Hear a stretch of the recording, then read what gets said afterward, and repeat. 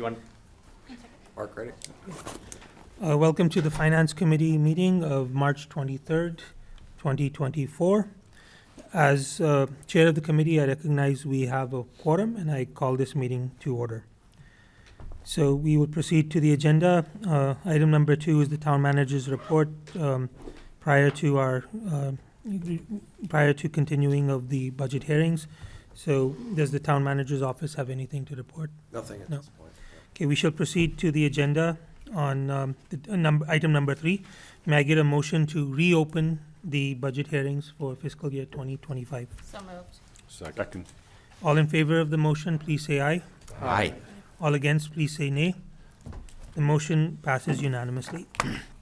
We shall now proceed to in order of the items on the agenda. We start with community development, the Planning and Economic Development Department, and that is page 186 in the book.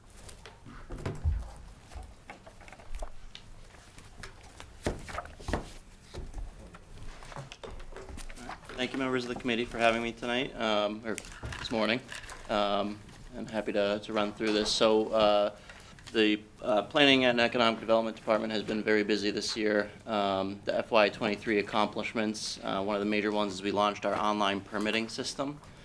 So that helps us with permitting, which was typically a paper process. We've streamlined a lot of that and brought that online. I'm very proud of that accomplishment because we're I think, further ahead than a lot of other communities in terms of allowing that online accessibility to our permitting system for Planning Board and Zoning Board of Appeals.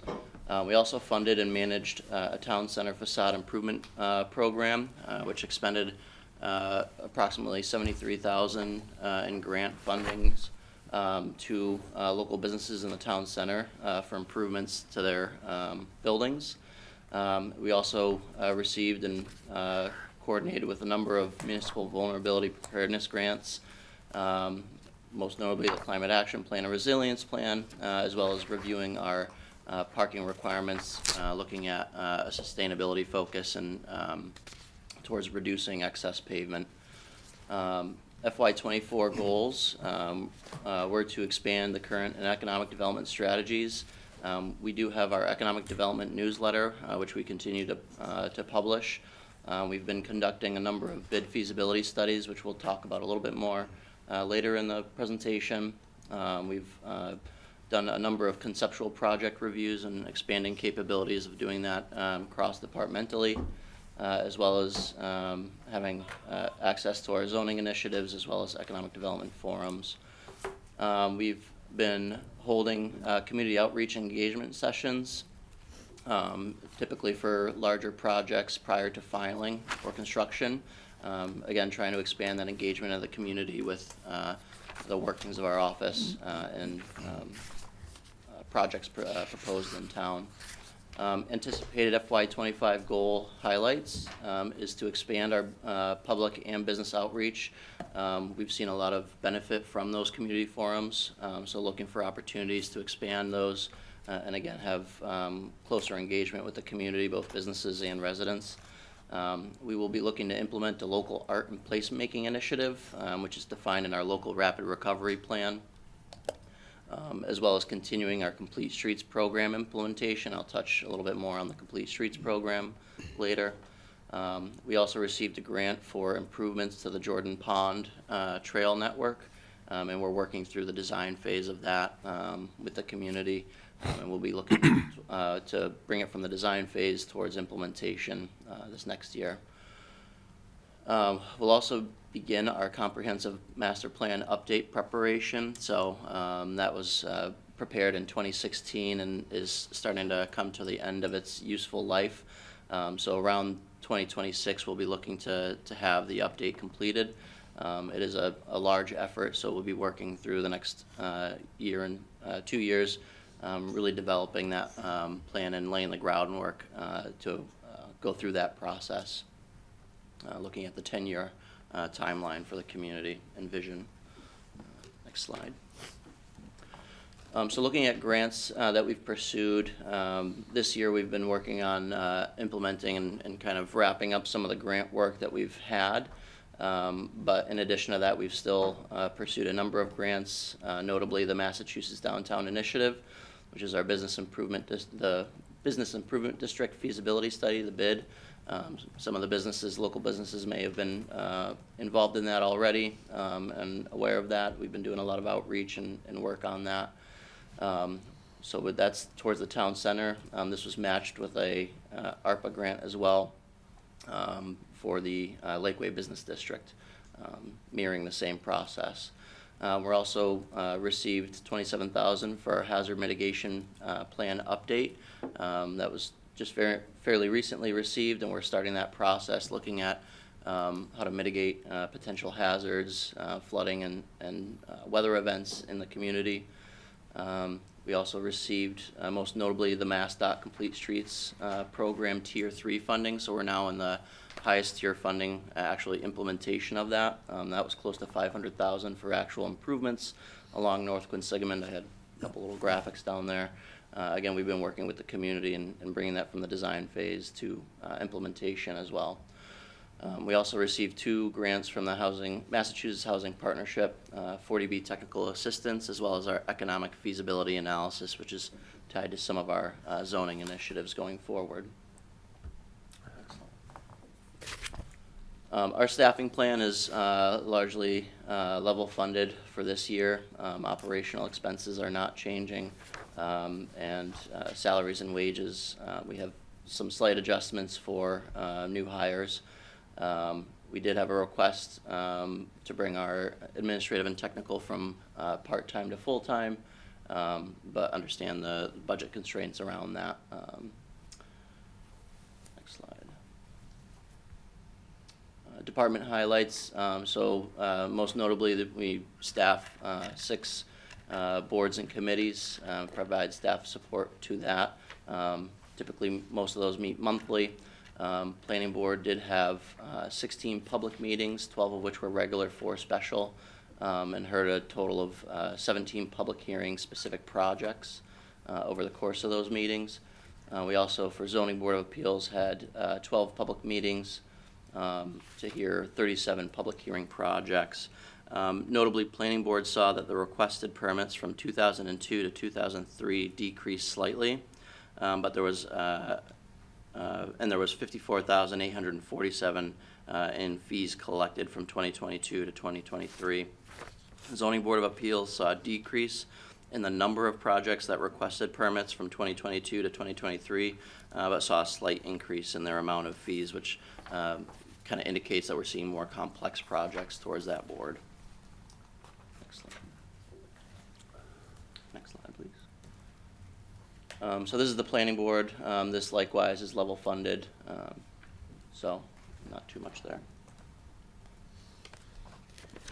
Are there any questions from the committee for either of these 2 departments? For Chris? Gene?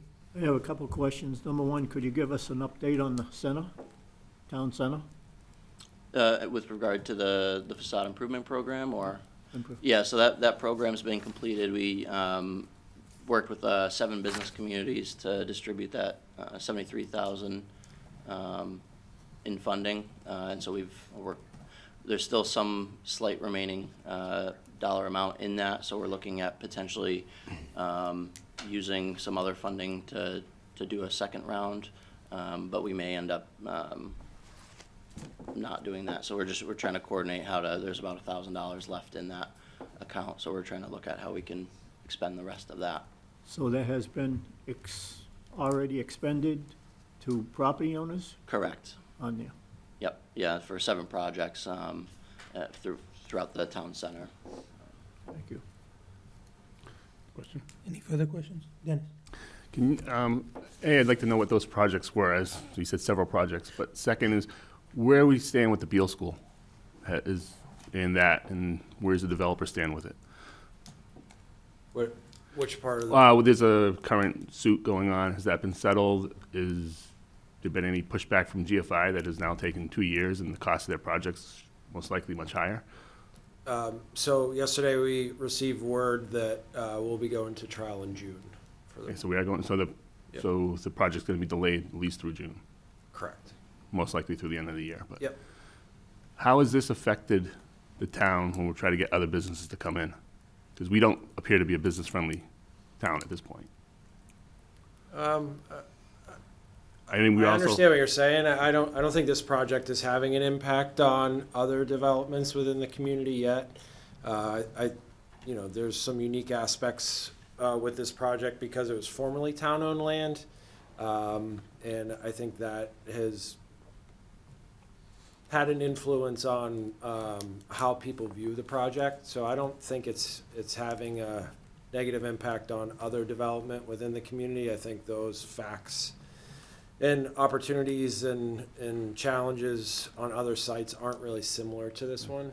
Well, I do see there's a big uproar on the Boston Sand and Gravel now. So it just seems anytime we try to build commercial in this town, we get a big pushback from them. So I'm just wondering if that's affecting our trying to bring commercial in. In I don't, so I understand what you're saying. The comments that we're receiving from the community regarding development overall continues to push us in the direction of additional commercial development. I think what we're seeing most often, which is clearly understandable and something that we're trying to address more proactively when development comes to town, is the issues with like the neighborhoods and those in the immediate area. So we're not hearing a global response from her, a community-wide response. We're seeing it more from adjacencies. So, I mean, I don't think we'll ever overcome that because, change in development and altering the historic use of properties is always a challenge. Yeah, I mean, it's something that we'll just continue to work on. Earlier this year, we started community outreach meetings in advance of planning board meetings to try to get an opportunity for the community to engage with developers before any formal part of the projects start. And I think that's given us an opportunity to understand what residents' concerns are. It's always a balance between property owner rights and what they can do with the property and being respectful to the surrounding neighborhoods, so. Chris, I don't know if there's anything else that you want to add. No, I think that sums up. Okay. Okay, great, thank you. Do we have any projections in terms of what our revenue increase could be if these projects were to come to fruition? Yep. I mean, at this point, what we understand with the proposed development at 142 Clinton Street is that the building value, so that's pretty much the shell of the building with no fit out internally, it is a little over $500,000. We know that when we see development projects like shells being built like Centec North, that the fit out and personal property value that ultimately goes in those buildings is sometimes twice as much as the value of the shell of the building itself. So we don't want to overpromise or overestimate. I think we're doing the right thing with this GFI development. It's about $500,000 just for the buildings themselves. And then depending on the end use, we could see anywhere from another $500,000, or, $750,000 in annual tax revenue, depending on that use. Okay, so that's tax revenue, not the actual value of the building. It's the value of the tax revenue. Sure, right. So, I mean, if you're looking at, you're looking at property values of, $50 million, $50 million or so. Yep. So it's significant. It's about 0.5% increase in our revenue. That is correct. Yeah. Yep. Yeah, from a single project. Yep. Rajesh?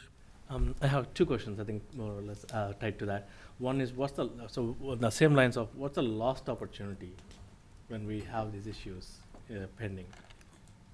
So on the cost balance, like where the amount of the spend we do, like we have to spend on the like legal fees and all Sure. those things, right? And then the lost opportunity. That's one. The second one is, does it has any impact on our preparedness for the gold label that we get for the biotech preparedness? Mm-hmm. So does it have any impact in retaining that gold label community? On the latter, no. because that's a function of a number of other things that we do proactively from a planning standpoint. Normally, whenever projects or the planning board or the ZBA's decisions are challenged, the town doesn't have a large role in defending the decision because there's a greater and more inherent interest from the private property developer. What is different with the 1 through 7 Maple Avenue project, you know, why we're keeping this committee more up to speed on that is because we are actively taking a role in the defense of that because we are the property owner. Thank you. But I guess what was the cost so far on the lawsuit? It's about $80,000. And that's not going to trial. After going to trial, we can expect a much larger, Yeah, I mean, that's to date. okay. And is that recoverable No, if we win? no. Okay. Gene? Do one, just follow up on the Clinton Street project. They're actually designing and laying out right now for a second phase. And they indicated there would be some shared expense between the town and the developer with water and sewerage and pumping stations and stuff. So even though we're gonna get a large tax increase, it's not gonna be any beneficial to the town for a period of time. I don't agree with that statement. The town's investment in the public infrastructure is to ensure that. So as we look at this development, they need sewer access to the site. We don't have sewer in the area. They have a very straightforward and direct path for their two properties that is kind of the most cost-effective for them to pursue. What we would like to do is to work with them to broaden the sewer infrastructure to make it available to more residents in the area. So it's something that the town would ultimately invest in. If we can invest in with this developer, we'll actually save costs in the long run. So, and that investment is just a couple $100,000. We would recover it within, I would say, the most extreme investment the town would make in a year and a half of tax revenue or so. So it's, you know, think of it as the cheapest way for the developer to do it, not cheap, but the most cost-effective way for the developer to do it, versus us partnering with them in the broadest public interest to expand sewer in that part of the community. That's that nuance of that statement. And that's a one-time cost, basically? Well, yeah, it's underground sewer Yeah. infrastructure, so it's a 50 to 100-year investment, yeah. Right. Yeah. But it's not $200,000 a year that we're putting in, it's Yeah. one-time cost. We get $500,000 in revenue, so for the first year, we're down $200,000, and then we're back up to the $500,000. Kind of, and the town will benefit by opening up access to public sewer for a lot more residents. Right, and we'll better the properties if we have to, and, you know, take our normal processes.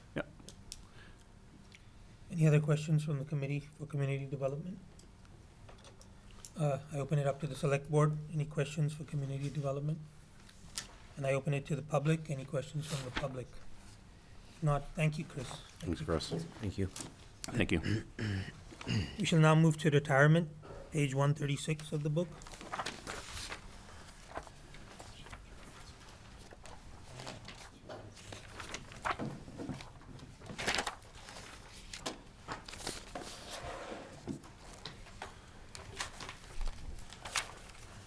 Good morning.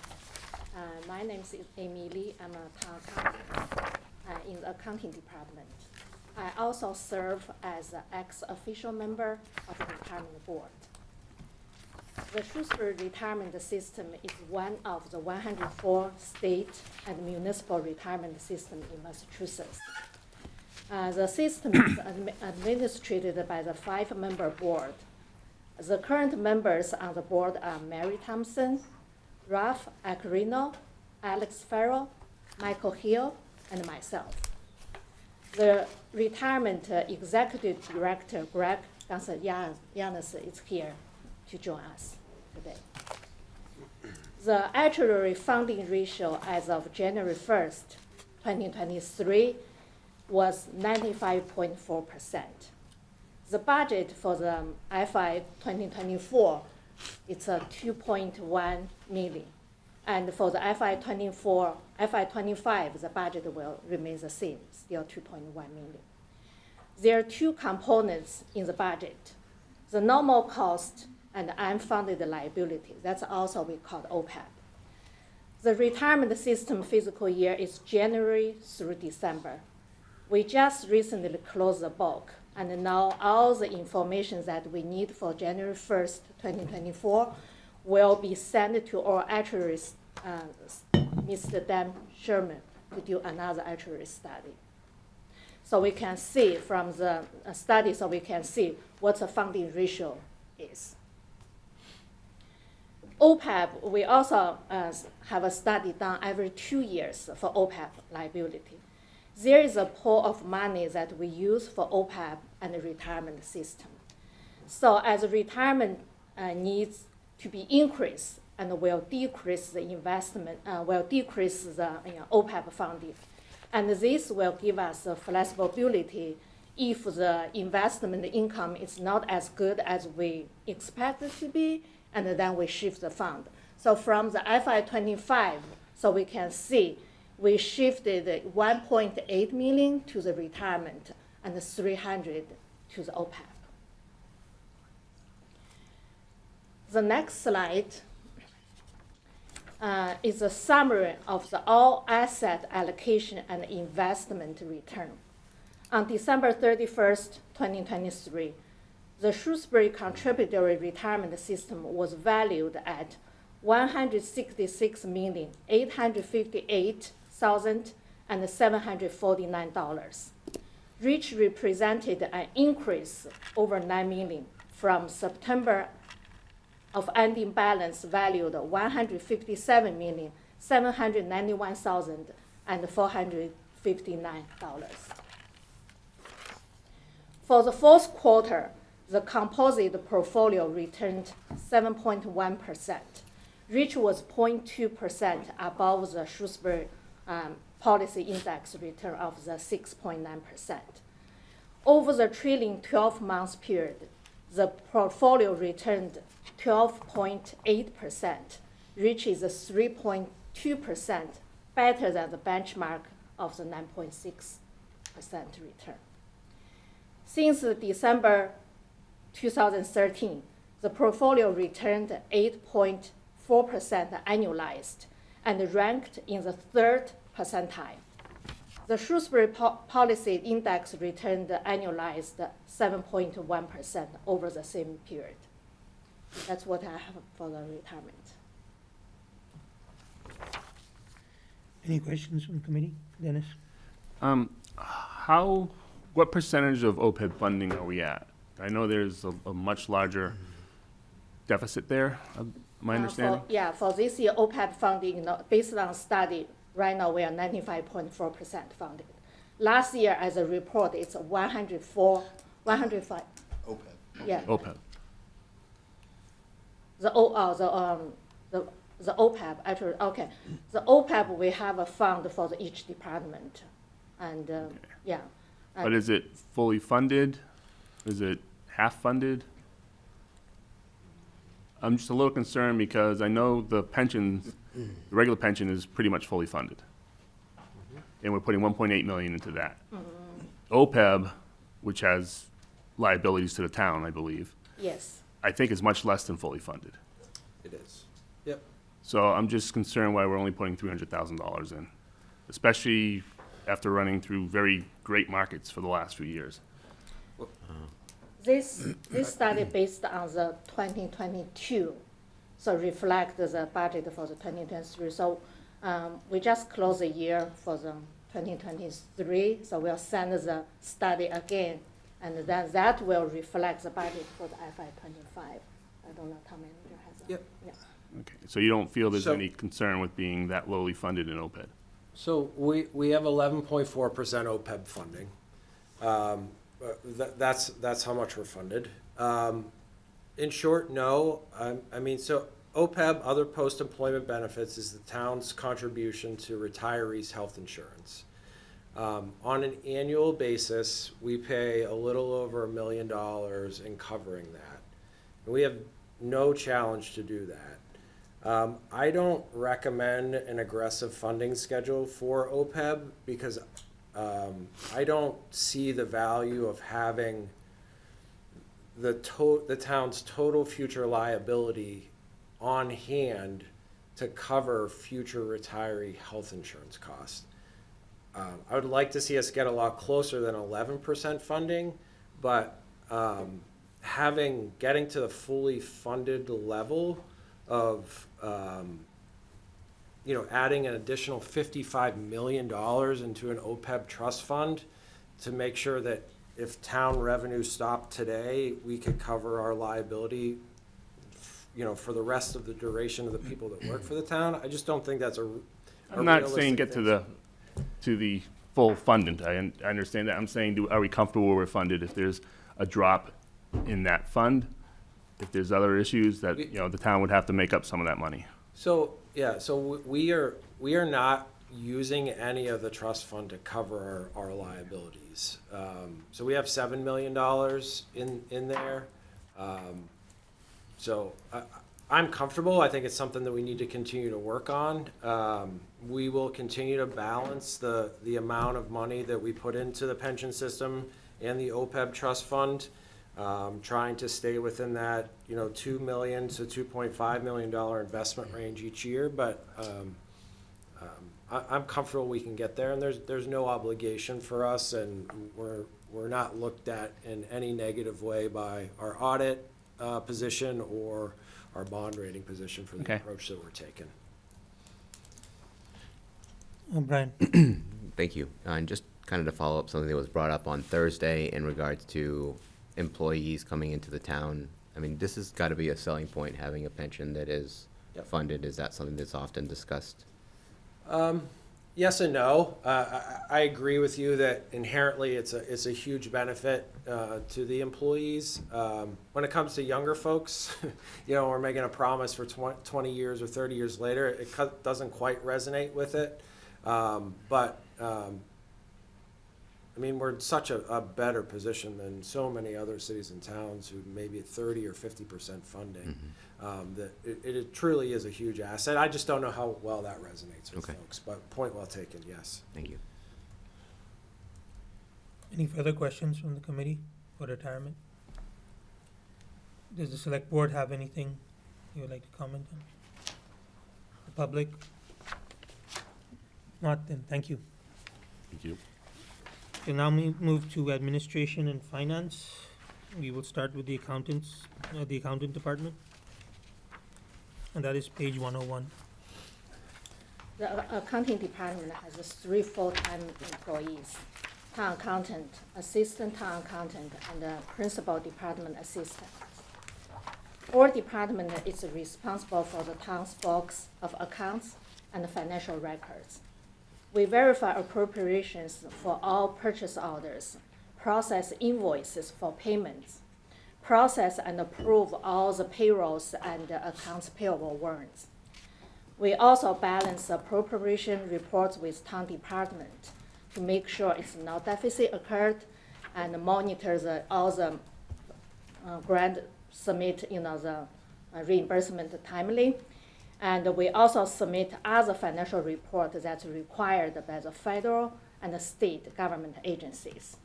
Our mission is to present a complete and accurate statement of a town's financial position. Our goals for the accomplishments for the FY 2023, we coordinate with IT department and successfully update the Munis. That is the software that the town and the school use for financials, human capital management, general and property revenue, from version 2019.1 to 2021. With this upgrade, we can get more support, and also they have some very nice feature like a central, employee central, account central. You just click one area, you can find all the information. Instead, you have to click many areas. So that's really nice.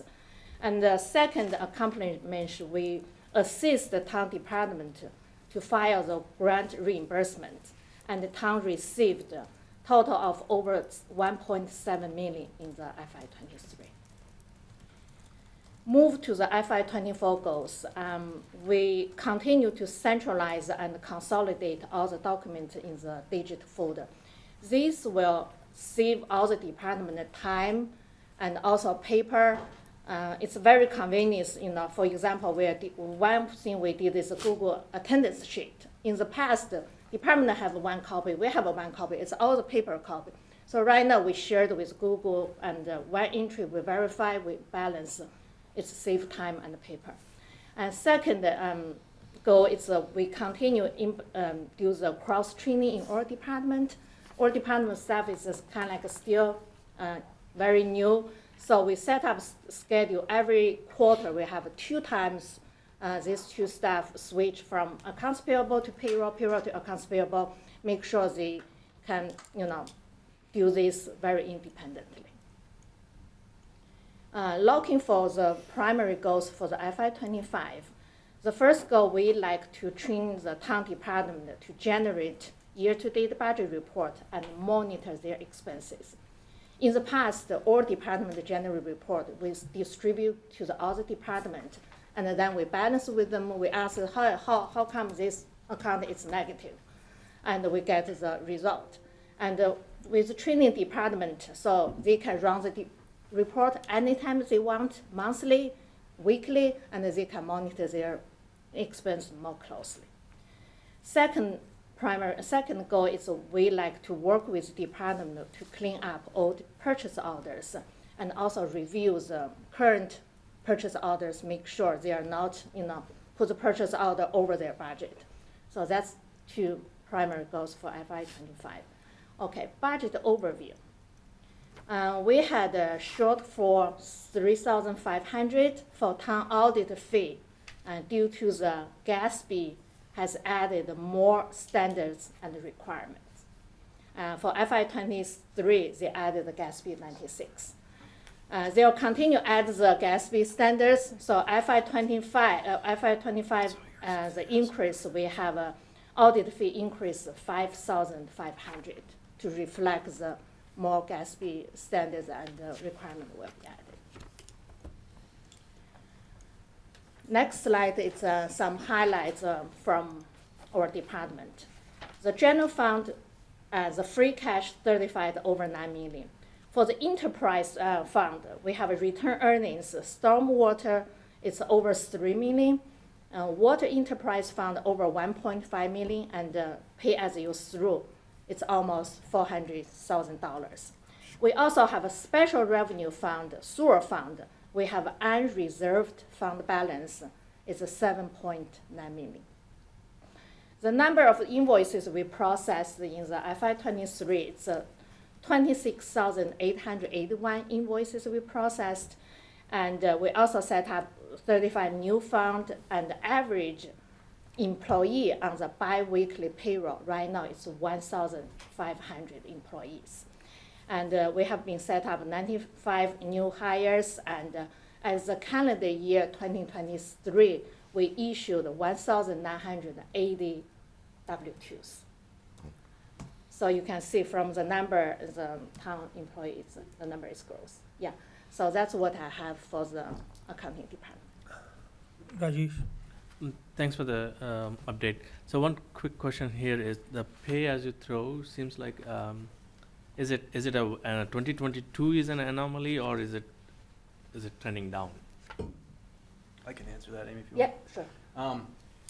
2022 was a slight anomaly. The recycling market was doing significantly better than it had the previous year, so the funds that we had dedicated to dispose recycling materials were not necessary, and therefore the funds went to the retained earnings balance.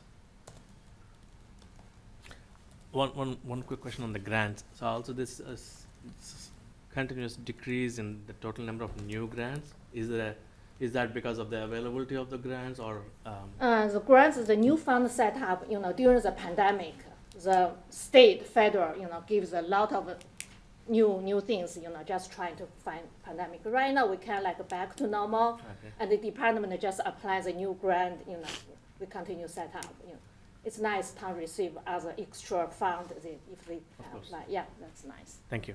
Yeah. Any further questions? Milan? One quick question, regarding the invoices that we bill, what's the average aging that, that invoice gets paid to us? Sorry, Any average age of a Employee? particular invoice? Invoices, They have to get paid. the pages Yeah, real Have to get invoices, paid, yeah. Yeah. okay, this way. how quickly are they paid back? to Oh, us for an I invoice? think we process accounts payable every week.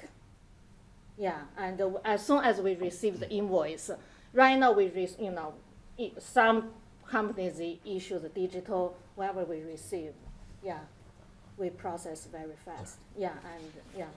And then just one more follow-up. So I see number of checks are more than the wire. So are we encouraging, the vendors or, folks we deal with to come up with a more digital way of giving us an invoice? You mean wires? Uh-huh. The wires involved with bank setup. So I think we're pretty conservative with all the, everything going on, the phishing, everything. I think we're still pretty conservative. Yeah, to set up, direct wire the money to vendors. This wire is all the standard wire we know. It's been there like light cable. They have a huge, like 1.7 million, we know that they're doing, They're paying so, treasuries feel very comfortable, but we are not very comfortable for all the vendors we set up, direct wire to them yet. Get the flow. Are any of the checks also ACHs? I mean, electronic checks coming in? No, it's paper checks, yeah. Thank you. Any other further questions from the committee? Does the select board have any questions, comments? The public? Thank you, Amy. Thank you for your time. Thank you, Amy. We shall now move to information and technology, which is page 114.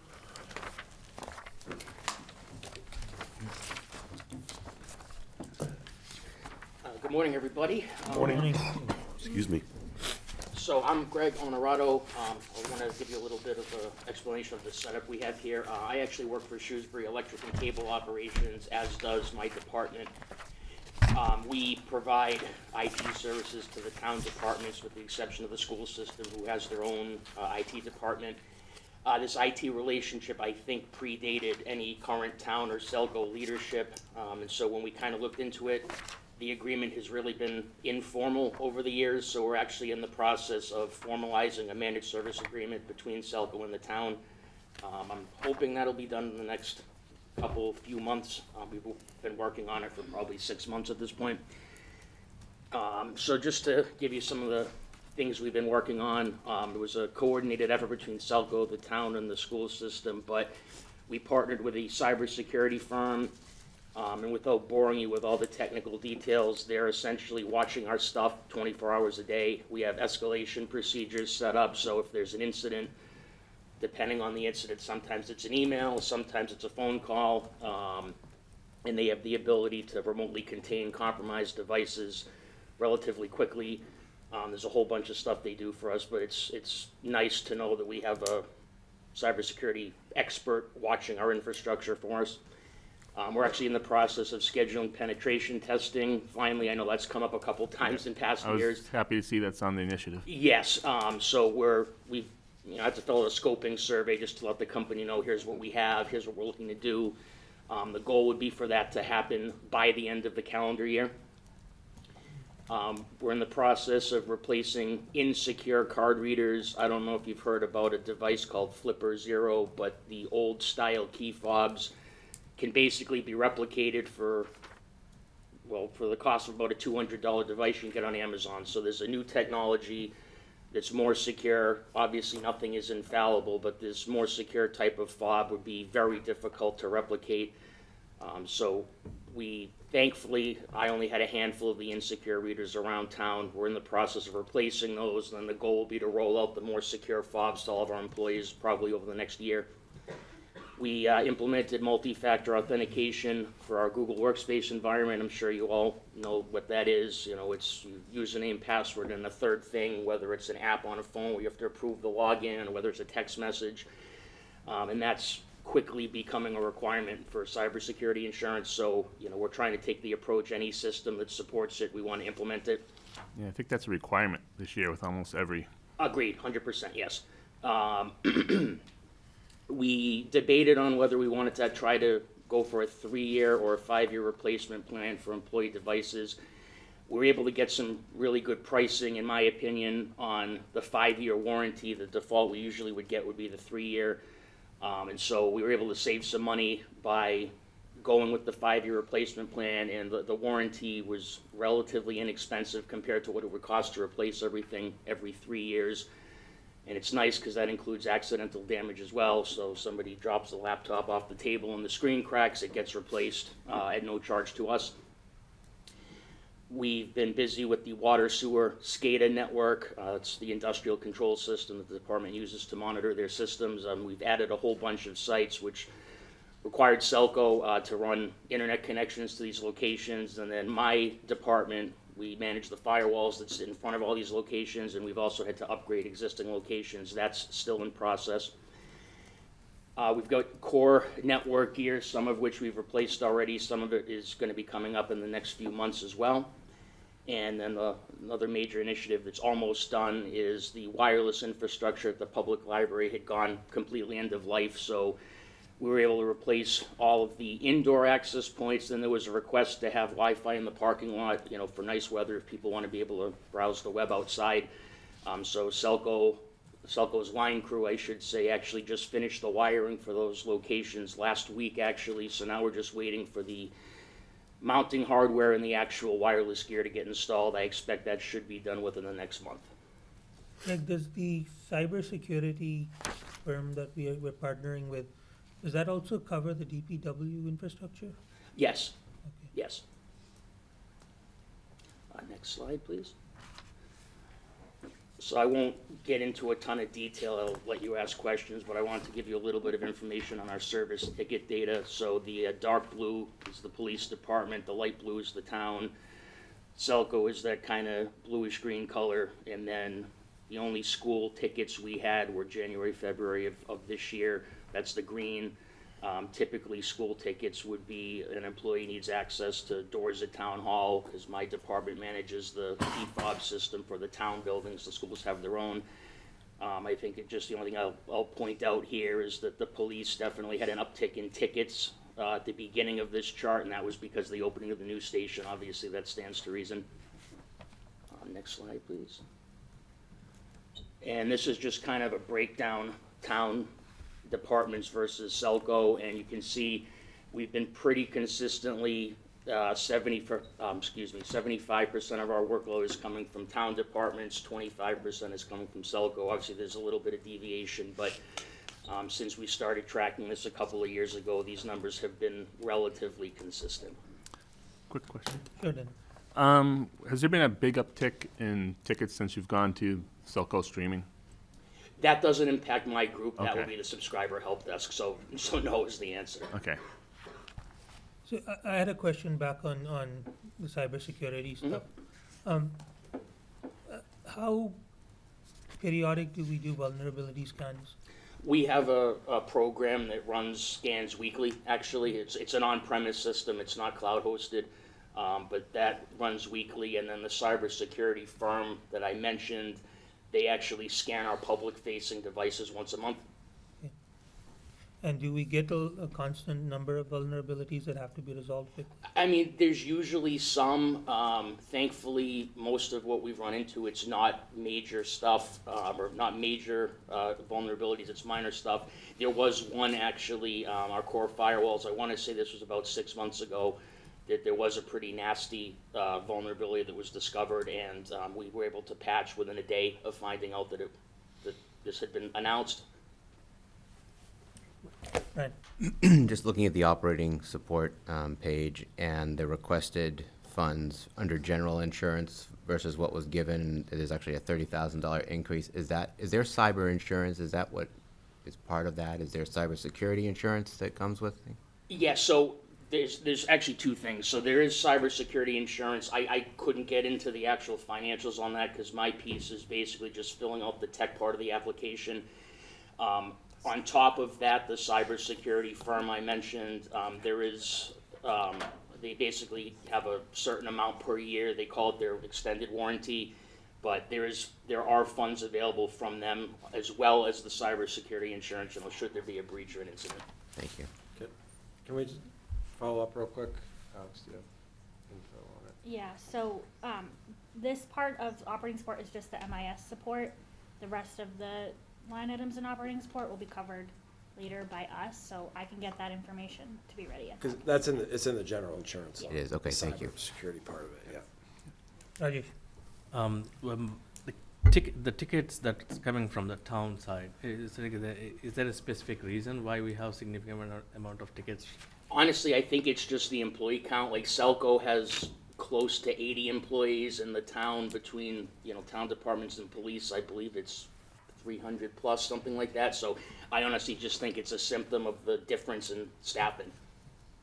I mean, with respect to the new access key fobs, do we see an incident of breach before that, or are we just a proactive? No, this is totally proactive at this point, yes. Thank you. Milind? Just follow up to Rajesh's question about the increase in tickets for town. You know, so do we have a breakdown like what's within that category as like police versus library versus schools? In terms of ticket count per department? Yeah. I don't have that in front of me right now. I do believe we have the data. I just unfortunately don't have it right now. Yeah, I mean, I'm just trying to get at like which department is having a spike. You know, is it more public facing versus not? You know, that kind I understand. Yeah, I mean, it's tough to say. You know, I don't want to speculate and give you incorrect information. I mean, we can get you that information if you're curious, though. I think for sure. Thank you. Any further questions? Can I ask one more? Sure. So what's your response rate on these tickets? Like how? So we try, well, again, this is going to be defined in our IT agreement, but basically our goal is respond to the ticket within 2 hours. Doesn't necessarily mean solve the problem within 2 hours, but respond to the ticket within 2 hours, and then we try to have things solved within a business day. Now, we do have a protocol for urgent requests. Like an example would be the police station has 2 dispatchers working. I'm making this up, but as an example that could happen, if the police have 2 dispatchers working and one of the dispatchers' stations goes down, somebody's going over there right away to deal with it. Thank you. Any further questions from the committee? Are there any questions from the select board? Any questions from the public? Thank you, Craig. Thank you. Thank you, Greg. We shall now move to the next item, which is the select board.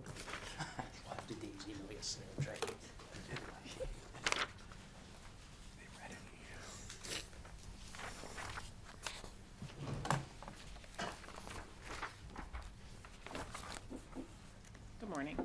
Good morning. Good morning. I'll start it off and then. Go ahead, pass it. David. All right. So, good morning. My name is David Snowden, Assistant Town Manager for Administration and Finance. I have the pleasure of presenting the fiscal year 25 budget of the Select Board, and I'm joined with Beth Cassavant, the Board Chair.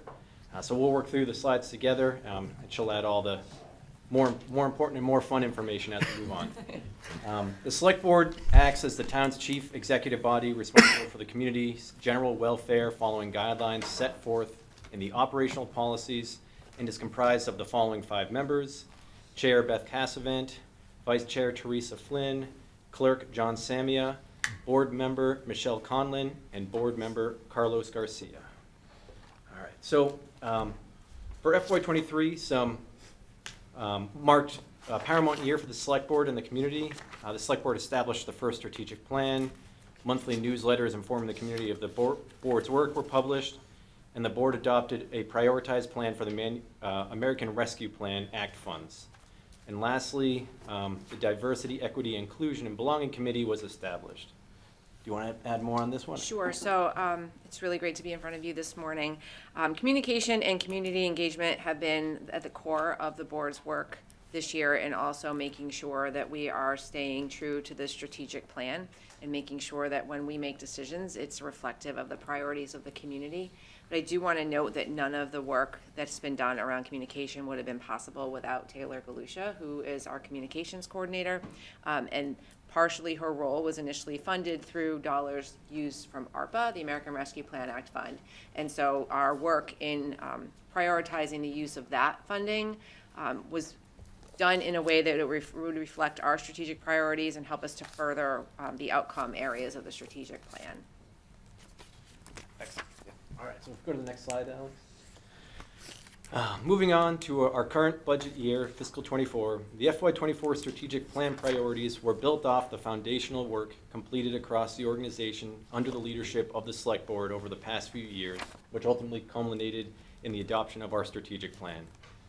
Through significant public engagement, the citizen-centric priorities listed below have been the focus for FY24, and they are: conduct a biennial community survey to better understand the broad resident perspectives on town government and services, increase self-service convenience and transparency options for residents and visitors, expand social services through increased opportunities and equitable access, evaluate and pursue opportunities to improve multimodal transportation, enhance existing land use planning for benefit of residential use while increasing commercial opportunities, and lastly, develop a plan to preserve, expand, and promote the use of open space. Yep. So I think the next slide is actually the one that shows our strategic plan priority areas that we have chosen to focus on. So there's a lot of work that gets done between meetings, right? So what you see at a business meeting is basically the tip of the iceberg. Like, there's work that gets done between select board members and the manager, and then we've also divvied up these areas that we wanted to focus on so that select board members could work directly with town staff to further our initiatives. So land use, select board policies, budget and fiscal, which is always ongoing, social safety net development, and economic development.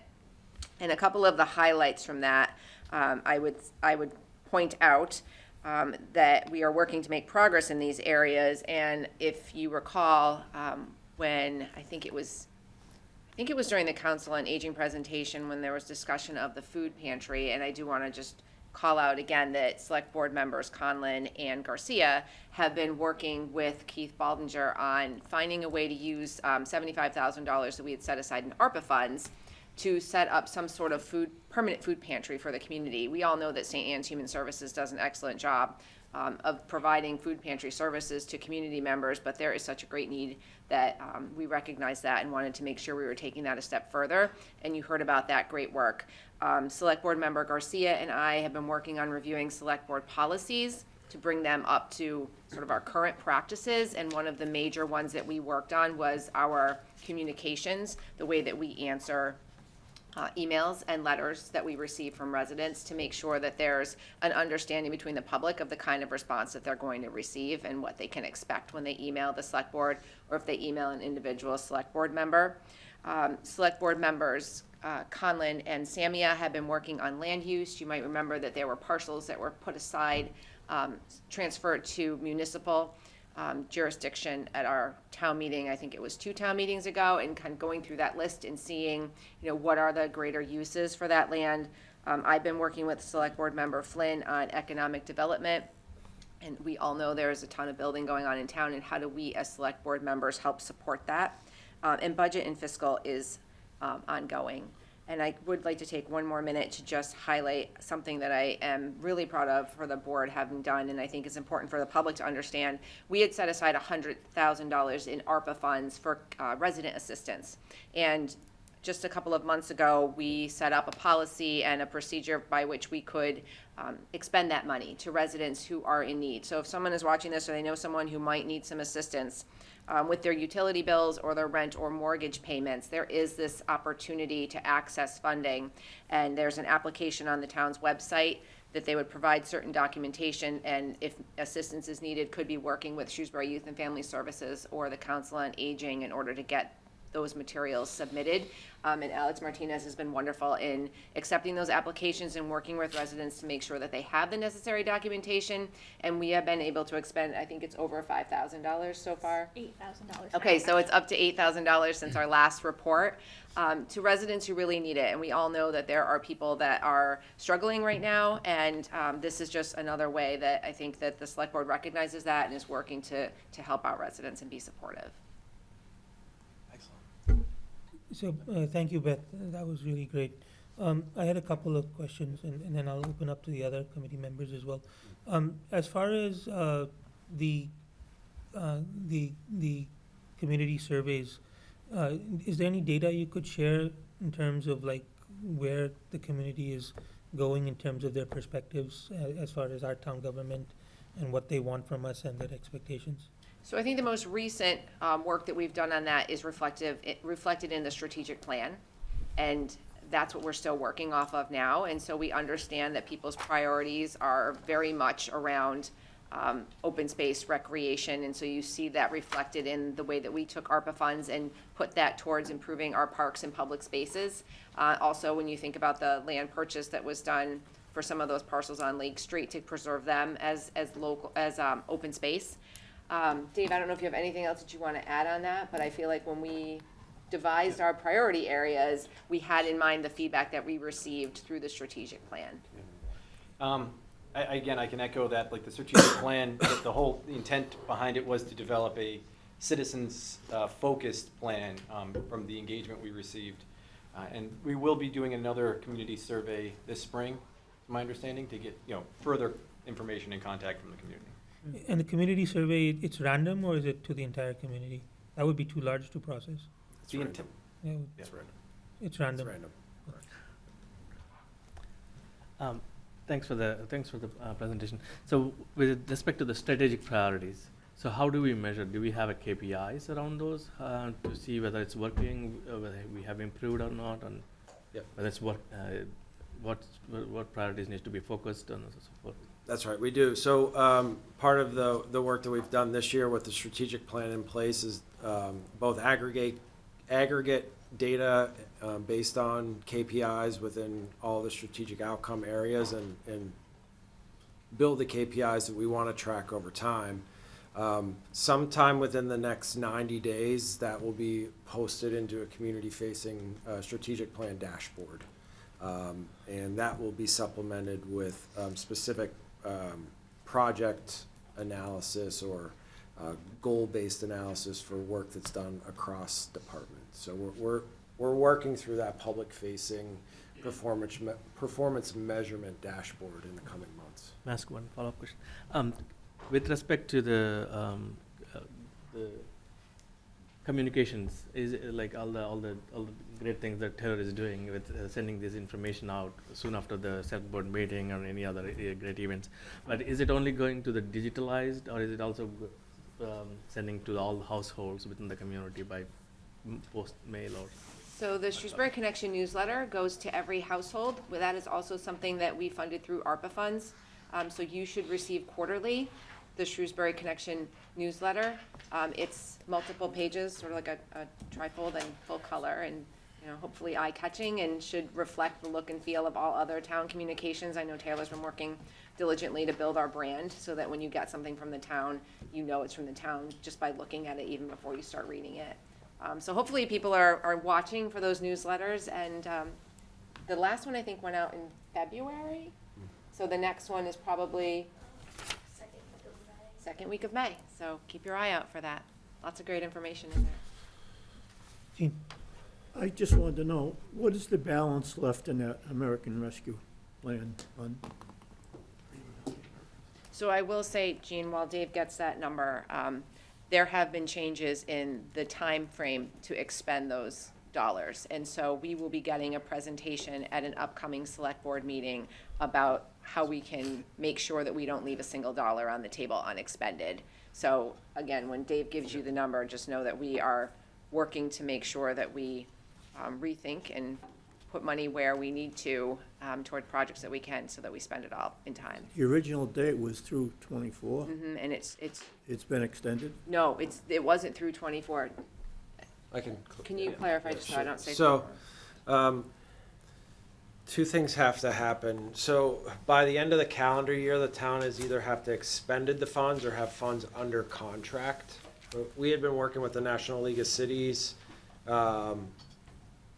through the Massachusetts Municipal Association and all other state associations to get the federal government to understand local appropriations processes better, and allow us to have more flexibility in basically identifying use for the funds, not necessarily getting them under contract or expending them by the end of the calendar year.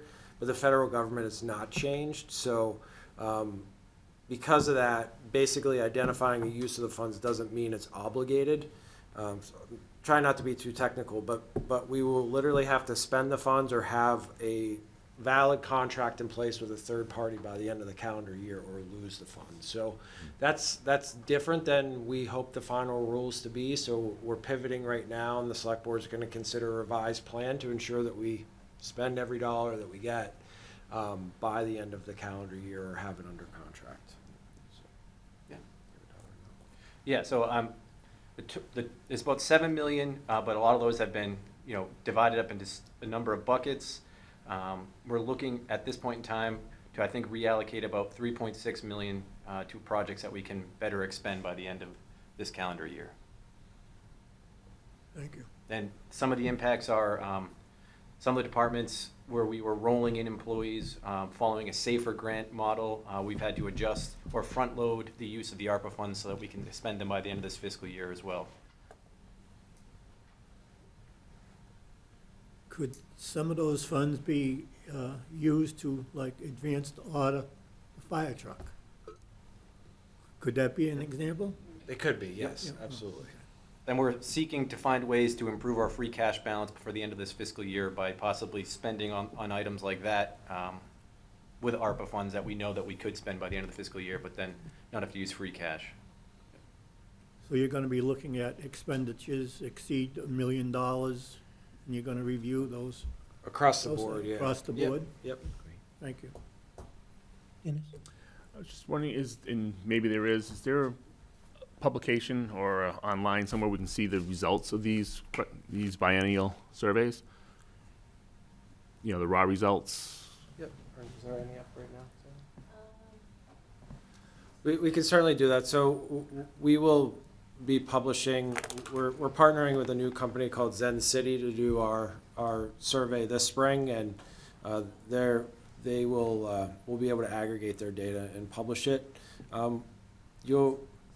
I don't know if it's available. I think it is on the website, the first national community survey that we did. Yeah, it's on the strategic plan webpage off Okay. of the select board's page, so you can read about like the whole process that we went through for the first survey, and then you could see the presentation that the former company gave at a select board meeting, the actual report, and like can view the presentation, just the slides if you would like.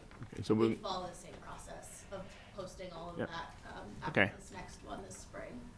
And then the second follow-up, on the newsletter, which I have received and is done very well, is there an opt-out for it so that I can get an email instead of having the paper? Currently, there is not an opt-out.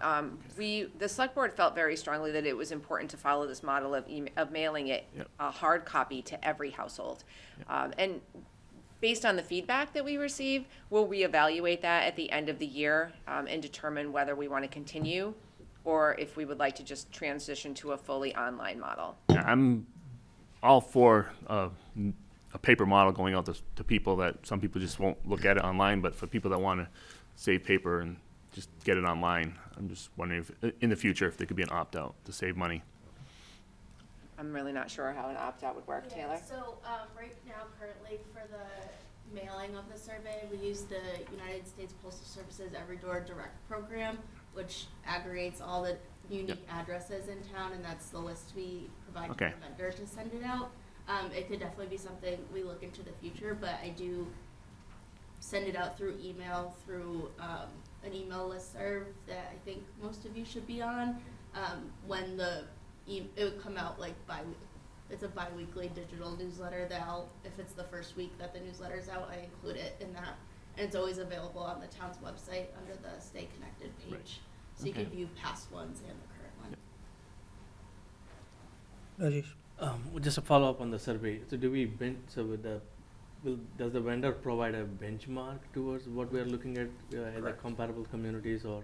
Yep, absolutely. And one other quick question, with the ARPA funds, you said, we still have 3 million, apart spending that 3 million purpose towards, and we still have a balance of 3 million by the end of this year, which is unused? Correct. potentially? At this point, yes. At this point, yeah. Yeah. Jim? Beth, going back to the 100,000 in resident support, is that a first-time initiative? Is that something we've been doing, or is that something new that you've been No, implementing? so, this is because of ARPA funds. Okay. So we had taken, several years ago, when we were first discussing how we were going to use the ARPA funds, that $100,000 was set aside in the original proposal for how to use the funds. Okay. And it was just recently that we came together as a board and thought about how can we actually get these funds out the door.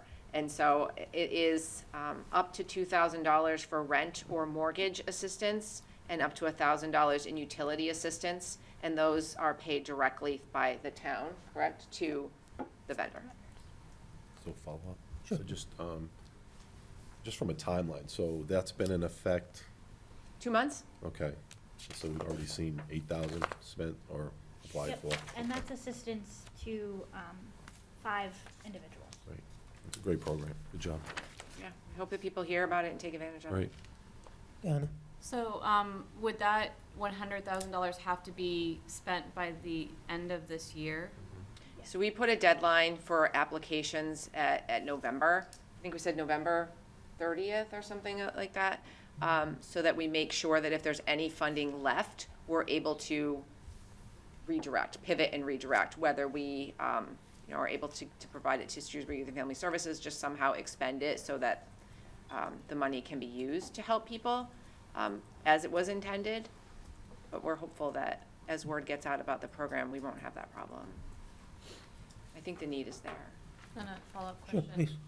So then this is just this program for this year because then we'll have no funds. So That's there would be correct. no anticipation that something like this would continue. That is correct. And it's built on a model that other communities also used until their ARPA funds ran out. So Beth, I had more of a, I'd call it a question.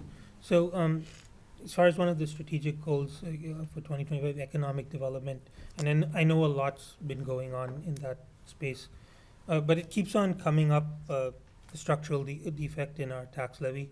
And given that it's around 11% is our commercial contribution to our tax levy, and I know the town is, the select board is working along with the town manager's office.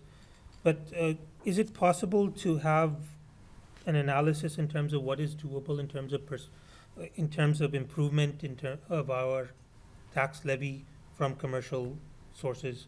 Like right now, we're at 11%. Could we set targets for the next 5 years? We can increase it by X amount and things like that.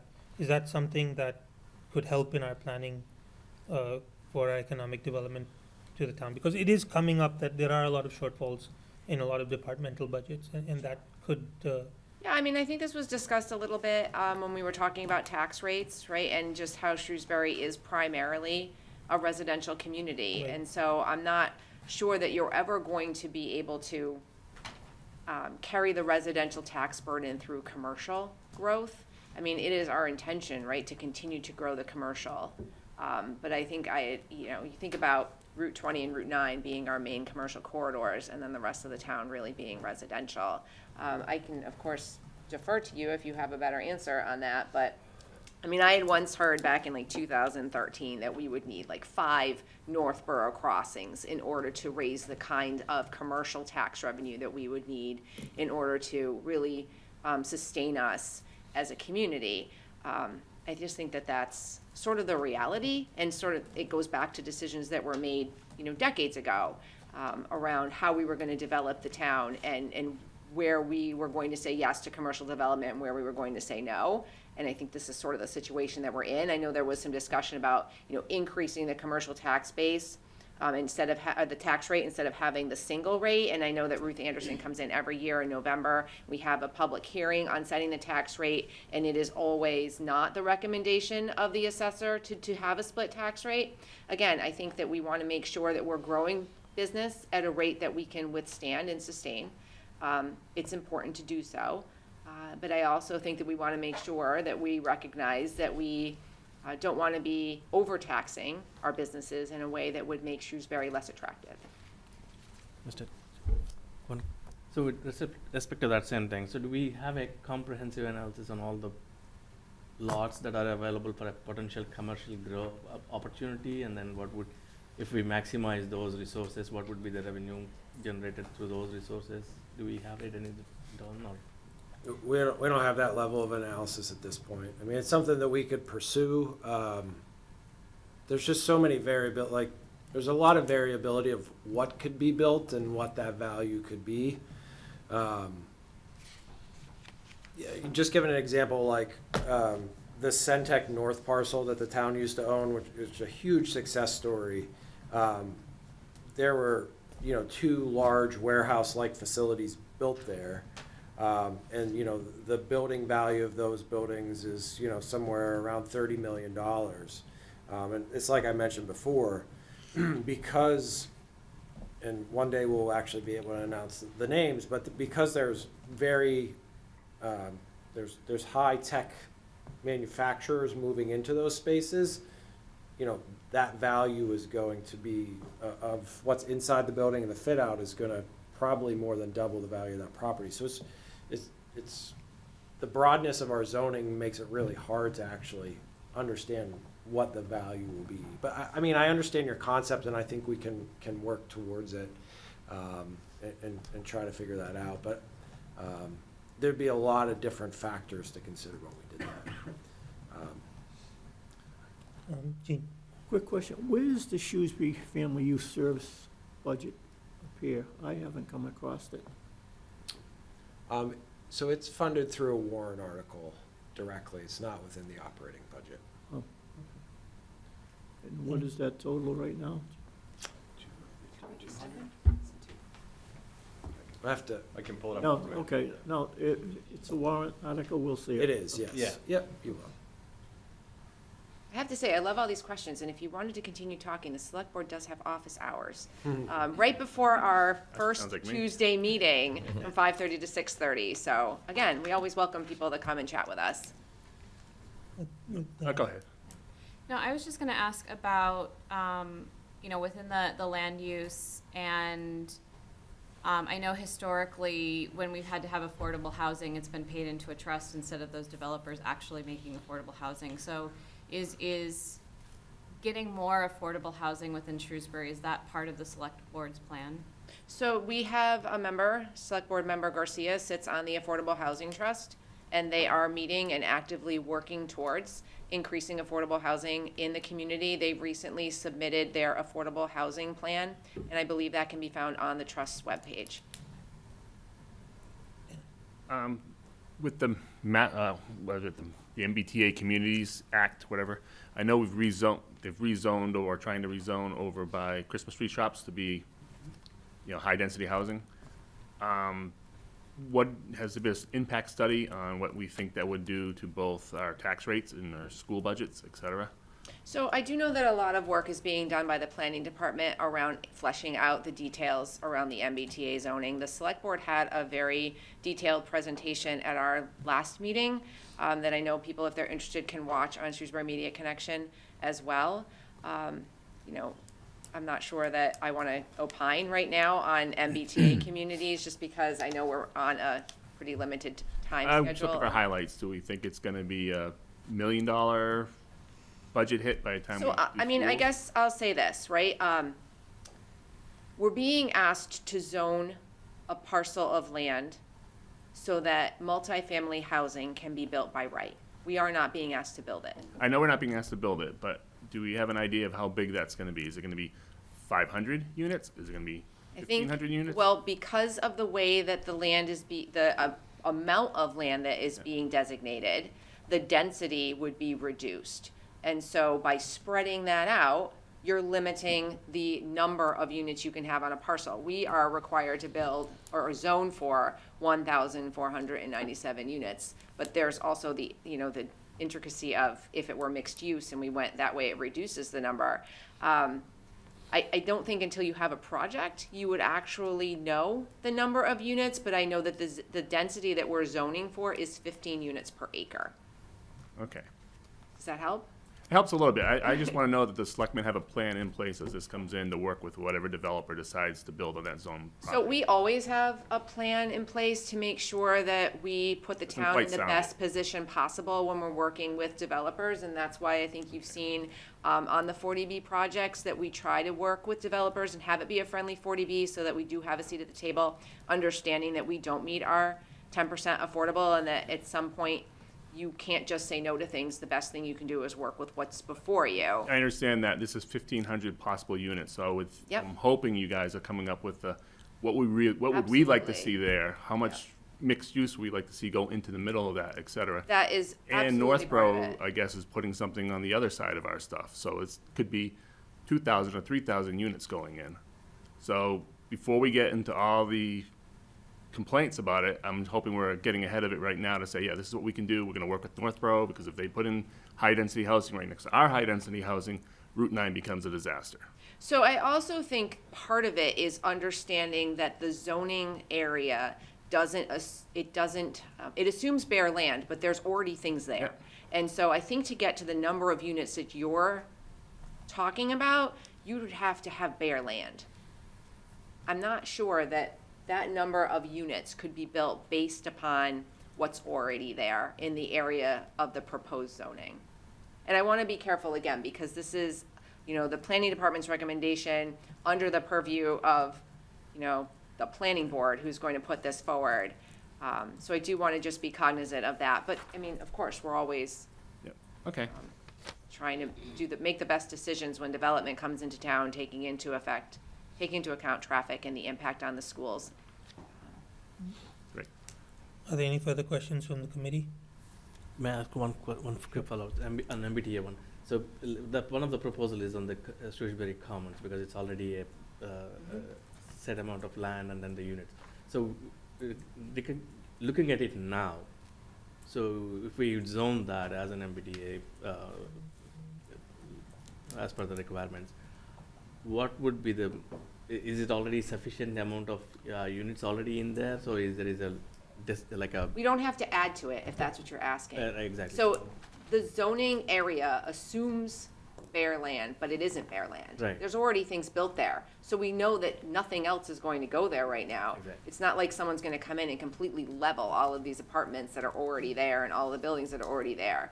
What we do understand is that there's significant interest in the Christmas Tree Shop Plaza, and it's probably for housing. And so it, is one of the reasons why that was the recommendation of the planning department to go with that area.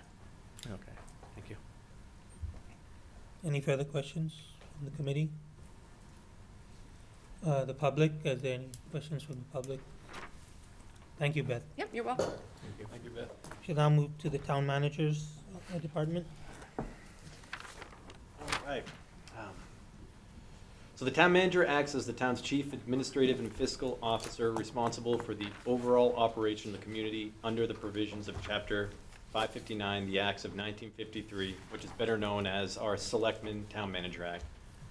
The Office of the Town Manager provides leadership and support to all town departments and is comprised of the town manager himself, Kevin Mizikar, 2 assistant town managers, myself and Keith Baldinger, and 4 assistants to the town manager, Alex Martinez, Julie Tierney, Justin Dobson, and Taylor Galusha. Before we jump in, I would be remiss if I didn't take the time to acknowledge the gratitude and appreciation for the team that the town manager has cultivated over all these years. I'm surrounded by dedicated and hardworking staff who surprise me with their creative and honest approaches each and every day, and I truly enjoy working in the public sector, and I believe the biggest part is being a part of this team. All right, so now, some of the FY23 accomplishments include the initiation of the Climate Center Multimodal Study, a unified dispatching study. As previously discussed, the integration of the 2030 strategic plan, redevelopment of the town's website, and we conducted a communications assessment plan which culminated in the creation of the town's communication coordinator in Taylor Galusha, and a business systems assessment conducted by Julie Tierney. Some of the goals for the current fiscal year include the implementation of a communication plan and development of programs and practices that enhance internal and external awarenesses of services, activities, and accomplishments of the organization, leveraging and consolidating our technology and business processes and systems to increase resident or customer self-service, and finally, enhancing programs and services and our physical infrastructure to improve and increase the health and well-being of Shrewsbury residents. All right, some highlights. All right. Some departmental highlights include the creation and publication of 32 episodes of the Town Manager Download, hosted by Town Manager Kevin Mizikar and Communications Coordinator Taylor Galusha. I believe that the Town Manager and the Communications Coordinator are too modest to boast on this accomplishment, so I'll do it on their behalf. The Town Manager Download is a podcast about all things local government and Shrewsbury, with the goal of increasing communications to build community connections and engagement. Kevin and Taylor take an informative and whimsical approach in their exploration of all things local government, leadership, and management. And I strongly encourage everyone to seek it out if they haven't already. Thank you. Excuse me. Next, through collaboration with the Treasurer and Collector's Office, the customer service experience for all billing-related items for the town's taxpayers and ratepayers was improved with the successful implementation of City Hall systems. And one other benefit of that City Hall systems implementation, historically the town was not able to offer 100% electronic billing. And now as of July 1st, customers can now opt in to receive bills electronically. And finally, the creation of the self-service request portal led by Julie Tierney, wherein approximately 17 different departments and divisions now host online remote access for common municipal service requests, including permitting, licensing, rentals, abatements, and applications, just to name a few. For FY25, the Town Manager's Office will build on the foundation set forth in FY24 and further develop programs and practices that enhance the internal-external awareness of services. We'll also further enhance technology, business processes, and systems to increase customer self-service, and will continue to enhance program services and physical infrastructure to further improve the health and well-being of residents. Moving now on to grants. All right. Another example of the team's hard work can be seen in the grant awarded for FY24, totaling $356,290. The grants include a community compact cabinet IT technology grant for the acquisition of hardware and software for mobile inspections, totaling $80,000. An EECBG grant, which has allowed for the acquisition of 2 EVs, 8 electric bicycles, and charging stations to be shared by all municipal employees in the amount of $76,290. An META 12 grant, which was received in collaboration with Selco, and this grant will provide funding for Shrewsbury Community Shared Solar Assessment Feasibility Study. And then lastly, a Green Communities grant in the amount of $185,000 for additional conservation measures, which include EV charging stations, hybrid vehicles, LED lighting, heat pump systems, and building operating training. All right. The final slide here is the FY25 budget slide, which proposes an increase of around $11,636, primarily related to the funding of a higher percentage of the communications coordinator position within the general fund. As we've spoken earlier, this position was funded with ARPA funds, and we've been rolling in the full cost of this salary over the number of years. And that should do it, if there's any other questions. Diana? Yeah, going back to the grants, so I just want to make sure I understand this correctly. So these grants help partially fund or fully fund the EVs that we've purchased, is that correct? Correct. And so then the hybrid and EVs that we're asking to purchase in this year's budget, would we also look for grants if they're available to help offset those funds? Yes, we continue to find grants whenever possible, but yes, that's the intent. Okay. So, David, thank you. Yeah.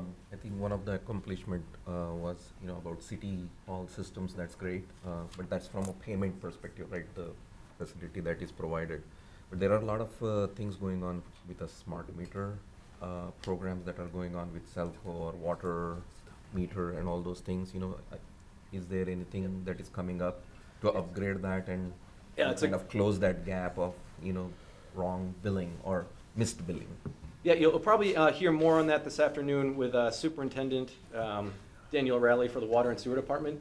He's working closely with Julie Tierney, our business systems analyst, to bring the AMI technology to the Water Department. The town initially was partnering with Celco when they started looking into this, so that we'll be a few years behind them, but the intent is to move in that direction. You'll probably hear more on that this afternoon. Thank you. Thanks for the town manager's download. That's very informative for me for sure. My question is, so service portals, with the self-service portals, do we see an increase in the requests, and also is it well adopted? Do we measure that from moving from a paper request to a service online self-service? Do we measure those? We when we're meeting with departments, we are tracking the KPIs as you talked about earlier, and that's something that I'm hoping to be able to provide more rich data on later, because some of it's been implemented within this fiscal year or towards the end of the next fiscal year. So we have seen uptick in obviously online transactions. Some of the comments we even received on the the dog licensing as well has been very positive. The dashboard should have more on that later. I apologize, I don't have any solid information at this point. As long as we're tracking it, that's correct. So Yes, we are tracking it. So Thanks. I can just supplement that a little bit. I do have some data. So we had 4 departments that were on the online service portal at the start of the fiscal year, total with 39 forms that were available to the public, and we now have 15 departments that are online in the service portal with 88 forms on hand. So we've increased online records by 36%. We've increased our mobile inspections by 37%, and increased the permits and licenses that we receive electronically by 15.6%. So those are some of the KPIs that we'll be putting up in the dashboard that you had asked about before, but we are making significant progress. May I ask one follow-up question? So with this online portal is a SaaS model, so which comes with some cost. So is it cost would be at some point balanced by the fee collected through these services? More than covered. It was initially adopted as our permitting software that the building inspector office uses, and the cost is more than covered through the fees that are brought in. Thank you. Yeah, quick question on the 8 electric bikes. Have you purchased them? Not We yet. have purchased them. Not yet. Will they go to the police department, basically? No, they'll be used by town staff here at Town Hall, the library, and Harker Road, Selco's team over there. Interesting. What would the use be? Just, So if they have, if a town employee may have to go to the library for a meeting or Okay. across town, our building inspector is super excited that she'll be able to take a bike to do a building inspection. It's close by, so all kinds of uses for them to. so it's just to replace what would normally be done with a car? Correct. Exactly. Are there any safety concerns for the, So we will be creating a policy on how they can be used and safety issues that employees will have to follow to ride one. On the follow-up on that safety thing, because it's mostly bike safety, but rather than biking on the road, do we have it designated areas that it can be only used rather than everywhere in the town? Not at this time, we don't, no, we haven't gone through that part. Thanks. are there any, Diana? I realize this was probably a question better for Thursday night during the HR portion, but hopefully it's okay, I ask it here. Is there, an expectation that all of our town employees live in town, or do we know, what percentage of our town employees live in town?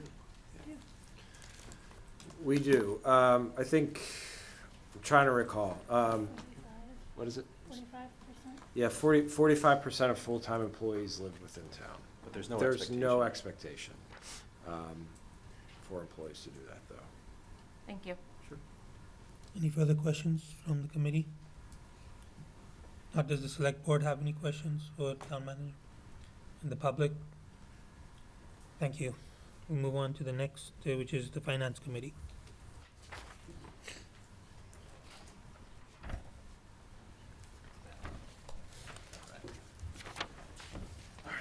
So, to start off the finance committee slides, we provided a snapshot of the reserve fund transfers over the years, just to give some trend analysis on the use of the reserve fund.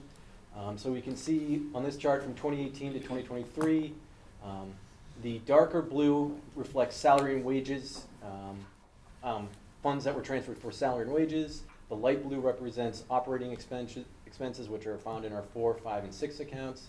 And then last, the green represents separate appropriations, which are our 08 and 09 accounts.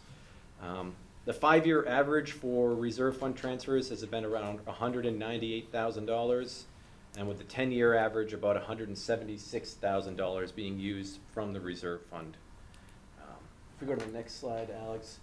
And the reason why it was important to bring that up is when you look at the budget versus actuals, in 2023, we see that only $915 was actually expended. That's because the, $247,000 was actually transferred out for those various operating support items within, as appropriated by the finance committee. Our intent for FY25 is to budget at $254,970. This is lower than we initially intended, and if we're able to increase it to the policy level, which is about $300,000, we will aim to do that within fiscal projection 2 or by the fall. Are there any questions from the committee? From the select board? Public? Thank you, David. We should now move to the next item, which is operating support.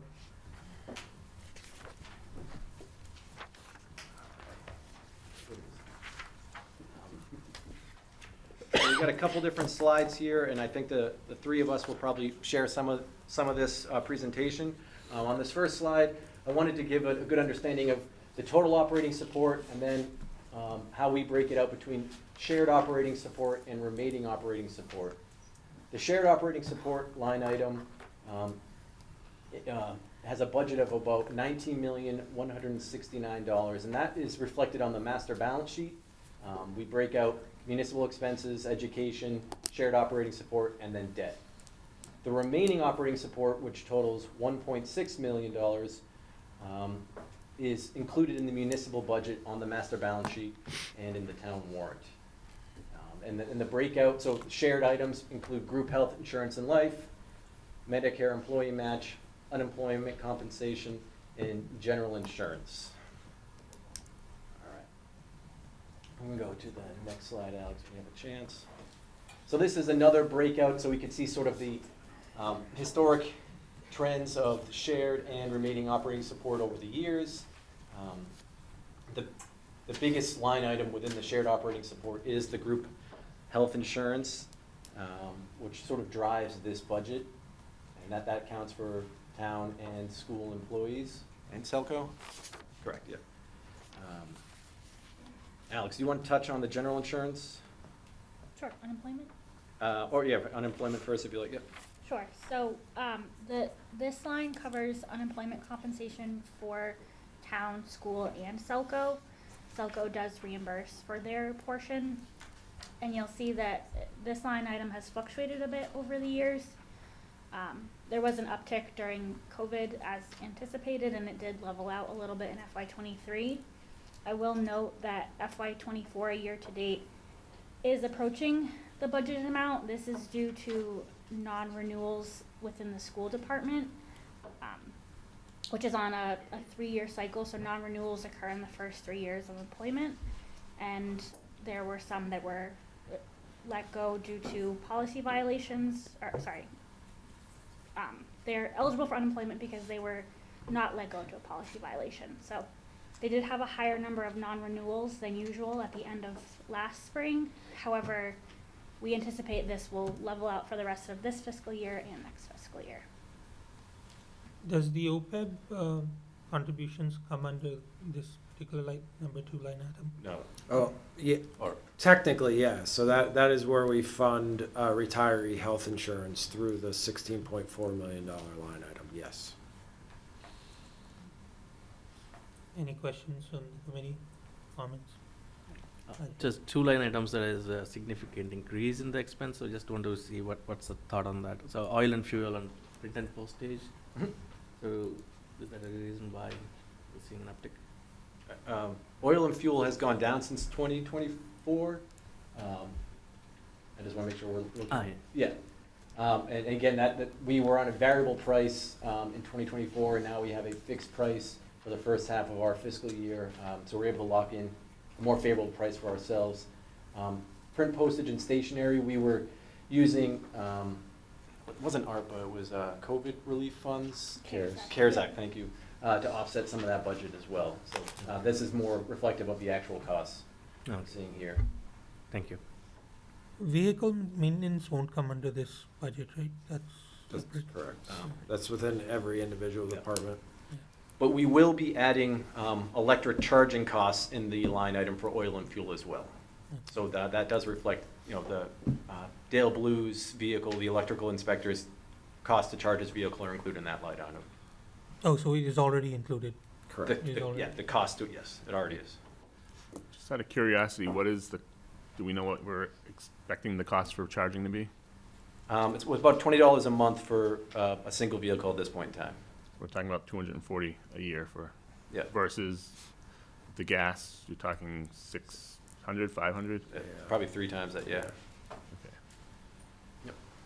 Now, if we go to the next slide, we can touch more upon this, but we wanted to, in the past, there have been questions on health insurance enrollment trends. We've thrown this up here so we can see both the trends for town and school, active, and retirees.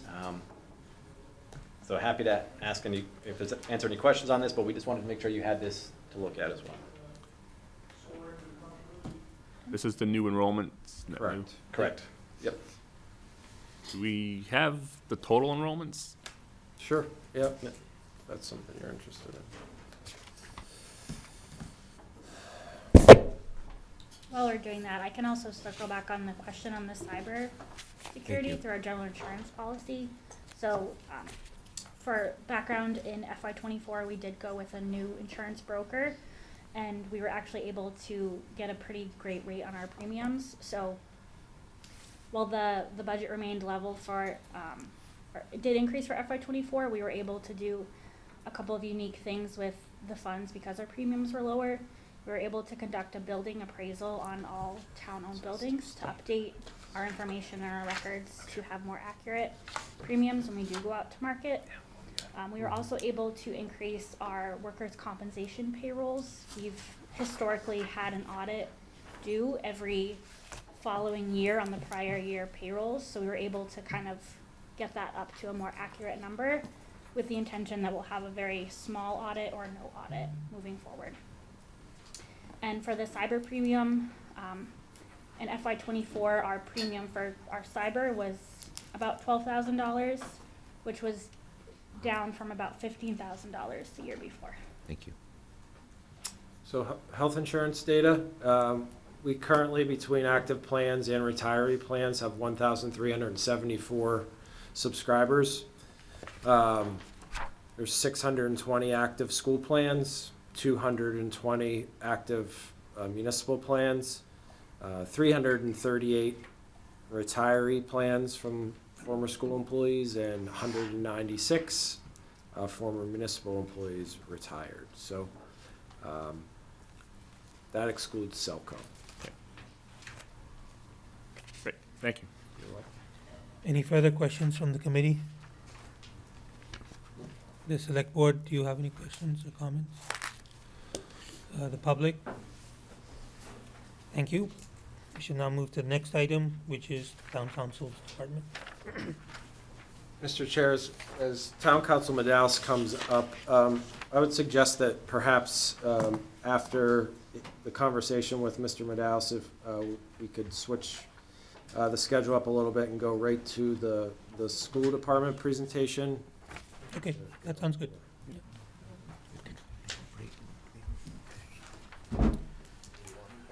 Yes, yeah. Good morning. Good morning.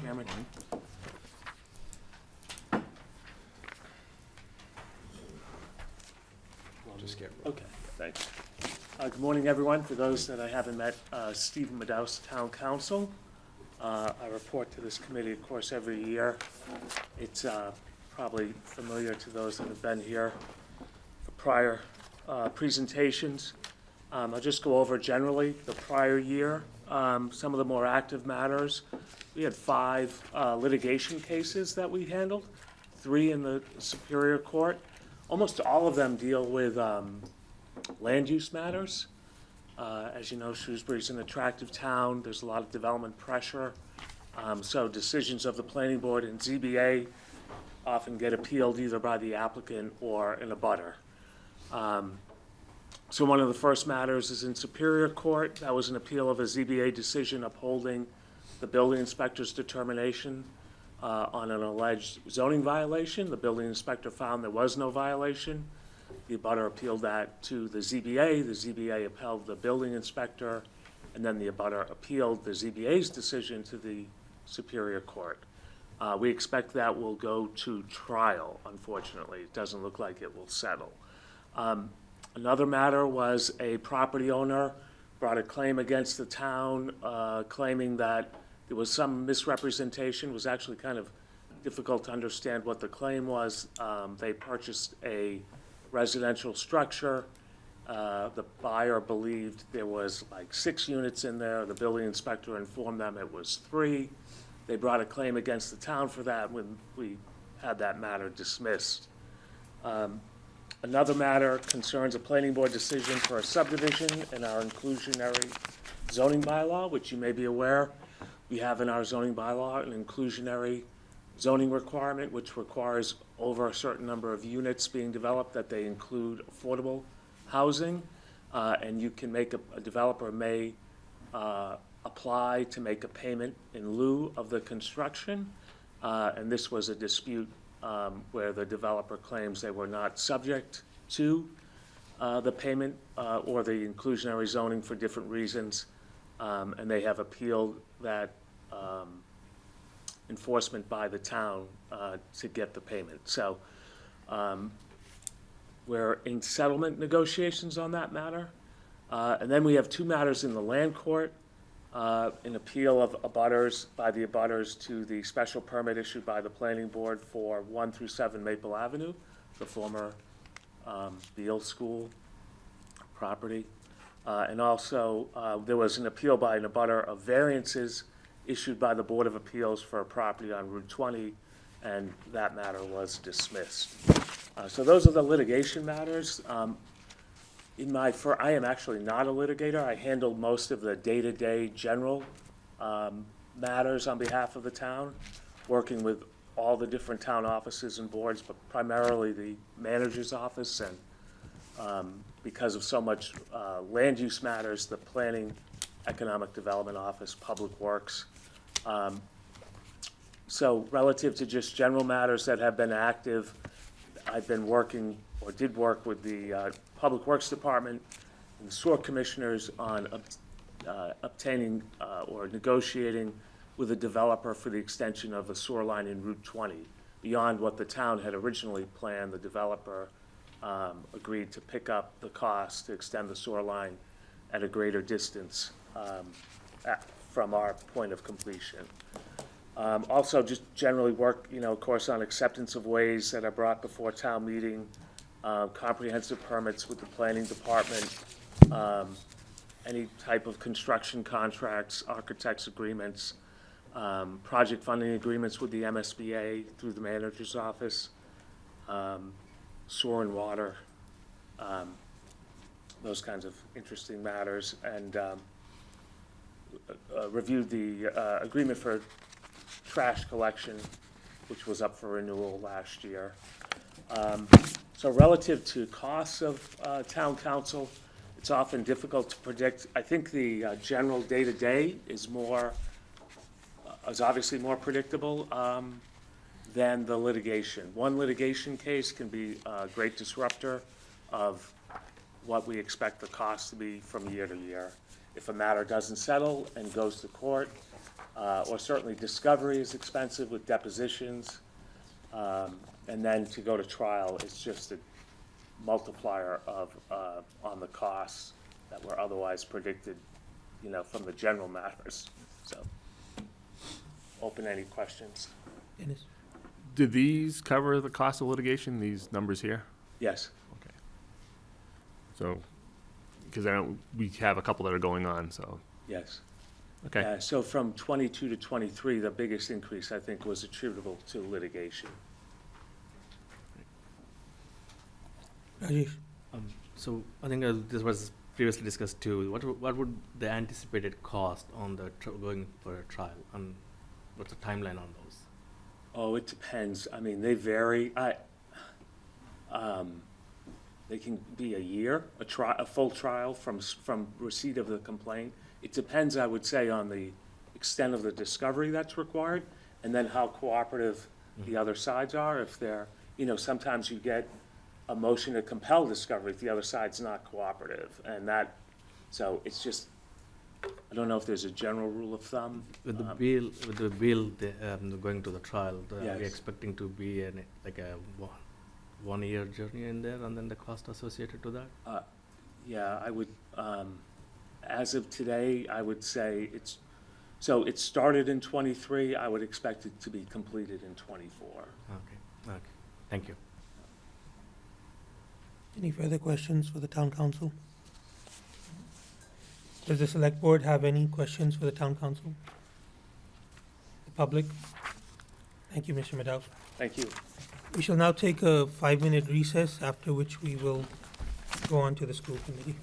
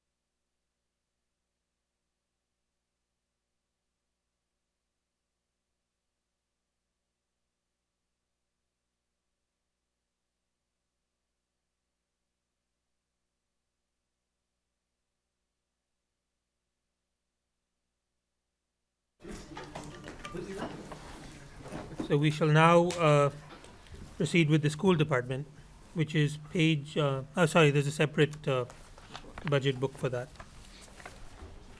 And before we get started, are the presentations available online that we can see on the computer, or? We sent it to Alex. Alex so- got it, yeah. And, okay, thank you. Okay, we can get started. Well, thank you for having us this morning. It's raining, so we have nowhere else to be, which is good. And what I wanted to start with is a little bit about our goals and then some of our key accomplishments from the school year to date. So we're completing year one of our new strategic plan for 23 through 27, and our FY25 budget recommendation reflects those strategic plans under three categories: educational excellence, enhanced well-being of all, and optimization of resources. And in the category of accomplishments, I just want to walk you through some of these key areas that we think, after talking with the chair, that you wanted to hear. So our first one is talking about supporting our expanding English learner population. And in the past 10 years, the district student population has grown increasingly diverse, and the growth of our English language education population and the changing profile of our English learners in Shrewsbury means that additional instructional support is needed, including compliance with enhanced new state and federal mandates for testing and monitoring of these students.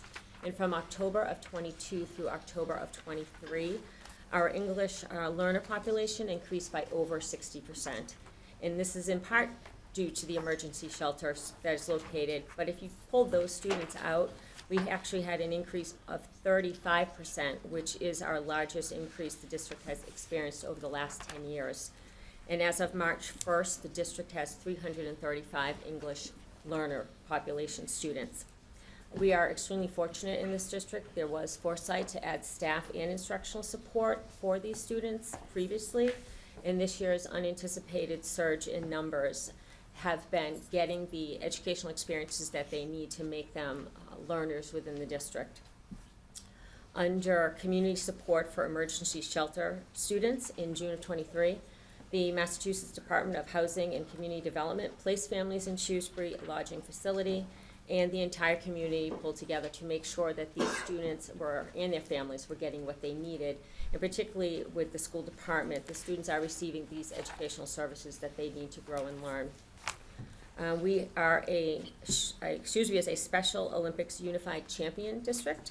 Our school district is one that includes and makes sure that everyone feels a sense of belonging and inclusion. And the district's unified athletic teams, where students with and without disabilities participate as teammates and compete together. And we are very proud of receiving national recognition as a district that has demonstrated commitment to inclusion for all. Under our literacy initiative, it is in line with our strategic priority of commitment to educational excellence. We are implementing the next phase of our K through grade 6 literacy initiative. This includes instruction, assessment, and intervention in order to align support with student needs and to provide all students with instruction and high-quality materials. And the current and future investment in this area is key for our student success. We've also done a lot of work around staff development, supporting behavioral and mental health needs.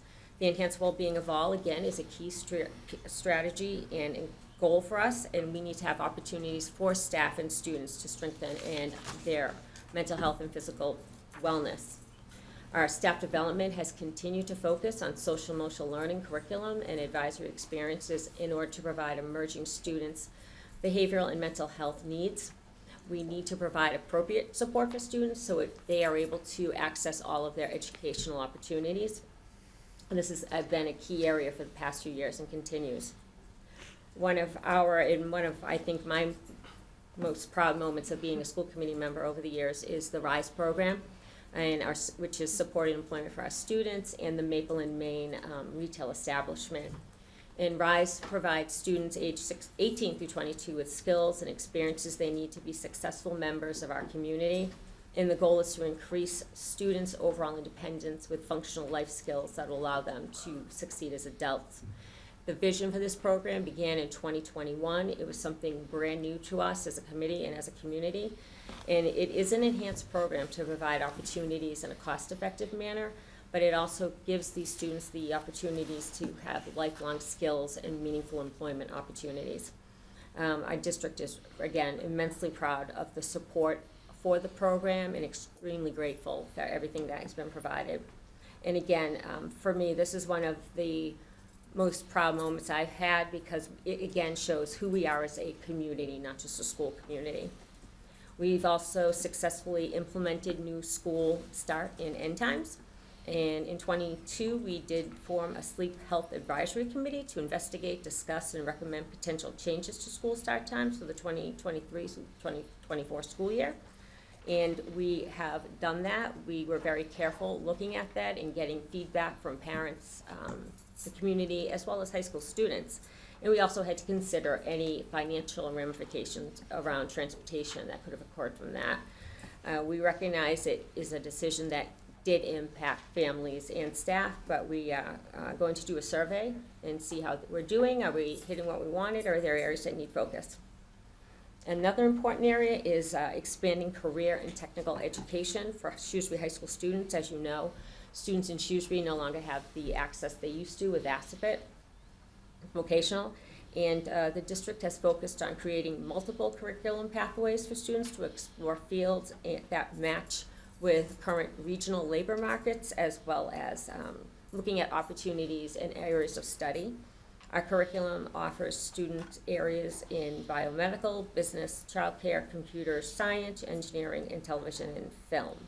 And over the past few months, we've had increased learning opportunities in various vocational areas, in business, and we've had career fairs, lunch and learn, job fairs. So it's been a big expansion in this area, as well as partnering with business partnerships in local manufacturing, in biomedical, and life sciences.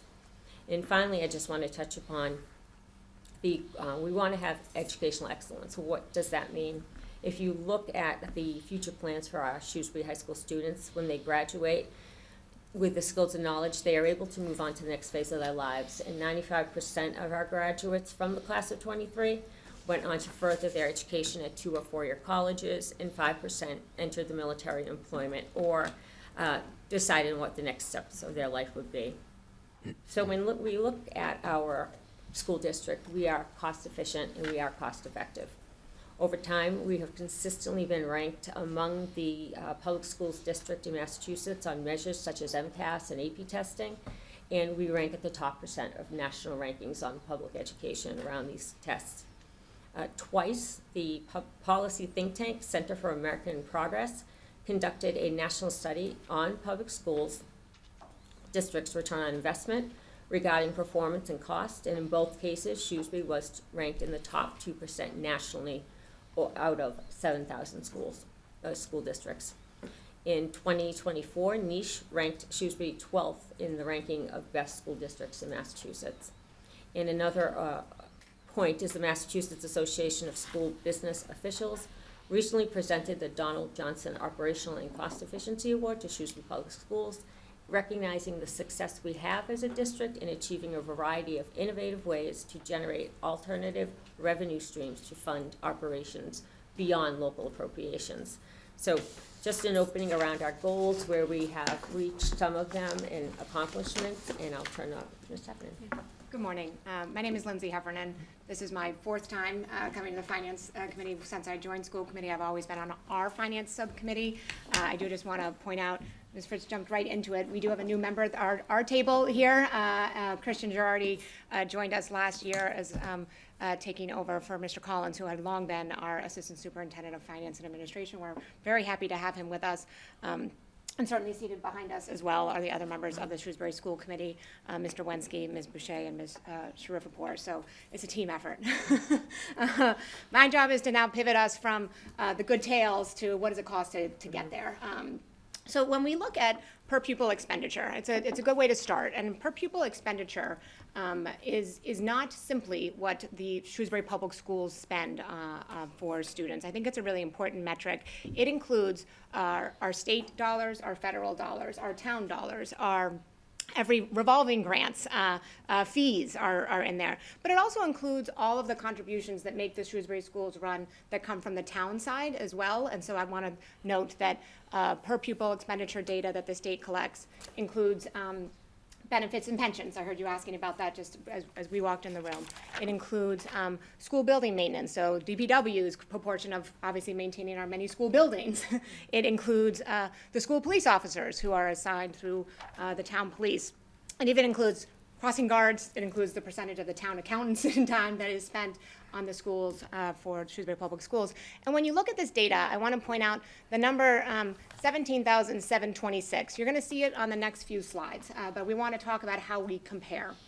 Obviously, as a state, we are trending. The red line here is the state average. Shrewsbury has always been below the state average. At this point, we are almost $3,000 below the state average, $2,800, and that's about 14%, but we have maintained that over time. We also want to, though, compare us to all the other towns. Where are we? Shrewsbury ranks 267th out of 314 school districts in terms of that per pupil expenditure. Again, the all-in cost, putting us in the bottom 15% of expenditures. So while Ms. Fritz shared a lot of our accomplishments, we're doing it with an expenditure level that is significantly below not only that state average, but low for overall in the state. People also want to compare us to towns around us, and there's two different buckets that are used. The ClearGov communities has a way that they, in their algorithm, have said certain communities are similar to ours. We also often compare ourselves to the Assabet Valley, so I have two slides that look very similar, but in both, the yellow bar is where Shrewsbury is in per pupil expenditure. This is Assabet Valley's comparison, so this has our communities like Northborough and Southborough, Westborough, so the ones sort of around us. And again, that state average at about 20,572. Shrewsbury stays, again, low on all of these charts, and we're proud of that. We do well with what we have. If we can go to this, thank you. So what does this tell us for state comparisons? When I think about this, it's not just that we're at the bottom 15th percent as that point of reference. We also know that before the last override, Shrewsbury was in the bottom 5th percentile. So we moved up for sure, but we're still a community that's doing really well comparatively without as much expense. And there are two ways. This bottom bullet here. We think a lot about Chapter 70. Chapter 78 is what comes from the state, and that is determined by a formula, and that formula looks at two different things. It looks at income per capita in a community, and it looks at our equalized property values. So it's important to think we pay attention then, because that's how the state creates their formula. Shrewsbury ranks not at the bottom, more at the top in both of these, and so we're in the top 25th percentile in income per capita, at 65,000, where the state average is 53 and the median is all the way down to 42,000. And we rank 54th in the top 15th percentile on equalized property valuations. Why does that matter? Because when the state puts those numbers into their formula, what they say is that Shrewsbury is a minimum aid district, that our percent of what we're going to receive from the state is pretty level. We expect it, and we're budgeting it for it to remain at a minimum of $30 per pupil in this fiscal year. It does vary sometimes. The state budget process is obviously ongoing. So if I can go to the next slide, what I hope that helps to say is that the all-in costs for Shrewsbury, from whether both on the town side or the school side, really affirm that we are a cost-efficient organization.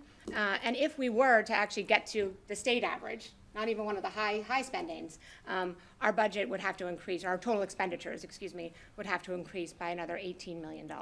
We're not proposing that, but it's just a context to help understand where we are. I'm going to pivot now to our budget proposal, and I'm going to turn it over in just a minute to Dr. Sawyer and Mr. Girardi. But we have, in your yellow book, you have a budget that was presented at $86,825,520. That is an increase over fiscal '24 of approximately $3,700,000, or 4.5%. I know you are all well aware of our override agreement that we had with the Select Board. Really important for Shrewsbury, stabilized our budget in ways that are incredibly important And that made some commitments for what the schools could expect for the school budget. And 4.5% was right in that margin, right in that area. I do want to tell you that since this budget was created and presented by Dr. Sawyer, we have had multiple workshops with the select board that have been really productive and important. It's important to all of us that we do our best to ensure that override, we get another year out of the override, is a goal of ours. What does that mean? We're trying to make sure that we are, continuing to be efficient in every way that we can. Our agreement with them is going to actually result in our coming to a vote. We're still finalizing things, of course, but coming to a vote where our ultimate budget will be slightly lower than what's in this yellow book by about $310,000, meaning that our total increase is going to drop to 4.13%. That's important. We all want the override to last another year. I hope you all do too. It's a big commitment by the community. I do just want to note, the school budget is actually going to remain at 4.5%. What is going to happen is that we have identified alternative sources, particularly for curriculum and text materials that are one-time costs, which in our conversations with the select board, they're going to help us pay those costs, which again are one-time and are pretty significant for us. The literacy initiative is a big initiative. We got to get some more books for kids. And so I just want to note, while that's a little confusing, hopefully you can all appreciate that what we're trying to do is make sure that override can be extended at one more year. So Lindsay, before we get into the next Sure. part of it, a couple of questions. So the differential with the state average and our rankings, Yep. do we foresee any problems in maintaining our current rankings or any change in those rankings given the differential in our per pupil expenditure with the state average? No, I mean, how I would think about that, and welcome my colleagues to jump in here, is that, we have learned how to do well and do very, very well without a lot of dollars. Until the towns, we would not, so I guess, I'm not sure if you're saying our change in our rankings in terms of payment from the state? No, the rankings in Quality. the national rankings Yeah, and all that national we're rankings. doing very well. I think our override agreement in this town really helps solidify and make sure that we have what we need to do where we're at. I just want you all to know, we're still really low. And so I do not anticipate a change in dollars from the state anytime soon, because we're at the bottom 15th percentile in terms of that how they think about our tax base and what we're getting out of it. So I have incredible confidence in Dr. Sawyer and his leadership team, and they do very well. And for any of you who have students in the schools, I hope they're having positive experiences and you're seeing that for yourselves. So I am not particularly sitting here worried. I just also want people to have a really clear understanding of the value that you're getting, and still maintaining a relatively lower tax base in terms of those dollars and what the state uses. Does that help answer your question? One quick question. Thank you. We all heard about the millionaire's tax that passed, and it was supposed to give us all these great benefits. I'm not seeing it. Do we know if there's extra educational money coming in from that? Has that tax worked? Yep. No, it's a really good. So Because I'd expect us to get more than the bare minimum. right, we're in sort of still the first year of that. Approximately the agreement rate, of course, is half was supposed to go to transportation and half was supposed to go to schools. I will say there's a bunch of different ways that our colleagues at the state level decided to allocate that for education writ large, and it was not all directed to K-12. It's a lot targeting early education and care, a lot at the higher education bucket, and a pretty significant chunk towards school buildings, which of course helped us with things like Beal, so the Massachusetts School Building Authorities. And so those dollars, I think the state, I don't work there. I don't know exactly what they're doing, but I think the thinking was, because it's new, it wasn't going into operational support. It was going into sort of one-time boosts in some areas that historically had not received sufficient funding. So it's not flowing through Chapter 70 as of yet in increases. Yeah. And I think we always want to talk about return on investment as a community. What are we investing in education? And the override was immensely helpful for that, of course, and it's giving us that sustainability. However, we also are looking at increases in inflation, increases in cost of doing business. So again, to Dr. Sawyer and the staff, how they manage and make sure that these needs that are also growing in areas around behavioral health and mental health and SPED needs are being met, is happening, but there's always, it's a growing need. Public education is expensive, we know that, and there's a need. So we're always looking to do what we can with every dollar, and for making sure we're providing great return on investment for the community. Now, I don't question the return on investment. I don't question the efficiency of the school system. I've put, my kids have gone through the system to very good success. I'm just trying to figure out how we can help the school system get the appropriate funding. So I was wondering if Appreciate it. Yeah. a lot of people voted on that bill to pass it for the schools, and I was just wondering if we're seeing any of it yet. Right. That's all. And our, And I don't want to belabor that point because you have a very no, no, important it's a- presentation. But It's a good one, and in your book, I believe it's on page 25, you can see the history of Chapter 70 Yeah. state aid, right? It's flat. And I- That's what the graph says, it's flat. Yeah. There was a tiny boost, really during the COVID years where we didn't get just $30 a student, we got 60. We appreciate it. $60 a student meant another, $200,000, but it's on a budget of 86 million. We will take every dollar that we can. So, yeah, I think the most important thing that this community can do, and the way that, from where I sit, it's important for you all to understand, is that another override is going to have to happen to stay at the level services where we're at. Extending another year is the absolute right thing to do, but the school, because of the inflationary pressures that we have, we know that's going to continue to go up. So I was about to turn it over to Dr. Sawyer to walk through some of the more specifics, but happy to keep. And I do want to say I applaud you for extending it. I think you've extended it more than 1 year.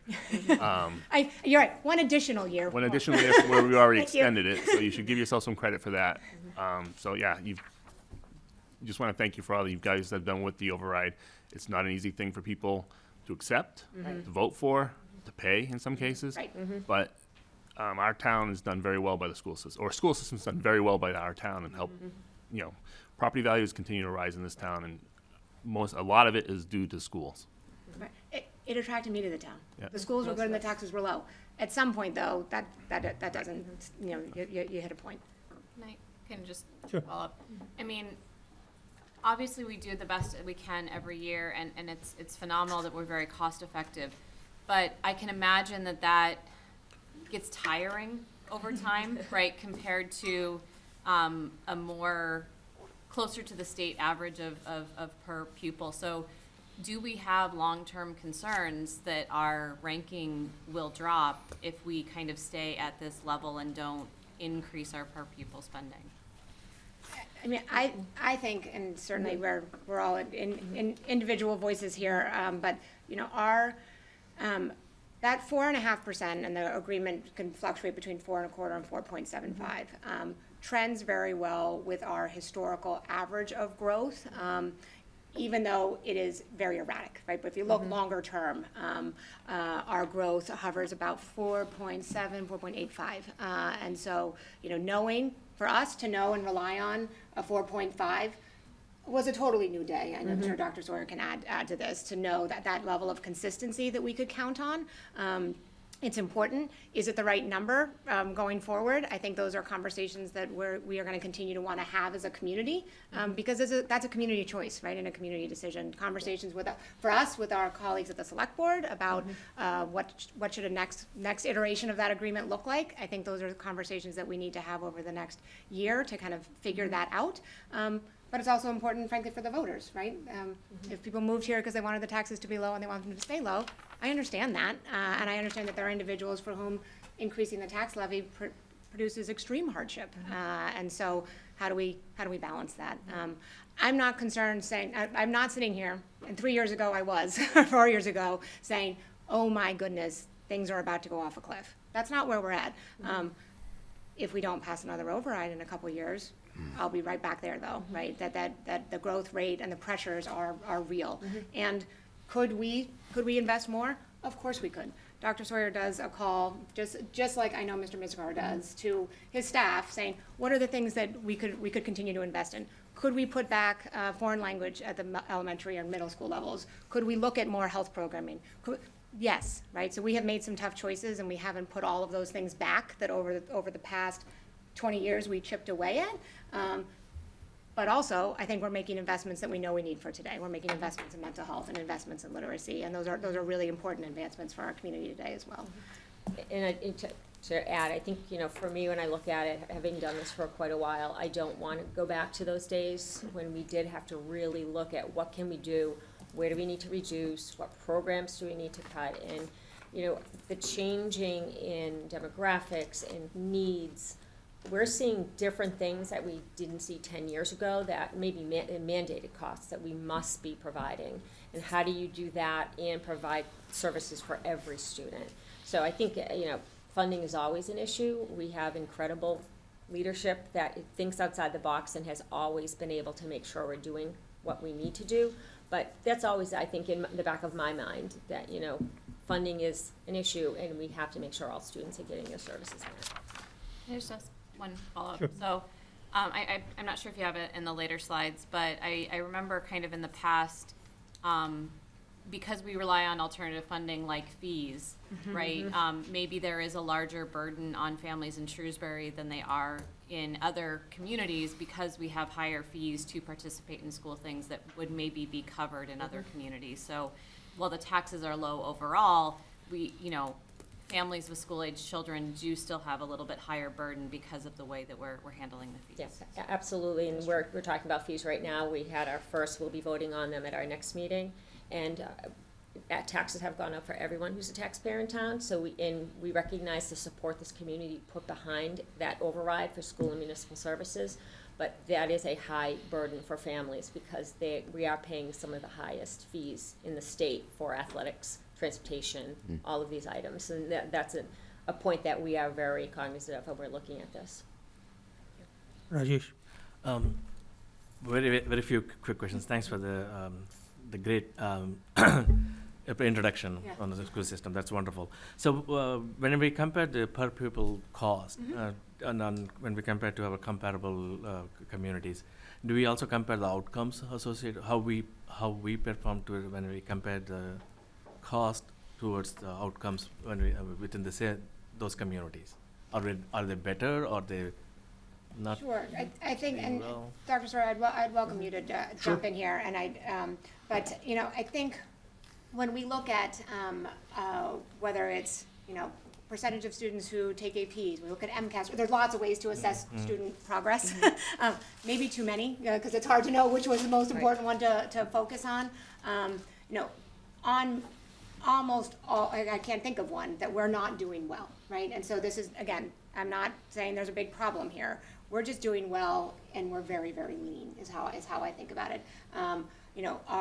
Our literacy scores, though, are not where I want them to be. They're just not, right? And so we're deciding to really invest in that, and I'm doing incredibly important work there. And so we're trying to sort of target our investments in areas where we think we need to make progress. Holistically, we're a district that is a high-performing district on really almost any measure. Dr. Sawyer, do you want to jump in there? Yeah, I think in terms of, can you bump back up to the ClearGov comparison?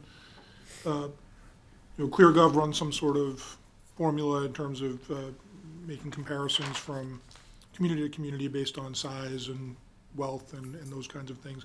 I would say those comparison districts there, most of them are similarly high-performing as Shrewsbury. We're right there in the mix with them.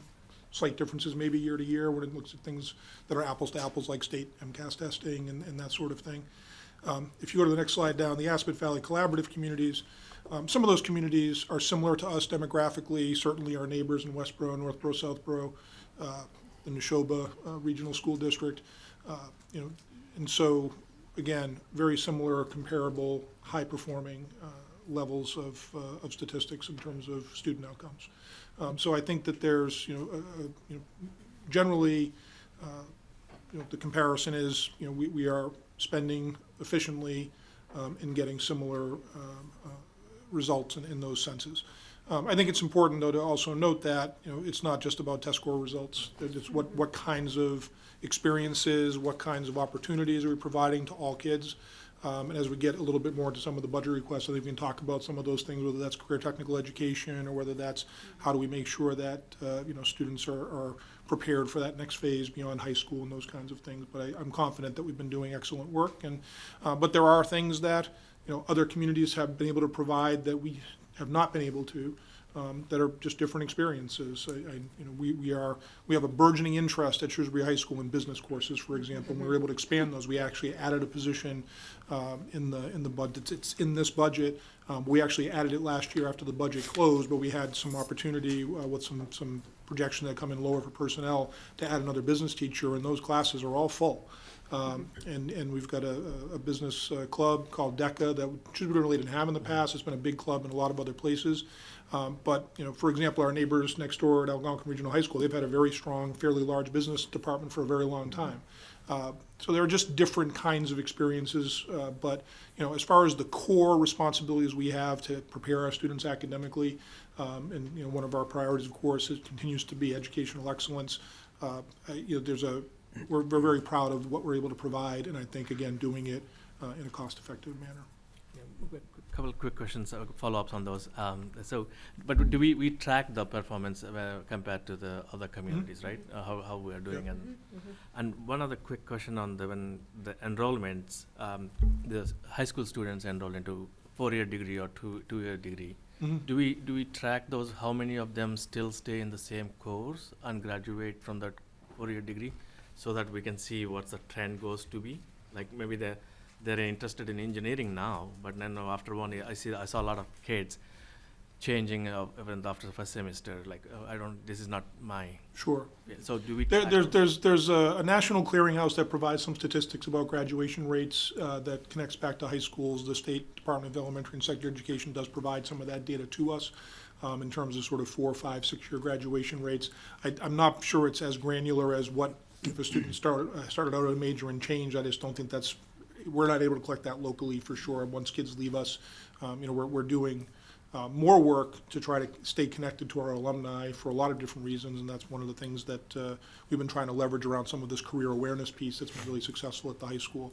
But in terms of graduation rates, those are things we can see. As far as majors, I'm not sure that we have that kind of granular information for 4 years down the road or what kids are doing in college. Anecdotally, we have some information sometimes because, kids come back and talk to us, or might be families who still have students remaining at the high school level that are telling us about how their students are experiencing. And, speaking both in my role as superintendent, a parent of 2 college-age students, and knowing a lot of and really over time, and one of the points of pride that I have as superintendent here, and being in my 15th year as superintendent and 27th year in the school district, I run into a lot of folks around the community whose kids are now, in their 30s.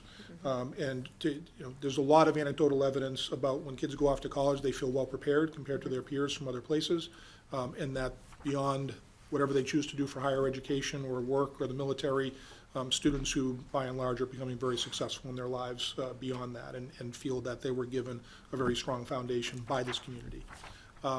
Before we move on to the next piece, I would just add a couple of things kind of connected to some of the questions coming up and comparisons. If you've been reading the local Boston media or paying attention to some of those pieces, this has been a very difficult budget cycle year for a lot of communities across the state. There are a lot of communities that are similar to us demographically who are in cutting mode in terms of their public school districts, or are seeking pretty substantial operational overrides themselves, similar to what Shrewsbury did in 2021, for essentially the same reason, the structural deficit that Proposition 2.5 creates in terms of how much revenue can be increased year over year by a local community, what level of state funding they may or may not get, and then the ongoing inflationary costs of providing a strong public school district.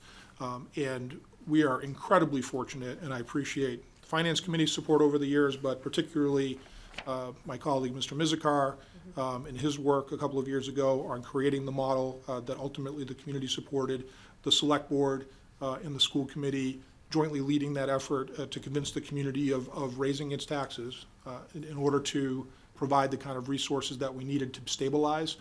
So the fact that we are in a very stable position, the fact that we're not talking about cutting program or personnel or services next fiscal year, the fact that we are able to add some things that are required to us mandated wise, and a couple of things that we think are important. Not everything we'd like to do, of course, but we're in a much, much stronger position than many communities around the state right now. And it's thanks to, number one, the community voters being willing to pass that operational override, but certainly the leadership of the town and the 2 boards and Mr. Mizikar. I would be very, very concerned if that hadn't happened. We would be in a very different place right now. One last question, just to see whether if you are tracking that or not. So with the like say, because it's coming from from the taxpayers, right? So do we track how much each taxpayer is paying when it goes to the taxpayer's burden or a cost associated with taxpayer? Do we track that, how much is each taxpayer is putting in for school? I think you can look at the overall town budget and the percentage of it that goes to the school department. And then, there's some information in the back of the school department budget packet. I'm sure Mr. Mizikar provides you with information relative to, typical tax bills in Shrewsbury and average tax bill and those kinds of things. So, in terms of getting to the point where we know exactly how much, a percentage of each tax bill goes to the schools, that's something that would be, because obviously one source is the tax levy. There's other sources such as excise tax on automobiles and other things that go into the total revenue pool for the town that ultimately turns into the appropriation that's made at town meeting every year by the town. The Chapter 70 state funds flow to the town, and that's part of that appropriation that's made at town meeting as well. Thank you. Milan, you had a question? Yep. Thank you, Dr. Sawyer, for mentioning about DECA. It's been a huge success. My daughter has already been participating in the last 2 years, along with your daughter. Yes, that's true. So thank you for that. But there are programs also which we have to cap it or, run a lottery to select. So they are oversubscribed, right? So the students who get in, great, those are the leadership qualities that we want to, build on, within those students. But the ones that don't get in, it's a lost opportunity for them. So what are we doing, to stretch that dollar to create more opportunities? Sure.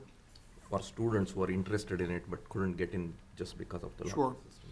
Yeah, that's always a conundrum for a school district in terms of if there's a very popular club or team, whether that's an athletic team, whether that's a speech and debate team, whatever it might be. If you have more students who want to participate than there are slots available. And so, some of that, potentially could be funding, but some of it is just the logistics of who has the expertise and the availability to actually run those clubs, and what's realistic in terms of the amount of students you can have, even for competitions, for preparing them appropriately. Obviously we want students to be connected to something at school that's interesting to them, and it feels badly, but whether it's the high school football team or the high school speech and debate team, sometimes there are going to be students who are interested that we're not able to meet their needs and include them just because of the logistics of the program. But I think for some of the things that may be where there could be just additional resources that could make it work, and then you need enough people to actually do it or are interested and available and have that expertise. So it's always balancing those things out. But the point's well taken, and we know, and I think we talked a little bit about moving the late bus expenditure that we've been carrying on a federal grant the last few years into the appropriated budget to move it forward, because we watched it very carefully. Were we getting ridership there? Because when we polled the community about how to best use those federal funds, there was a lot of feedback from both families and from staff that having that late bus, which had been cut, I think, back in like the late 1990s, early 2000s, there had been a late bus program before that. Just so kids who didn't necessarily have a carpool, have their own transportation, could stay after school for extracurricular activities, co-curricular activities, or even just extra help from their teacher academically, and making more access for more kids. And we've seen that happening. So finding ways to make sure kids have connections and access, we know is an incredibly important thing. And we know, frankly, it's a big protective factor for student well-being. When students say they have a trusted adult that they have at their school, and oftentimes that trusted adult may be their coach or their club advisor, that teacher of the subject that they're really passionate about, who they go and see after school for extra help or just to get more information from them. All those things, it's building those relationships and having those opportunities. So the point's very well taken. Would it be reasonable for us to pivot to the budget to a little Yes. more specifics? Yes. I agree. Dr. Sawyer, do you want to start us on slide 16? Sure. We have a couple of key factors that are driving the budget, and then we dive into a few of the specifics. Sure thing. So we remain, and anyone who's seen or, my State of the District report back in January, or other communications I've tried to send at different times, we are still in a very difficult environment post-pandemic. We are continuing to see different cohorts of students with some learning gaps that we didn't see prior to the pandemic. Students who missed chunks of time because of the remote or hybrid schedules we needed to run during that time, and trying to make sure that those skills are backfilled and that we're getting those students prepared for the next level, whether that's elementary to middle school or middle to high school. And so that's something that we're still paying a lot of attention to, and as Ms. Heffernan mentioned, literacy is one particular area we're focused on. Student mental and behavioral health needs. The vast majority of our students are doing well, but we have too many kids who are continuing to struggle with really serious and significant mental health issues, to the point where we're engaged quite frequently with emergency mental health services at UMass, or interacting with families and their physicians and providers, where there are really some serious situations. And thankfully, we've made some investments the last few years in more personnel around counseling and in board-certified behavior analysts and pieces that have been able to help us with that. And there's another investment, a couple investments in this year's budget as well. But it is a challenging landscape. Beyond that, there's no question that we continue to see just some socialization of students that's different, and how much of that is post-pandemic. It's better than it was when we came back, but I think that there's still, there are some societal issues that we're grappling with in terms of just managing student expected and appropriate respectful behavior day to day. Again, a small percentage of our students overall, but more than we typically would have seen, and that's something that we're continuing to work on as an organization, and trying to work that through and get to where we need to be. As was mentioned earlier, our student population needs, particularly the increase in English language learners, that's something that we have to provide mandated kinds of services for, those demographic changes. And then as far as students with disabilities, that's a very heavily regulated area where we need to provide very specific kinds of services depending on each student's individual need, and programming for that is something we have to continue to, just in terms of numbers, we need to meet those needs. It's not a choice for us. Updated text and curriculum materials. One of the things over time, especially before the last override, we would be very cautious about buying new materials, because we really wanted to try to preserve personnel and program as much as we could. But we're behind the curve in some areas where we're compared to where we should have been at this point. But two big investments this year you'll see are in literacy program, as well as some history and social studies textbooks at the high school level. And then finally, or not finally, on this slide, finally, the access to career and technical education. I think the Finance Committee is well aware that because of a change in admission policy, students are not getting access to Assabet Valley Technical High School, and there's been some excellent work done at the high school and district level around finding ways to provide more opportunities there. Beyond that, our technology needs, any organization in 2024, obviously, technology is a complex issue. In particular, we have seen more and more sophisticated cybersecurity threats. And if you Google school districts, you're going to see a lot of places across the country where school districts had to go without their technology for 2 weeks because of a ransomware attack, or I mean, we know this happens in the private sector as well. It's a big issue, and we just frankly need sufficient resources to make sure we're protecting not only our day-to-day operations, which are increasing, rely more than they ever have on access to technology, but also we have a lot of personal, private data on kids and families and personnel. And that's one of the real issues that's happened in school districts, is some of that data, being breached and shared, and that's something we want to avoid at all costs. So we need some more support there to make sure we can work through that. We are finishing our COVID grant funding in the coming year, but we have to sit in those dollars by September, so moving some of those pieces. Most of that was one-time funding, or one-time investments that we made. There were a couple of things that we wanted to see if we continue to need them, and we've rolled them into this budget request. There's a question about the emergency homeless shelter. We have been told unequivocally by the state that we should expect that shelter to be operating next school year, probably the whole entirety of the next school year, just based on where they're at and what they expect and how this will continue to evolve. We've had staff doing an incredible job supporting the students that we've received from that shelter, and fortunately the state has stepped up with funding that's enabled us to provide more resources for those students, whether that's English language learning, whether that's some transition programming at the elementary level, and the question is, will that money continue? The governor's budget indicates it will, but we're still a long way off from a final state budget. So my hope would be that funding stream would continue, but we're trying to be very thoughtful about how we spend those dollars, and we're going to carry some of that funding into next year just to make sure we're protecting ourselves from a cliff. If the services are still needed, but we're not getting any more funding from the state, that would put us in an awkward position, obviously. And then finally here, our paraprofessional group, classroom aides, tutors, special education aides, what we call applied behavioral analysis technicians, tend to work with kids on the autism spectrum. That classification of employees, which is our Unit D, collective bargaining unit, we are in the midst of negotiating a successor contract with that group. And it's about 300 employees, so depending on the outcome of that, that will certainly have our vast majority of our costs, as you'll see in a moment, are personnel. So anything that affects our personnel costs, obviously, will have an impact on our budgetary situation. So that's a quick overview, and I'll turn it over to Mr. Girardi to some of the statistics. Did have Sure, one one question, question. Dr. Sawyer? Yep. Or it might be from Strati.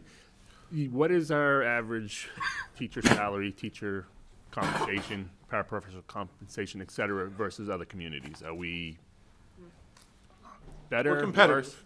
worse? I think in terms of paraprofessionals, there are some job classifications where we're definitely behind the market. And that's something we're working through, certainly in the negotiations, which, we should talk a lot about those negotiations, right, obviously, but that's definitely a place, and we've seen that across the state in terms of labor questions and that particular employee group. In terms of our teacher or professional educator salaries, that would include teachers, psychologists, school nurses, all those folks who are in our Unit A bargaining unit. We think we have a competitive, that's something we'll be looking at that. We'll need to negotiate that contract next year. We're going into the third year. Next fiscal year will be the third year of a 3-year contract. We know that from the last contract, we were in a competitive place. And we don't tend to see folks, getting offers from us and saying, well, I'm going to take a job in this other district because they're going to pay me that much more. We're not the highest paying district, but we're competitive for this area. I think as far as an average number, one thing you will see, and I don't have it in front of me, the Department of Elementary and Secondary Education publishes a number for average teacher salary. And if you look at that number, what I would caution you, anyone who's looking at that, is that is very dependent on the teacher population of that school district. Because the way teachers are compensated in every public school district in Massachusetts, as far as I know, is on a salary schedule that takes into account both years of experience and the level of education that the individual has. From a starting salary of just a bachelor's degree and a brand new teacher to someone who's been here, ours has 13 steps, I think, increases over time for experience. And then if they had 60 credits beyond a master's degree, it would be like the top salary. So when we do our analysis, when we're negotiating, we're looking at those salary schedules compared to other communities, because a community that has a lot of veteran teachers is going to have a higher average salary than a community that might have a lot of newer teachers, even though their actual salary grids might be virtually identical. So that's always a big caution. The average salary is really hard to say what the average is, because it really depends on where everybody is slotted across that matrix. Yeah, I was kind of thinking the average per grade type of thing, like a 10-year teacher, a 20-year teacher, masters, et cetera. But I believe in the back of the budget book, the actual salary schedule is listed, if I'm not mistaken. It is on page 65. But from the teachers, it's competitive. The paraprofessionals, it's a little less competitive, so. Right now, we're a little behind in some of those slots, not all. But we're all not pieces. Yep. so far behind that we expect, just a huge increase. Well, we are in negotiations, so we can't talk about specifics, but I would say when we do negotiations, we're data driven too. We look at the labor market, we're looking at comparative districts. So we always want to make sure we're in market, because if you're not in market on this contract, it's just going to be worse on your next one. So it is very data driven, and we do look at all that information.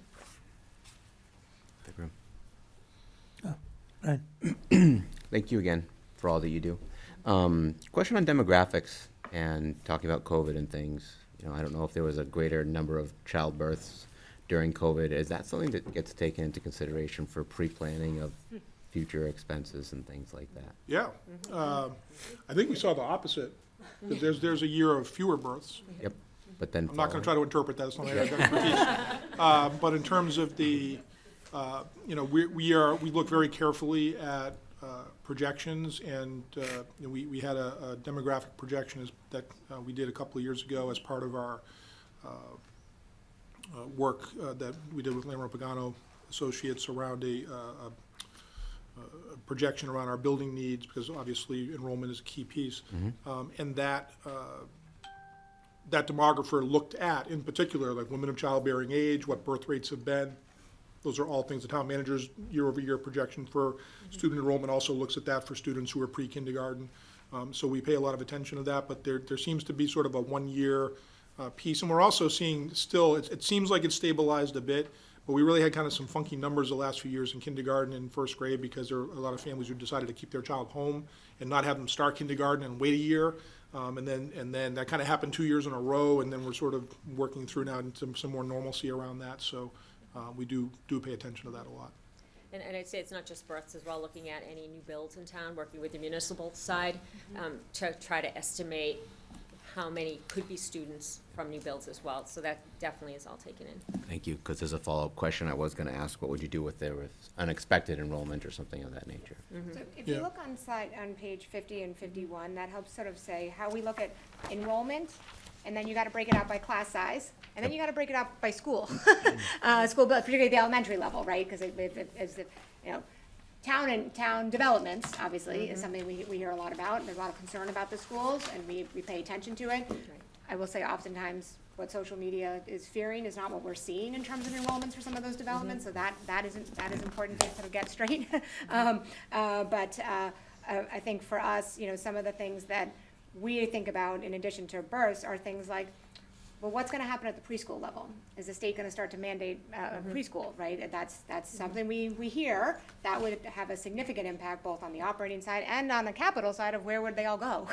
And so I think those are some of the potential drivers. In addition to this has both in case it's not totally clear on page 50, that the town managers and then the demographers. So like a couple of different ways that we're looking many years out that begin with birth data. Yep. And just as a follow-on in part, last year I remember talking about requests for increasing the size of schools and things, and trying to be very proactive and asking for it now, knowing things might get declined, and then preparing for it on that second round or something of that nature. So really just thinking about how far back do you go in that demographic search. But thank you for the information. And building projects take a very long time, right? And so the high school, we were talking about the high school last year. We're still talking about the high school. It hasn't changed in terms of its importance, and also in terms of the number of students that are in the building. And so while we weren't successful with the school building, Massachusetts School Building Authority's round this year for support, it is something that we're actively in conversations with and paying attention to, because our demographic data tells us that the high school enrollment is going to stay pretty flat. The town had a big growth, and now we've got a lot of kids in a building that it was not designed for, but now it's going to stay flat. We don't anticipate another big spike coming if that's, but. Thank you. May I ask a follow-up question? With the universal pre-K, so there's still conversations going on for some time, and then we'll go on for some time. So what would be the lead time that we get so that we are prepared? I Let's don't say know. it's I don't know. I mean, I would have to imagine if the state said universal pre-K is now required, they would not. I can't imagine they would ask municipalities to do it in 1 year. That would be huge. Obviously, we only with the opening of Beale have universal kindergarten in this town, and we were behind the 8 ball on that when we think about what does it mean to be efficient for a long time. We didn't offer universal kindergarten, way behind other districts. So again, choices were made. I can't predict that and what that would look like. I would imagine it would take a number of years, and then certainly. I'm saying that that's a conversation sort of in the air. It's not a specific proposal. There's not something sitting there, but I'm sure maybe at the Superintendent's Association level is a thing that other communities are offering. We're not offering. We have, we're not there yet. Would it be the right thing to do? Would the policymakers at the state level say we have to do it? Would we ever want to do it on our own as a town and say that's important? Those are still very much open questions. Thank you. Okay, so we'll start to get into some of the budget pieces. These next 2 slides are pie charts that many of you are familiar with. We do use them each year just to show kind of the full scope of the where the money is being spent on resources. And again, as Dr. Sawyer shared, we are a very salaries-driven As far as our budget goes, you can see here about 86% of our salaries, of our operating budget is in salaries. The next slide, it'll break those salaries down a bit more to show what that salary Mr. Girardi, is. just one quick question on the budget allocation. So all the special ed budget allocations, there are just two of them? It's the transportation and tuitions, or is it anything else that goes into that? Because I jumped the gun and tried to understand the circuit breaker stuff, and I was just wondering. We can So get there as when. far as the operating budget goes, Mhm. the special ed tuitions, what we budget out of the operating budget for the tuitions and the transportation are here. And then within that large blue pie, all of our students who are being educated within the school district, about 1,000 of our students out of our 5,900 students have some level of special education service. Some very, not a lot, might be an hour of service a week for something specific like speech therapy. Others who are having very intensive programs because they're on the autism spectrum and maybe within one of our ELC programs where they spend most of their day within a very intensive program.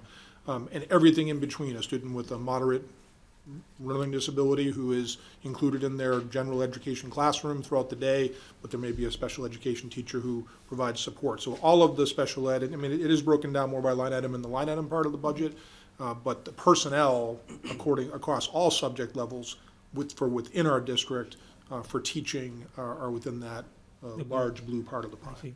That makes sense. Thank you. You can see transportation is the second largest piece there. We'll speak more to the transportation costs in a few slides. Special ed transportation and tuition, as we're just speaking about, at about 4% total. Vocational tuition is at about 1% and continues to come down, and we'll again talk about that in just a few moments. Contractual services, when we contract out, is about 2%. Our supplies, equipment, and techs, again, another 2%. And then other expenses, copy services, things like that are around 1% of the total allocation. This next pie chart does break down the salaries and wages. Our Unit A folks, our professional educators, which are our teachers, nurses, school psychologists, make up 72% of the salaries and wages for our district. Our paraprofessional staff makes up 13%. Our secretary and support staff, about 5%. Our substitutes, which I know was a big conversation piece last year, we fit the budget for FY24, and we're seeing that trend continue at about 1.9%. Other wages, those are folks who are IT, some central office staff at 1.4%. Tuition and other reimbursements, this is for educators, para-educators who receive a tuition reimbursement. If they're taking courses, they can educators can receive up to $1,000 per year for their tuition reimbursement. That's 0.7%. And then district administration, which are principals, and then our Unit B folks, which are our assistant principals, athletic director, make up 5.7%. Just real quick. So how many teachers are there in town now and paraprofessionals? About 300 paraprofessionals, about 500 plus Okay. professional level educators. So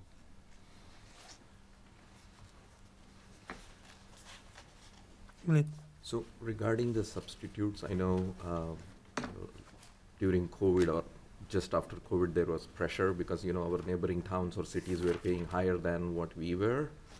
Have we seen any trend like stabilizing that? Do you foresee that?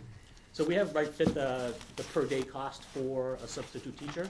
I think much like many of the support areas, the number of folks who are filling those positions, we just don't have as many of, whether it be similar to bus drivers or paraprofessionals. The pool that we select from, and our staff does a really nice job of bringing new folks on board, somewhere around the range of 5 to 10 staff per every couple of weeks to a month to fill our substitute pool. But much like last year, kind of post-COVID, when we're seeing our substitute needs go up, again, the pool of folks that we have just doesn't quite always match what our needs are day to day.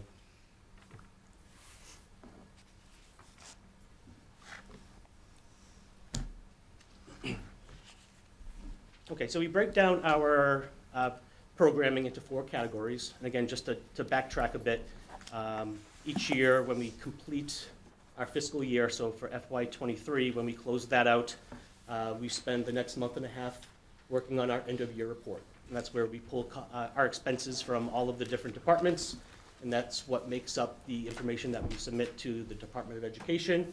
They review it, and that ultimately becomes the information they use to do the per-pupil expenditure information. So we get that end of February, beginning of March, well-timed for our presentations this time of year.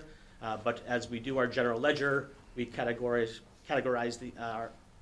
our funding into these 4 categories. This just shows the difference between FY24 and FY25. In some subsequent slides, we'll go through each of these different categories to explain where the changes are based on the increases or decreases for each of these categories. So category A is salaries, category B is our transportation, category C are the tuitions, special education and vocational, and then category D is supplies, materials, our contracted services, our equipment. So category A, and Dr. Sawyer was speaking to this with our Unit D folks.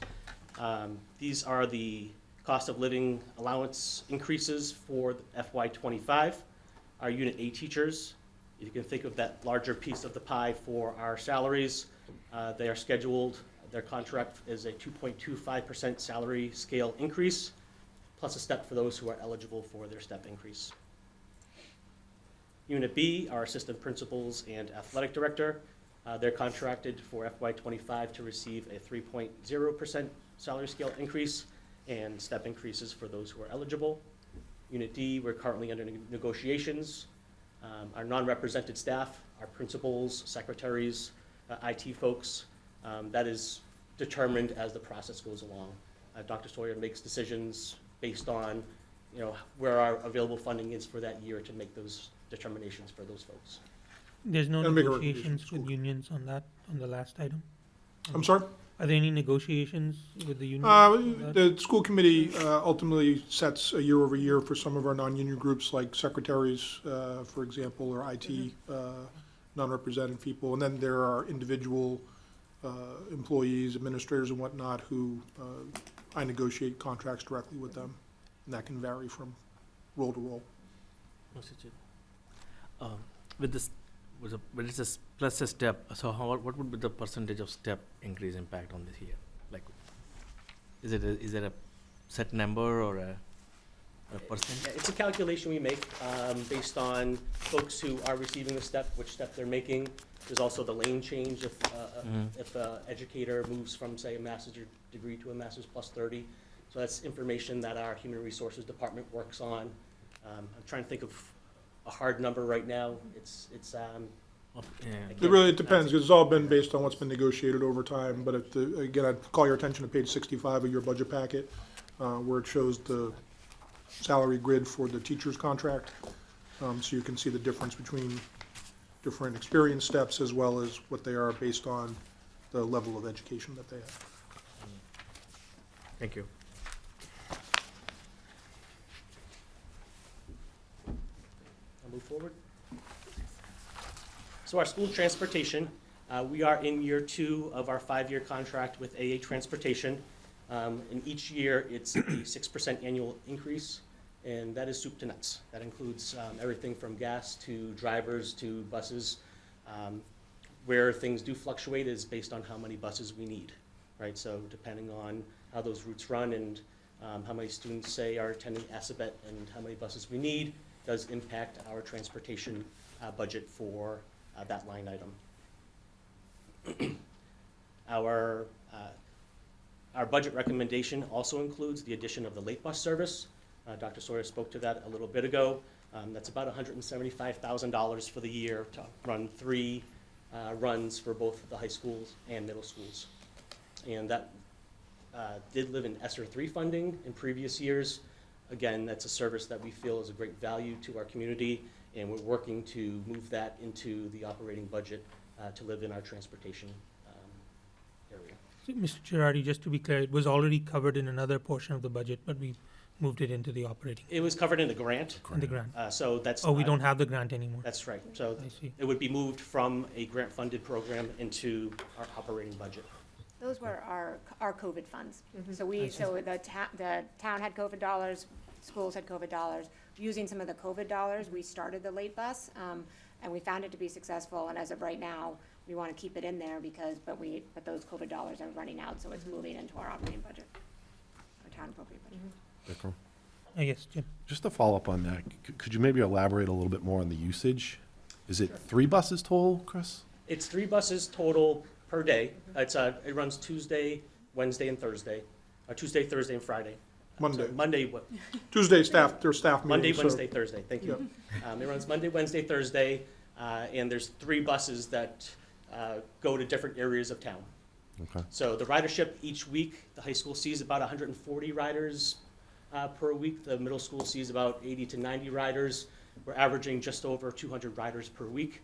If you think of over the course of a year, that's about 10,000 rides that we're seeing across the district for students who are accessing things that they might not have been able to have accessed without that resource. And did this So- service, sorry. No, go ahead. Jim.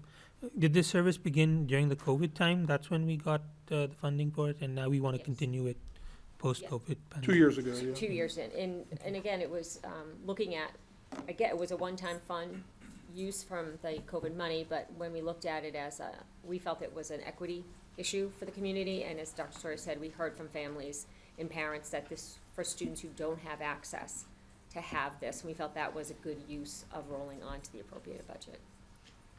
Can I elaborate a little bit too? I think we did this also in tandem with removing the fee for, at the middle and high school for involvement in any activity. So you used to pay a fee to be in the chess club, and you pay a fee to do drama, and you pay a fee.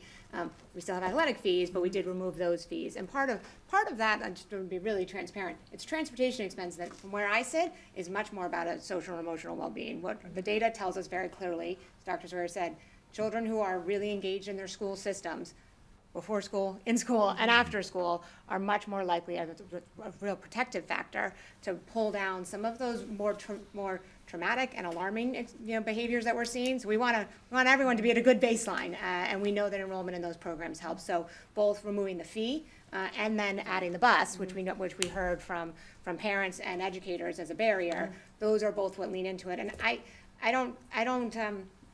we don't like to talk about the mental health of our students, right, and where it is at, but our data from 2021, and we'll be getting an update, I know Dr. Sawyer told us in a couple of weeks with fresh data of Shrewsbury High Schools, our regional youth health survey. We had 38% of our kids who reported that they were so sad or hopeless almost every day for 2 or more weeks in a row that they stopped doing usual activities. We also know there's a disparity between girls and boys. Boys' rates are much, much higher than girls, which maybe is not something that everyone realizes. And there's a disparity on in terms of diversity that we see that students who are African American and Hispanic report that at higher rates. That ultimately results in higher rates of students who are also reporting that they have actually attempted suicide or thought about suicide. And so kind of being comprehensive there also means we have things like buses, right? That we have to have the mental health staff who are at the clinical level to respond to those needs, and also get kids into more programs, right? And help make sure that we have more eyes on kids to identify and say, let's get a little more support for this young person. So I wish we didn't spend as much money on buses, right? Like, but I think about it as more comprehensively why it's important. I think you answered my follow-up, though. So there's no fee for the late bus, but that's separate from the normal transportation for Exactly. getting kids to and from school? Exactly. Okay, Yeah. thank you. Yeah, no, thank you. Gee. A question in reference to busing, coming from the high school. What is the percentage of the students using those buses? High school percentage. So I can say overall. Regular bus, not the. Regular bus. Overall, our ridership, out of 6,000 students, we have 4,200 students registered for the school bus. It's across district, so it's not parsed out. My assumption would be juniors and seniors are probably kiddos who are not registered for the school bus more so than a kindergartner or first grader. So you don't have any percentage? Because I walk every day and I see all the buses coming from the high school, and they do not look like they're even half full. Now, is there a way that you negotiated a contract, a smaller bus could be used versus a larger bus and save money? They'd have to actually buy more buses to have small buses, because the buses are full coming in the morning.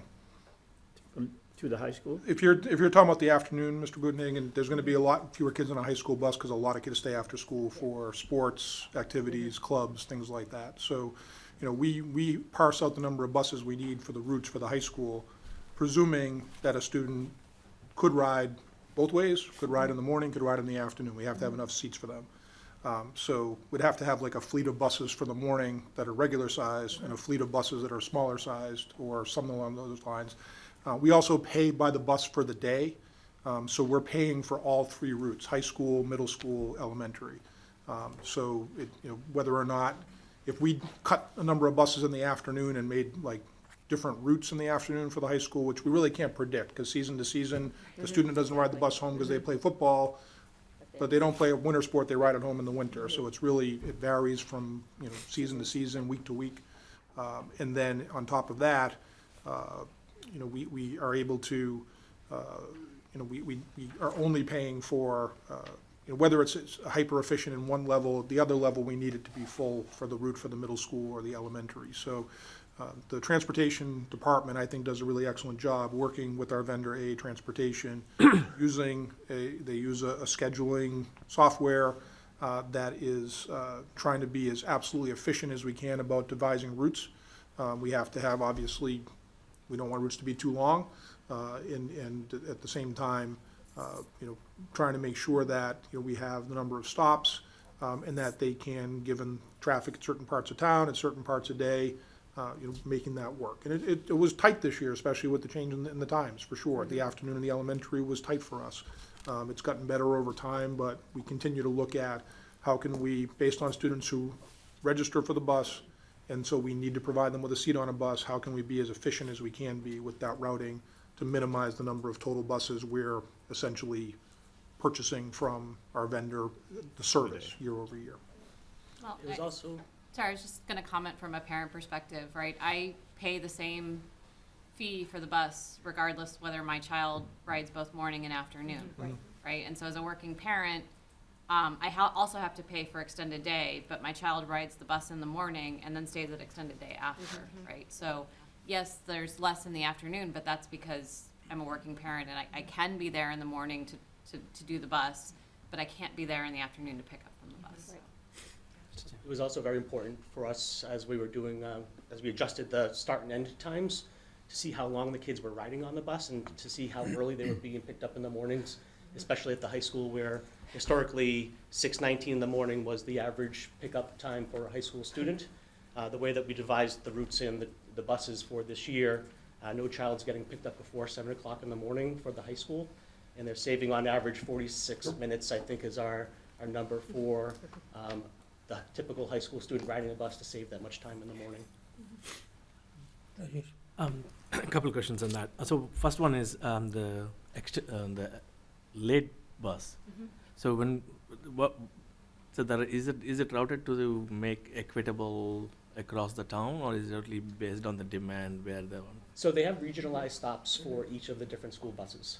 So again, equity being kind of at the core of this is we wanted to make sure that the larger housing complexes and the apartment complexes have a stop, because that's certainly a place where equity could be an issue for families who may be of lower income, who may live in some of those complexes. So that's certainly a target for us.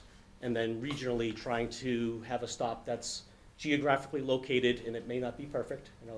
There's a stop that my child would probably have to walk about a mile from if he were to take the late bus, but I understand that. And I made the choice to live on the outskirts of town back in the day. So, but they're thoughtfully placed so that all students could access them to to a walkable distance from home if they wanted to use it. Thank you. One follow-up question on that, early morning, like change in the time schedule. Are we anticipating to do a follow-up survey on that, how the parents and? There'll be one coming out very soon, actually. Thanks. Thank you. Right. So regarding the late bus, I mean, it's huge. My family is huge fan of that. So the counter argument is, why is it not running all 5 days? So can you comment on that? Like, why it's only 3 days a week rather than all 5 days? Sure, I think what we're trying to do is kind of leverage cost and access. I think more of our programs run on days that are, Fridays tend to not be big days for clubs and activities to meet because of the start of the weekend and some other, factors like that. Again, Tuesdays are staff meeting days, so many of the staff who are running the clubs and activities don't run them on those days because they're committed to their staff meeting time over the course of the month. So in looking at how could we get the most leverage for the amount of money we use, again, if we're running 5 days, it would send the cost up even more. It seemed like the right fit, and I wasn't part of the planning, but it seemed like the right fit for the funding that we were willing to put towards this and have the most impact. I don't know if Dr. Sawyer.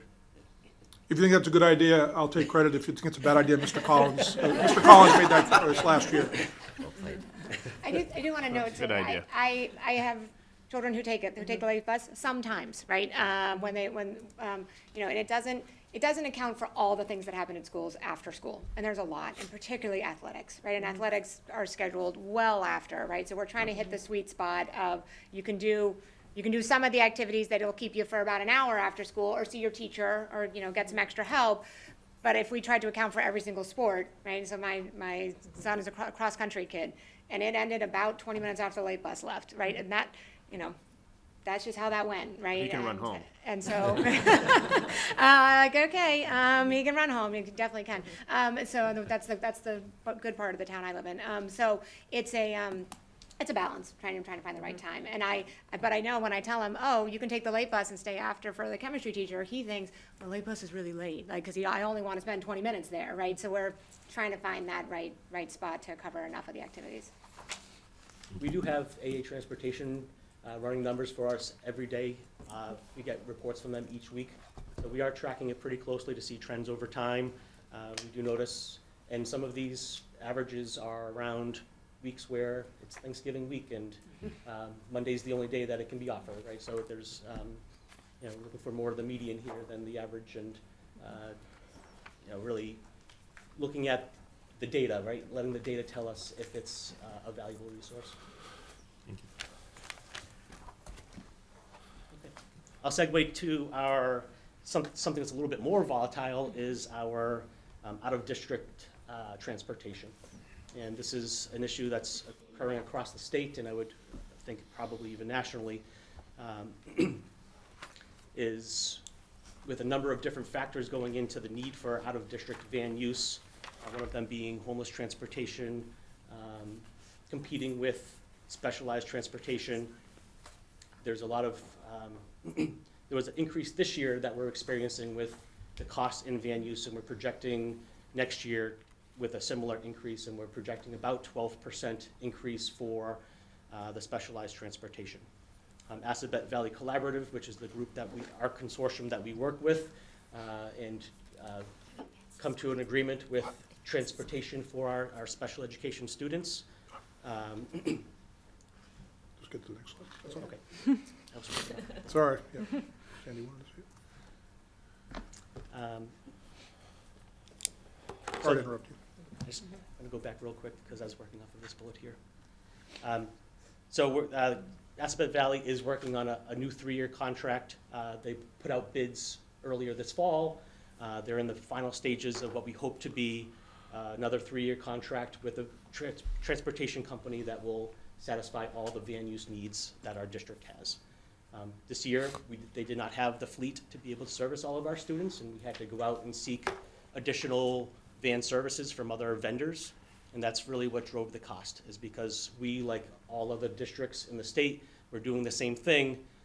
These van services really, it was, there was so much competition for their van use that the prices were more expensive than what we had historically seen. But do we foresee it to go down in subsequent budgets? So that's the given big if- question, yeah. because what we're seeing is bus transportation, regardless of whether it's the big yellow bus or specialized transportation. There aren't a lot of vendors out there to provide these services. We're extremely lucky with AA Transportation and the relationship we have with them. Other districts who are going through bus procurement right now, they're seeing price increases that are scary. Some of them 15%, 20%, 30%. Some I've heard as high as 50% with only one bid to consider. So that's a place where I know that Assabet Valley did have a couple of bids that they were looking at, which is nice. We will find out what those costs will be soon, and we'll have to figure what that budget is. This 11.99%, I'm hopeful, is a conservative estimate to where we'll land pretty close to that, if not a little bit better. With the so some of the recent surrounding communities investing in their own buses, with the grants and everything that's we are getting, or we are eligible to get from a federal government and then also state government. Did we do any comprehensive analysis at some point to see whether which one makes? Sure. You know, I'll speak to Worcester. They were able to recently bring all of their transportation in district. They did have a lot of federal funding that supported that. It was a really smart move, and I think it will be a real good value for that community, moving into the future. I don't see us having that type of kind of upfront support and funding, either at the state or federal level, to allow us to bring transportation in. Kind of working because is it a socioeconomic factor, or what would be the I think the cost of buying,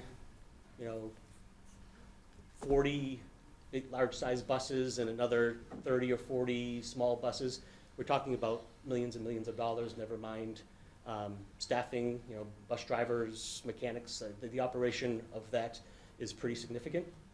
I don't know if you want to speak more to that. But I just don't think we have the economy of scale here for that kind of outlay, and frankly, there's some other areas too, like we would need a much larger human resources department if we were responsible for all the bus drivers and whatever other employees associated with that. It's made sense for us to use that as a contracted service. I think in the foreseeable future, for the reasons Mr. Girardi said, that'll continue to be the case.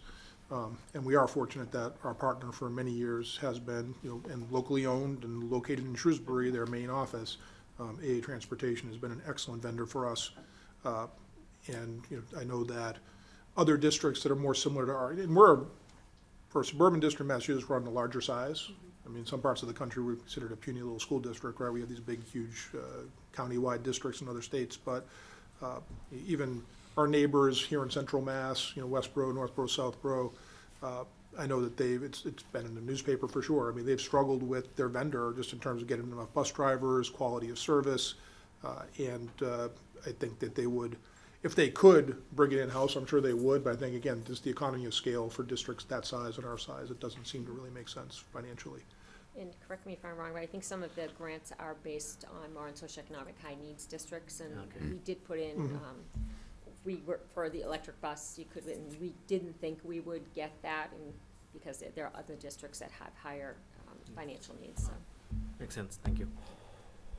One final piece to point out here, something that's different this year. When we budgeted for FY24, that budget did not include any cost that would be associated with our homeless families coming into the district.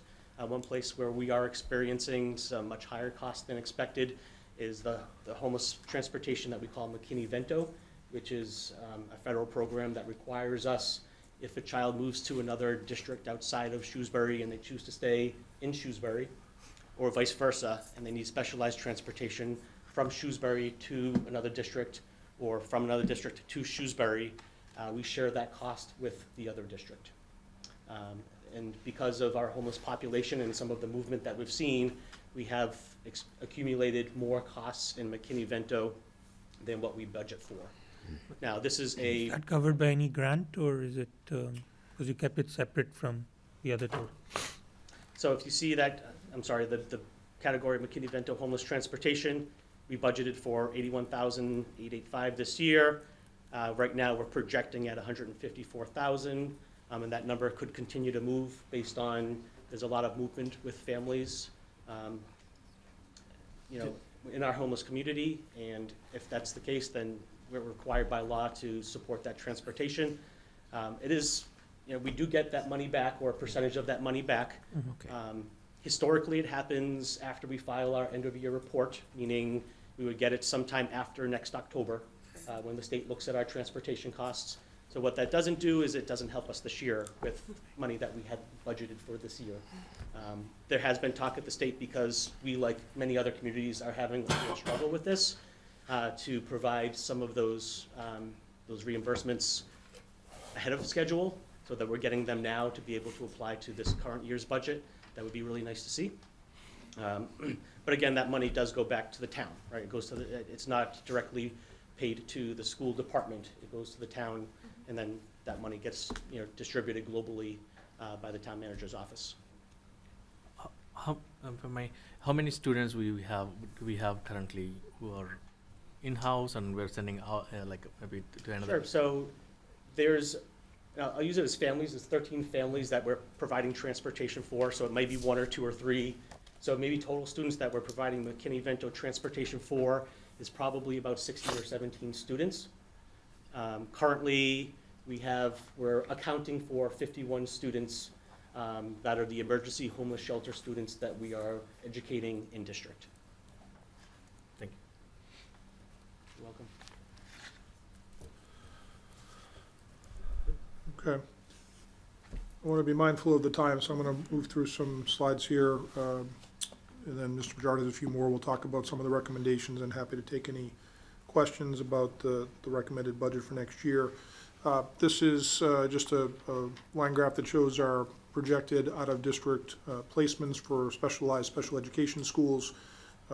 This is a number that changes year over year for a variety of reasons. Sometimes it's because students hit the age of 22 and are no longer eligible for a public school district providing that funding for that placement. It's students who become eligible and need to be placed. Could be a student who moves to the community who already has that level of need. There can kids who move out of the community, and so they're no longer our responsibility budget-wise. So it's a very volatile area of the budget, as those of you who've been on the finance committee know. That's an area that's constantly changing, but this is our estimate for next year. In terms of this is an area of the budget that, you know, we utilize. Not only are we utilizing local appropriated dollars, which of course includes the Chapter 70 state funding as well, into that funding that town meeting allocates, but we also utilize a state reimbursement program that's known as Circuit Breaker. And Circuit Breaker, the way it functions, we're able to use it essentially as a reserve account for the school department. And so we use that line item because Circuit Breaker dollars are generated mostly by out-of-district special education tuitions, as well as more recently transportation, as well as reimbursed at a certain level. And we also are able to use that to handle any variances we have year over year. So we are currently projecting that we will land this fiscal year 0.5% to the good, and that's $400,000 that we plan then to utilize not as much, the equivalent of that, of not as much Circuit Breaker dollars this year, so we can carry them forward into next year. And so that ultimately, in terms of how much we are planning on spending in next year's budget, FY25, on special ed tuitions, it's a net reduction of about $140,000 in that category. And on this next slide, you can see that and this was in the appendix of my budget message at the front of the budget book. It just shows you sort of the balance where we started the year with, how much reimbursement we're receiving this year based on last year's eligible costs, what we're plan to use this year in terms of Circuit Breaker funding to offset our budget, and then what would be left in the bank, so to speak, at the end of the fiscal year. You're allowed by law to carry forward as much as 1 year's worth of reimbursement. You can't carry more than that one fiscal year to the next. Then you see the plan for 25, and when I filed this in February, of how much we expect to start with. That $400,000 of variance from this year carried forward as well. what we are estimating initially, and that estimate will change, because that's an early estimate of our current year cost that will be eligible for reimbursement next year. That we're estimating right now at a little over $3.8 million. An estimate of planned use of just over $4 million out of that fund next year to offset the budget, which, if that all went according to that, those figures, we would end fiscal '25 in June 30th of 2025 with $2.87 million in that fund. And if you look at the next slide here, it's kind of an illustration that we put together last year, I believe Mr. Collins did, was kind of looking at, a model of like ending the year with a certain balance and what that represents as sort of a percentage of our operating budget, and what might be a healthy balance to be carrying, to protect against extraordinary out-of-district special ed costs that can come upon us suddenly and can be volatile, as well as anything else that might affect the budget year over year, to make sure that we have cushion to manage it within the allotment that we have. So, Dr. Sawyer, can circuit breaker funds only be used for special ed purposes? That is correct. So what we do is use that line item, so just to use pretend numbers to try to illustrate it. If our tuitions for special education schools were $2 million, and we wanted to use $1 million of circuit breaker, we would offset that $2 million with $1 million of circuit breaker. And so if we wanted to reduce that more, we had more circuit breaker to use, we can keep reducing the amount of funding from the town appropriated budget we're using for those special education tuitions. That keeps it simple, and it's an eligible use for those funds because it's generated essentially mostly by that expense. So we try to keep it in that line item just for simplicity's sake. But because it is reimbursing us for costs that we've already assumed the previous year, that's how we expend them. But we can add funds someplace else depending on how much we're offsetting that line item by. So if we wanted to add another teacher in some subject for some reason that was estimated at $75,000, and we felt we had sufficient circuit breaker, we could add $75,000 of circuit breaker to the special ed line and free up $75,000 of appropriated dollars for that other expenditure. So it's a way for us to utilize those state funds in a way that kind of operates as an overall reserve for the school department. So to speak about where we are with our vocational technical high school, again, staying in category C. Again, this speaks to the ongoing narrative of our reduction in students who are accessing Assabet, or primarily Assabet Vocational Technical High School.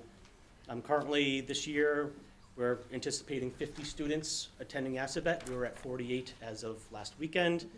We had 2 students who were admitted just this week, which was great for them and a great opportunity. But it allows us to adjust or forces us to adjust our numbers. So currently, as of this week, we're anticipating 22 students to attend a vocational school for 2025. 21 of them at Assabet, and we do have 1 student who attends Norfolk Aggie. This does draw down the category C2 occupational day high school, where we're just over $1 million budgeted for FY24 because we're losing over half of the seats that we would typically send to Assabet. We're looking at a tuition cost of just under $500,000 with a difference of just over $500,000 that we're not paying in tuitions for next school year for vocational technical high school. Mr. Chair, can I ask a quick question? Sure. So last time when we requested Assabet, I think they didn't shut the door, but they're still open for dialogue. So Sure. Where we stand on that? Yeah, so we didn't have any students accepted this current year for 9th grade, which we anticipated. We do have students that are put on a wait list, and depending on the availability of what their wait list looked like, where they do tend to pull from their sending districts first, which is, it doesn't surprise me that this late in the year, students from Shrewsbury are getting a knock on the door, right? Because I think they've kind of extenuated their wait list to where they're now looking at out-of-district folks.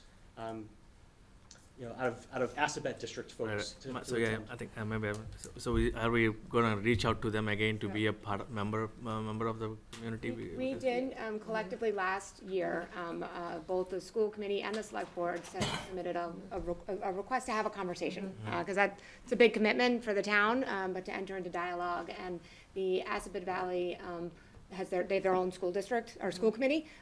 They took a vote to say that they were not interested in an expansion of any other districts joining.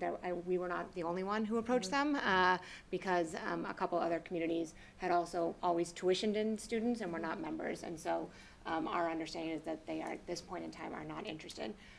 I wondering about why they're taking 2 students this late in the year is actually those tuition dollars were helpful to them.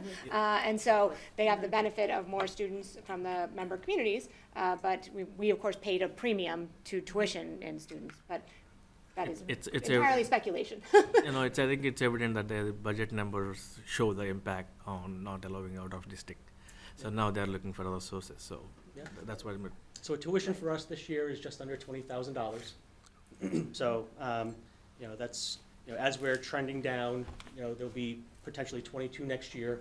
And I do have, my projection for next year does carry 2 freshmen, 2 ninth grade students on that projection for very similar situations where we don't have students getting in, but they may get pulled in over the course of the year. We'll continue to see if that's a pattern, and then we'll adjust our forecasting for Assabet to see, if that continues to be a trend. But we're looking by 27, 28 to really not have any participation at Assabet other than some potential wait list students.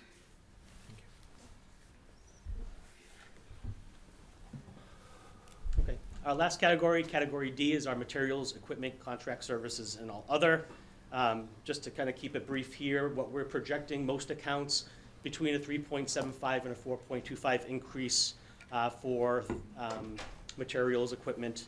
The 3.75 we're looking at the trends that we're seeing in FY24. Some of the materials, 3.75 is about the right spot. Contracted services, if you're contracting out specialists who provide a service, and things like technology expenses, we're looking more like a 4.25, higher on the range of our increase.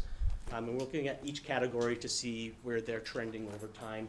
We do have a few categories where we haven't tapped into that expense as much as we anticipated. And we may draw that down below 3.75 just to really try and land the needle in this category as close to possible around what we're projecting for FY25. The percent change, 11.7%, this will adjust as we continue through the budget process. This does include some curriculum materials that we're seeing are going to be expensed elsewhere. So this percentage change will draw down closer if you're wondering why we're looking at a 3.75 to 4.25. But overall, that category is 11.7%. That's some pretty heavy, pretty expensive curriculum materials. Again, Did you say that expensed elsewhere.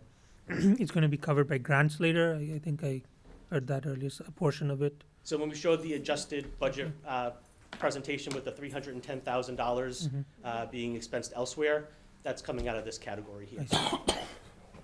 May I ask a question? Is that because part of it is a one-time investment? Is it One-time because we have to refresh the curriculum and everything? The literacy curriculum and the science and social studies. What percentage of that would be a one-time investment? Of this 11%, what percent will be a one-time investment? So if you look at the difference, if you take $310,000 out of that difference, it draws it down to about a $150,000 Okay. difference. Okay, thank you.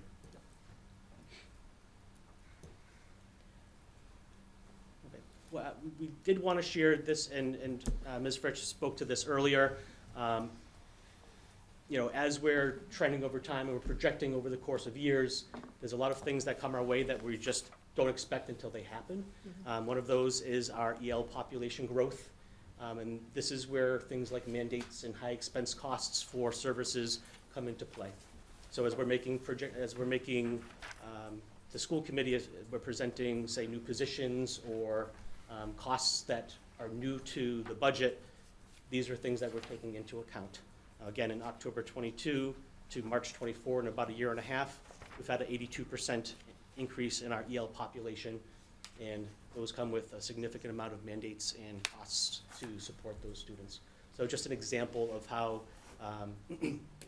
we're shape-shifting the budget over time to really meet the needs and mandates of what we need to provide as a school district.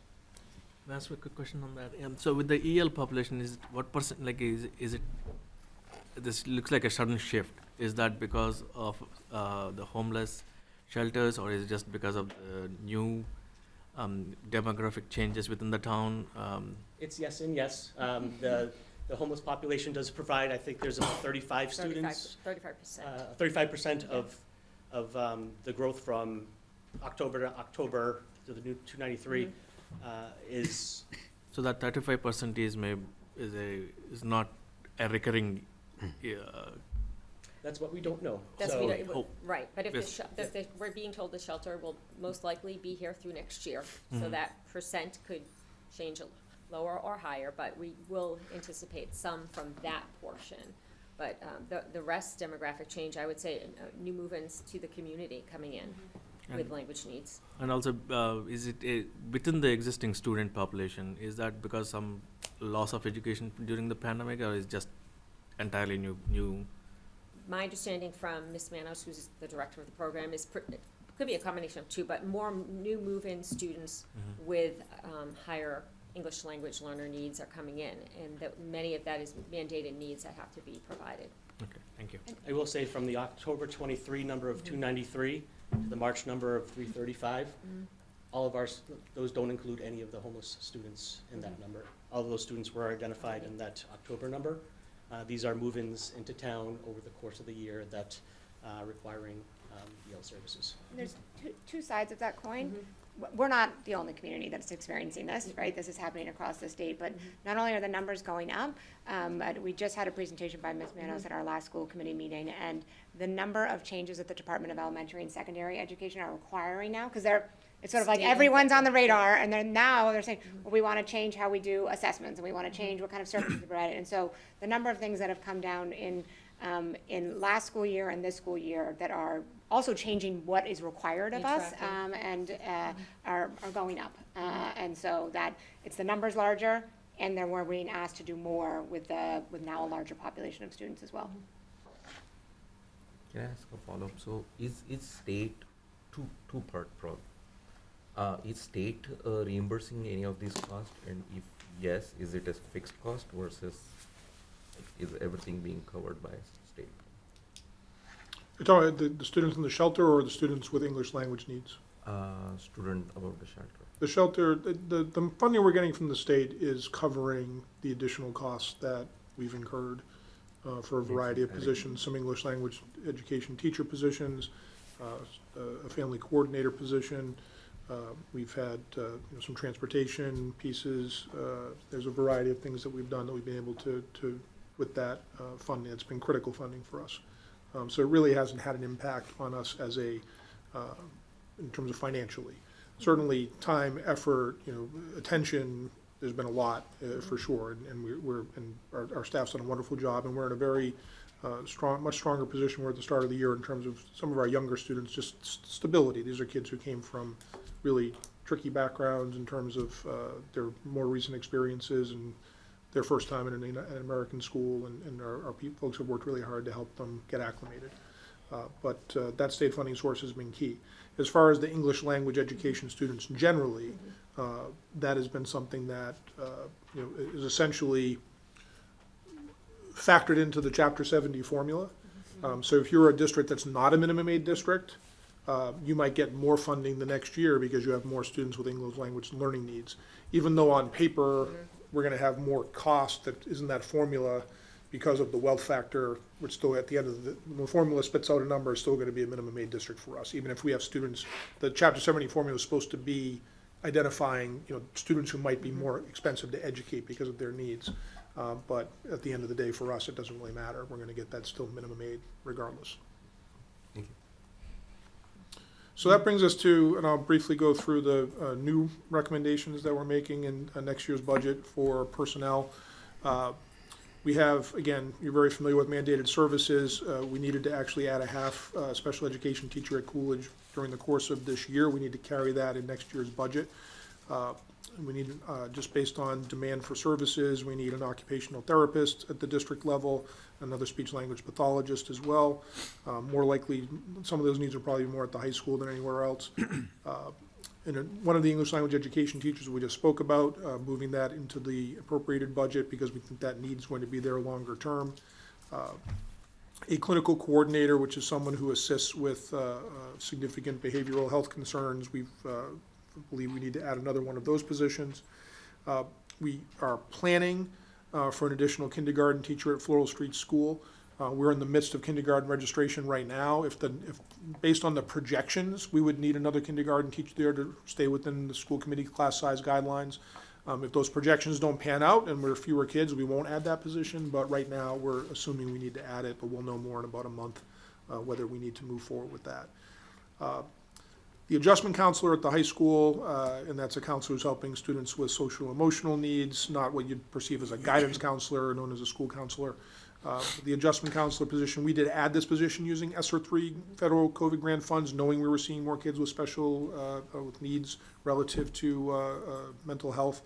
And we believe that that position still needs to go forward, even though that federal grant is running out. We need to continue that level of service, so we're that's within the budget that's being recommended. Just talked about the English language education. We need a coordinator position. We have a director for the program. We need someone to coordinate. We're heavily state mandated around the kind of screenings that need to happen when students enroll, and then the level of service that they need. We believe that's an important investment that we need to make to meet all those expectations. Beyond that, we're continuing to see needs around literacy, particularly at the middle level, where students who may not have gained some of the skills during the pandemic that we needed, and we have this program that we're putting into place, but we see the need for greater capacity, particularly at Oak Middle School. That's where this person will be located, at least initially. Over time, that might shift across the middle school grades, but next year, the focus of that position will be at Oak Middle School based on the data we have. The next line item is not an increase to the budget, but it would be an increase in terms of the school department budget. We recognize it could potentially be some benefits costs for the town. In order for us to advance our career technical education work, we are hopeful to hear at the end of this month that we will have two what the state calls career innovation pathways. We have proposed one for advanced manufacturing and one for biomedical.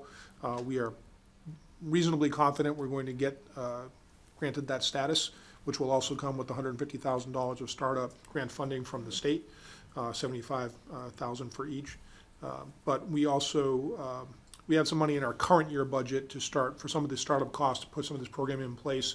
And one thing, districts that have been doing this for some number of years as the state's been promoting that program, if we're going to have lots of internships and job shadowing, and some of that programming would be that as a junior and senior year, you would be doing capstone projects or internships.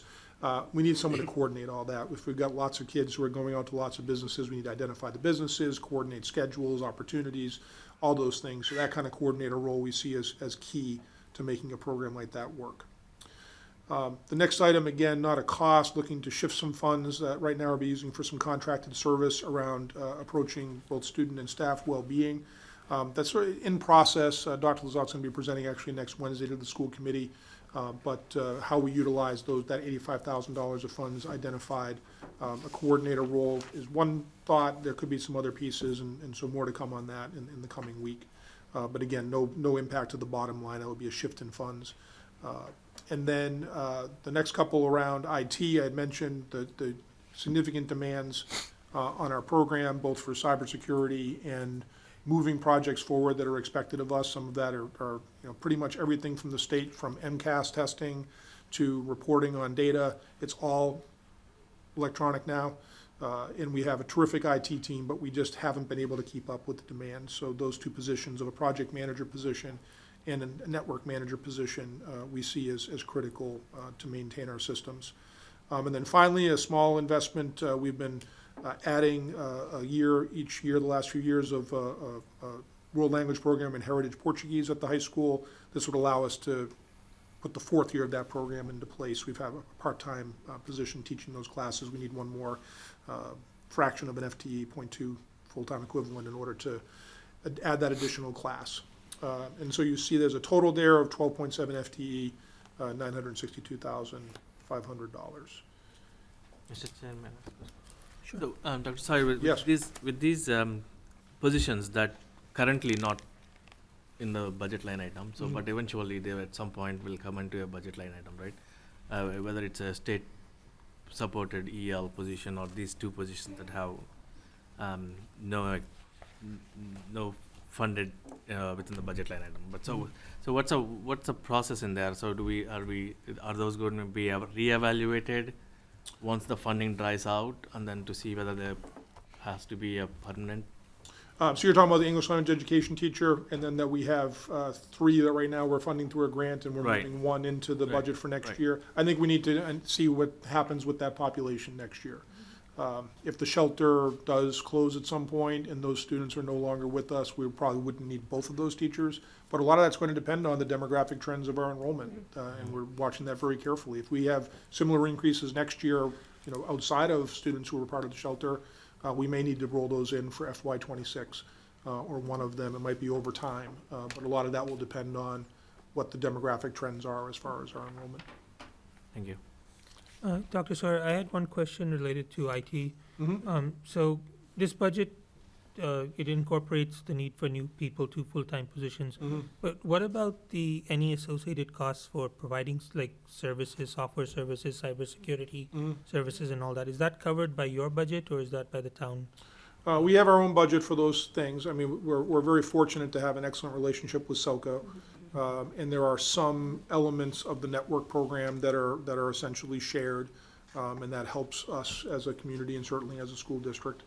But a lot of the software services and network pieces, we certainly carry those costs. I know that we're working together with Selco, with the town manager's office around infrastructure kinds of improvements that might be able to be borne by other kinds of sources of funds.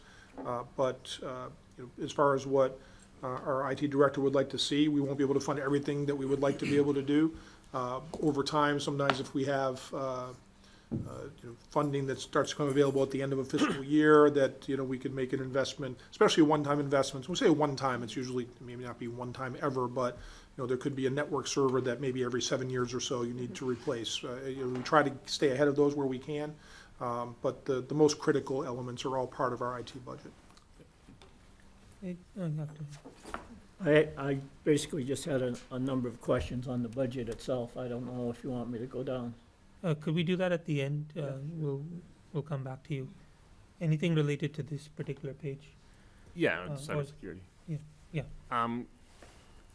Yeah, I understand the need for cybersecurity. I actually do that part of my job. But have they really looked into just putting it into one place within the town and having one person control all of that, run the whole thing, project manage it, and maybe save costs that way? Because it sounds to me, if you have your own cybersecurity, Selco has theirs, and the gentleman before there's the rest of the town has theirs, that you might be duplicating a lot of efforts. Yeah, I think a couple things. I mean, first of all, I want to be clear that the position's not only for cybersecurity. I mean, we have a very large network. I mean, we're serving essentially 7,000 customers a day who are online. It's a big organization that way. And so that's one of the key reasons why, and part of it is frankly the constant on-call. I can't have one person on call all the time. That's kind of the reality right now, is that Brian Lou, the director of IT, on the school side of things. Yeah, that's why I'm wondering if there isn't a way So we're trying to work through, because we have one network manager already, that if we have 2, they can alternate on-call types of things.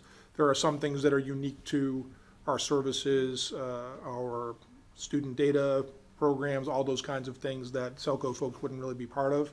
I do think that the IT folks are very thoughtful about ways where they can join forces to have lower costs for both sides of the organization, but that's something that, I trust that their expertise is that we're not duplicating where we don't have to. Dr. Sawyer, just a quick follow-up on mandates. As these are defined, do you have a seat at the table to maybe define requirements as these things arise, not necessarily to these three, but just in general. I know they're all dictated by the state and you have to implement them, but do you have a chance to have that conversation maybe with other districts, or if you could just comment on that? Sure, no, I'd be happy to. Couple of things, and some of them are a lot of them are federal mandates that are administered through the State Department of Education. That's the way the system kind of works. So sometimes it's federal law that requires federal civil rights law that's interpreted in certain ways by the federal government, and then they essentially require the state departments of education across the nation to implement those through their authority within each individual state. I can tell you that this year I'm serving on the legislative committee of the Massachusetts School Superintendent Association, and there is a lot of legislation where the Superintendent's Association lobbies very specifically, and I'm not talking about lobbyists with superintendents who, will pick, different superintendents will kind of focus on certain legislation that's in process or regulations around how we see them affecting us, whether they are unfunded mandates or not. Trying to either advocate for funding or indicate like we don't think this is a good idea or it's unnecessary. Sometimes there are laws that are pet bills that may come from a certain direction, a certain lobbying group, whatever that might be, that school administrators would see as either not necessary or not really feasible or would be very high cost for not a lot of benefit. And so I think there's a lot that's happening with that as the process goes forward. Just as other groups are lobbying, the Superintendent Association tries to do that. So I think in that sense, and I've always been appreciative, certainly Representative Kane and Senator Moore have always been very open to listening to my perspective or our collective perspective as superintendents or principals around how things might play out with legislation. But sometimes the ones that are more expensive and we have less control over tend to be those federal mandates that get filtered through the Mass Department of Education, which we don't have as much influence over that for sure. Thank you.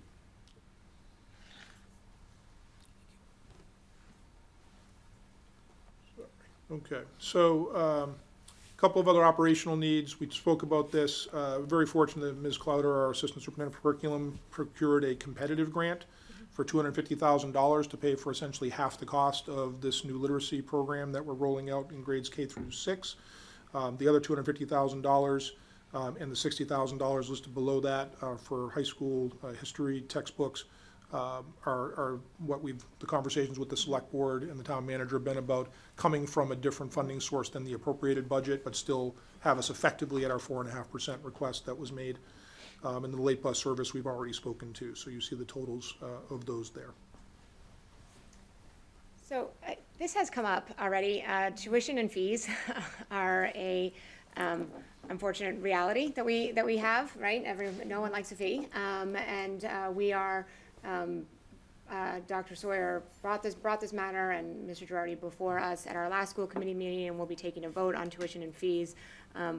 In many of our programmatic areas, we both have fee revenue to support preschool, transportation, and athletics, which is covering a portion of the cost, not the full cost to supply. Obviously, transportation is very expensive.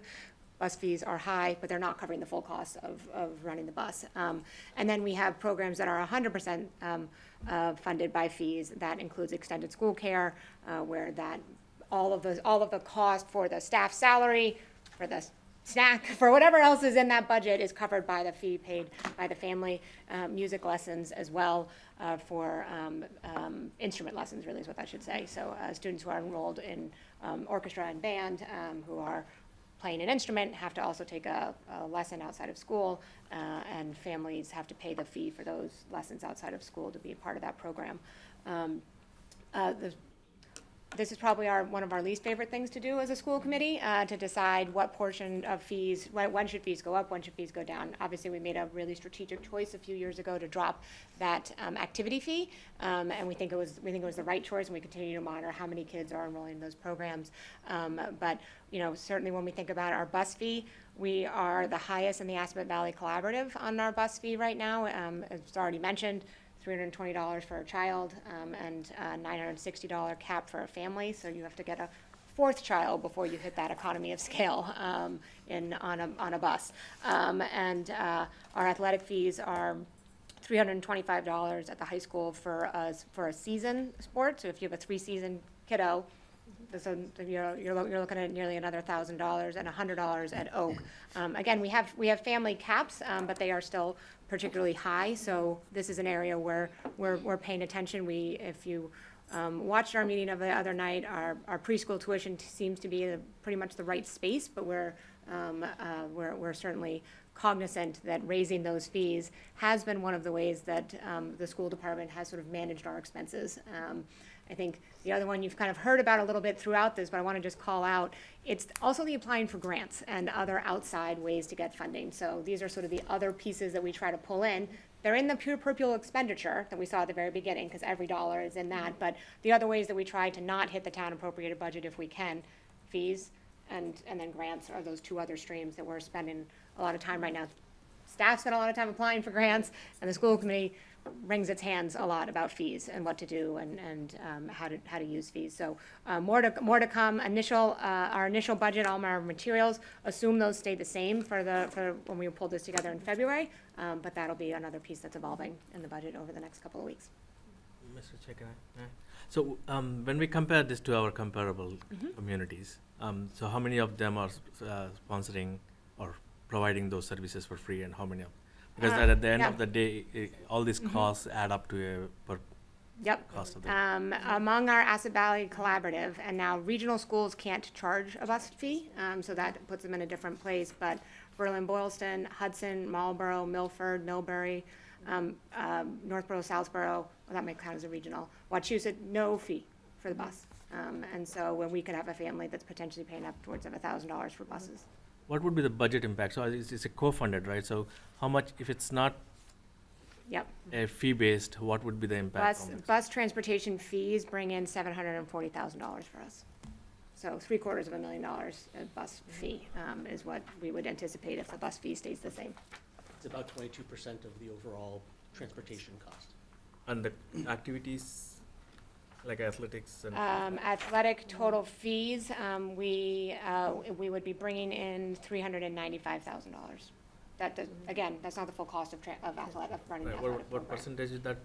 It's right around that same range. They all kind of fall somewhere between 20 and 25% for the ones that are kind of co-funded. Thank you. Yeah, thank you. Lindsay, just following up on that, do you see any opportunity to maybe start looking at fees where you could reduce them?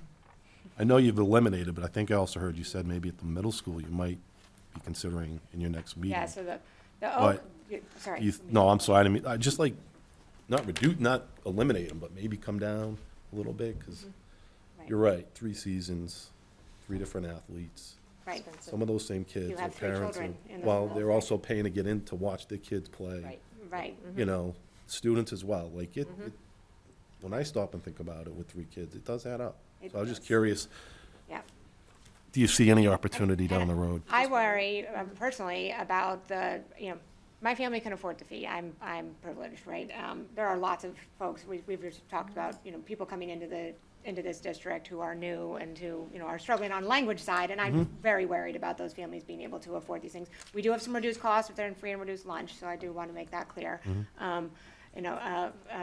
Ms. Fritz and I have already been talking about, similar to our intention around, I think we need a longer term strategy on fees, right? It's not a 1 year, because if we just cut it, well, I can't keep to our commitment on the override agreement without losing headcount. But my hope, and we are hoping to have our own internal finance committee, really with those of us at this table, to kind of come up with a strategy. So on the kindergarten front, we knew that opening Beal would mean we would be having full day K. Kindergarten tuition was one of the ways that we buttressed the cost of kindergarten education. So we had to we developed a strategy where we were cutting the tuition cost for parents, even though we weren't yet offering full day K, because we worried about the cliff that year that we opened it. I think that we need to have a strategy, like my personal feeling, we'll have to decide, and that'll be a process and vote from a full committee, but have a strategy that feels similar to that. Okay. If we want to be a community that has a no bus fee, that's a big hit to take in 1 year. If we want to be a community that says we have no athletic fees, that's a big hit. And then I think we need to have a collective conversation as a community about, well, where are those dollars going to come from, right? And this goes back to, unfortunately, my very opening comments of like, comes back to the community writ large, right? Rather than having the parents who are getting the benefit in that year, but that I think will be a conversation too for us to think about in, frankly, in the override, right? Is that like, as the town does bear the big cost for most of the schools, and we're not shying that at all and are very appreciative, but fees have, right, we've got $500,000 in fees in just transportation and athletic, or excuse me, $1.5 million, when you add those two up. And Right. so they're still part of the budget of what we need to do, but I don't disagree with you that we need a bit of a strategy, because in 1 year, we couldn't bear it. Vikram. Just out of curiosity, what's the percentage of students that are bused and the percentage of students that are playing a sport today? Bus, I think you had said there was 4,000 students just are over- registered for bus? 4,200 students out of 6,000 that are registered. Okay, so I think there's 1,080 students who are participating in at least one sport, grades 7 through 12. And and how many K to students 6, in grades 7 through 12?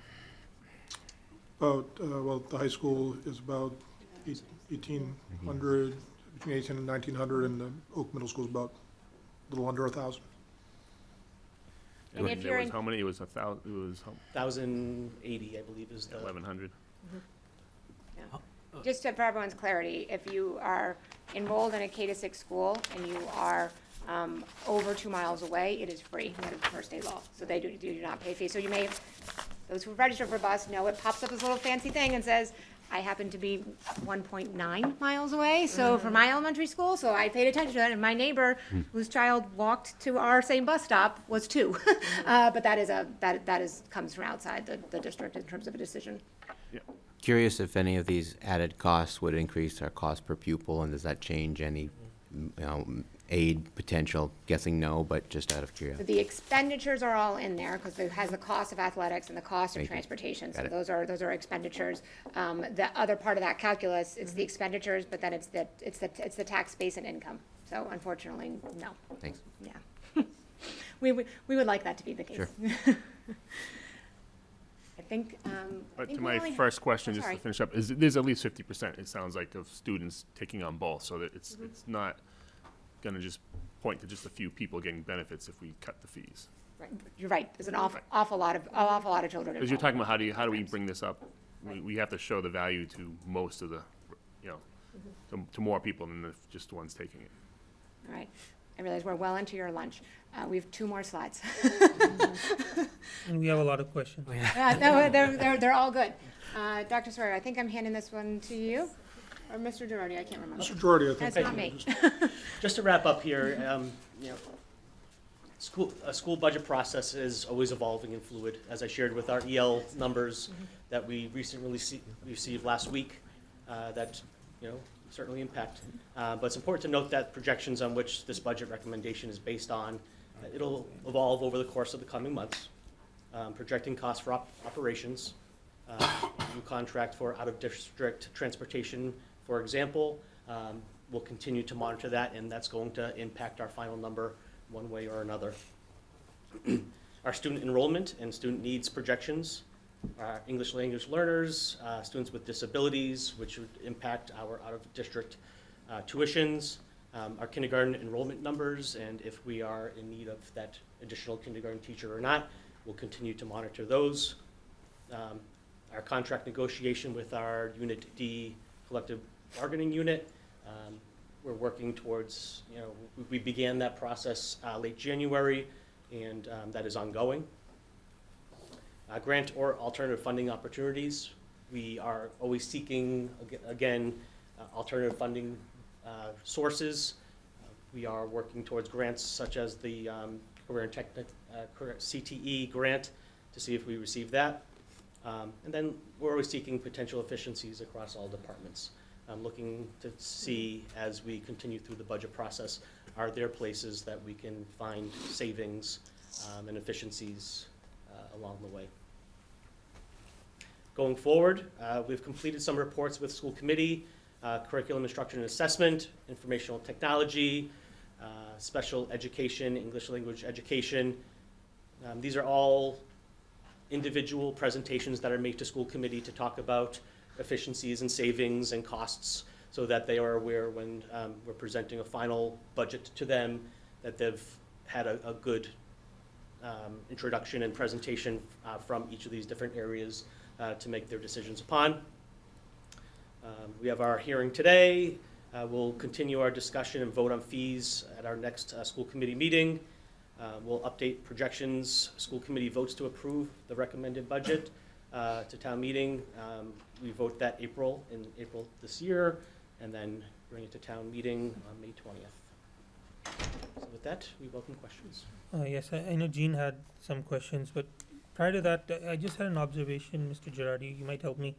I was going through the numbers in the two books, the town's numbers, as far as Chapter 70 funding was concerned, and it had a number of 21 million something, whereas in the yellow book, the school budget was a little bit less than that.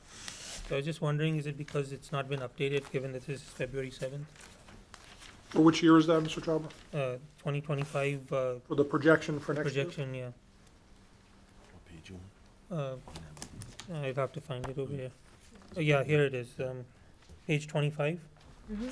So it's got a projected Chapter 78 of 20 million and 971 odd, whereas in the And then you would town add the budget- 179 on top, that would be the new dollars coming, so I don't know if you add those together, it might be the same number. Oh, so I didn't understand what you're saying. So on that display, it shows that for FY '25, the 20,971,468 is actually the base coming forward from this year, and then we expect 179,940 more on top of that. I see. So I that's missed it, we have to total the two together. When we do that next year, we should probably show a total as well. Okay. So sorry if that was confusing. No problem. Thank you. Jean, you had Yeah, a question? well, I have several questions here, and reading through the budget itself, it was kind of hard to come up with a total amount of dollars going forward. Now, today, one mention was 4 million, and there's chapter 7. What is the total going forward? Because you have the privilege of carrying forward where no other town budget is able to. So what is gonna be the total amount of dollars from this year's budget going forward to next year? Our projection right now is 400,000. That would be like a turn back in one of the town departments. But rather than turn back, we use the circuit breaker to be able to keep that in reserve kind of thing. So if you're asking about how much we're expecting to land this current year under budget, Yeah. the current estimate is 400,000. We won't know until the fiscal year is done, of course, exactly what that number is, but that's our current projection, that at least 400,000 we would move forward into next year. You also had a couple blanks on page 24 of the town expenditures and the total grants. The Beal School construction, is that? No, to be advised, you're looking at the bottom section. The town contributes a number of dollars towards the operation of the school itself. And that is to be advised for the FY '25 budget, and also on the grand total of all funds for the grants. Yeah, that's the number that comes out of the end of your report that we're required, and the state publishes a number that's expected for this year, so the state's published that number for FY '24. We don't have a number for FY '25 yet to put in there, because that's based on the calculations that's done as part of the end of year report. So when the fiscal '24 end of year report is submitted, the state usually publishes in August or September the expected number for that current fiscal year, so that would be what's there for FY '24. So sometime next fall, that FY '25 number, as far as what's budgeted or what the state expects that number to be, they will publish. So it's just not available yet. Okay. The other question was, in last year's budget, we were just finishing up on the RISE program with the Heal building. What was the final build-out cost, and what was the final rent negotiated? Do you have a slide on that, or do you have?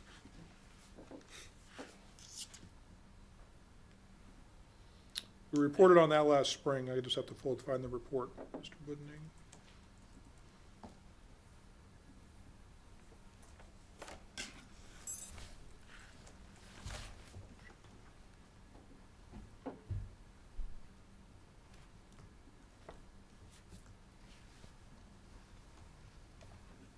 As Dr. Story is looking for that, what we're starting to You do. really don't You can give it to us during the next hearing. I just, Okay. yeah, we're still in process. Yeah. And we didn't have the figures, so it's kind of interesting. I think the project is great, came out great, but I'm just wondering, we had some estimates back then. Sure. What were the final costs and what was the final rent? And also, the other question when I was looking back through, how many square feet is that building? 3,636 rentable square feet. I just found the report. The annual base rent for this year is $105,444. That's $8,787 per month. How much? $8,787 per month.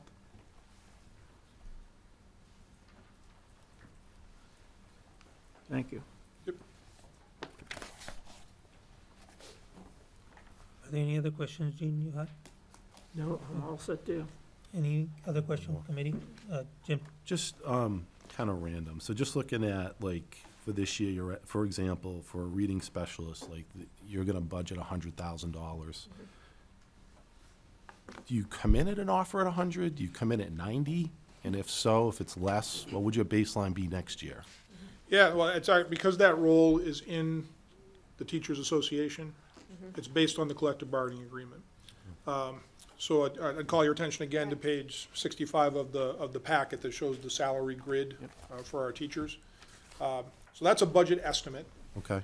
Because for a reading specialist, we're likely going to be looking to hire someone who is pretty experienced and who has a fairly high level of education. Massachusetts teachers, to maintain their license, have to earn a master's degree within 5 years of being licensed initially. And then many get credits beyond that, of course. So we hired 3 reading specialists last year, and they didn't all come in exactly the same slot on the salary schedule, but it was Right. roughly about $100,000. Okay. So for all of our personnel hiring, so we'll be we're in the process of hiring already for next year for positions we know are open due to retirements or someone who's leaving the district for some reason. And there are always differentials compared to what we're budgeting. We do already build into the budget. We have a teacher who's retiring, that teacher is making sort of maximum salary. We don't budget a maximum salary for their replacement. We usually budget somewhere on like a master's, step 7 or 8. Some positions, it's harder to find people right now, special education in particular, some of the science fields at the secondary level. Oftentimes we'll need to hire someone with a little more experience.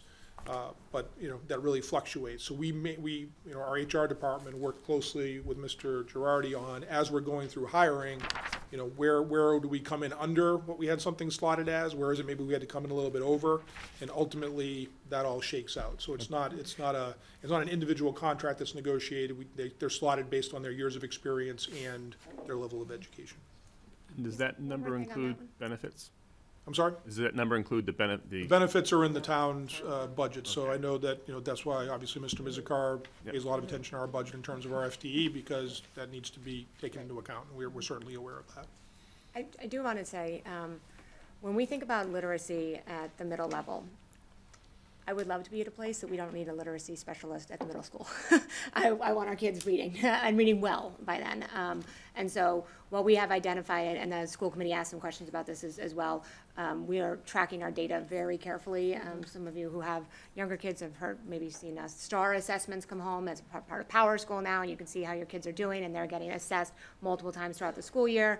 That's sort of driving where we've got some work to do. And a lot of those kids, the kids who are in middle school today, COVID was when they were in elementary school and when they should have been picking up a lot of these skills. So this position, we would imagine longer term, we have had conversations that we're not hiring them saying, you're just in middle school.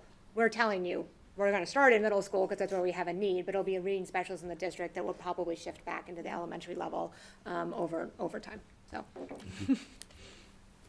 Rajesh? Last question before the lunch, hopefully. On page 24 in the book, so we have this expense, school budget related expense, the percentage, and then also DP, all other municipal department budget, right? So part of the DPW also is responsible for maintaining the school and everything. So what percentage that would be within that municipal department budget also tied to school related expenses? Well, I think I would call your attention to the number that Mr. Budenhagen was referencing, the town expenditures in addition to the appropriated budget. So the appropriated budget's the budget the school department receives. And so the total in FY '23 on our end-of-year report was just under $27 million.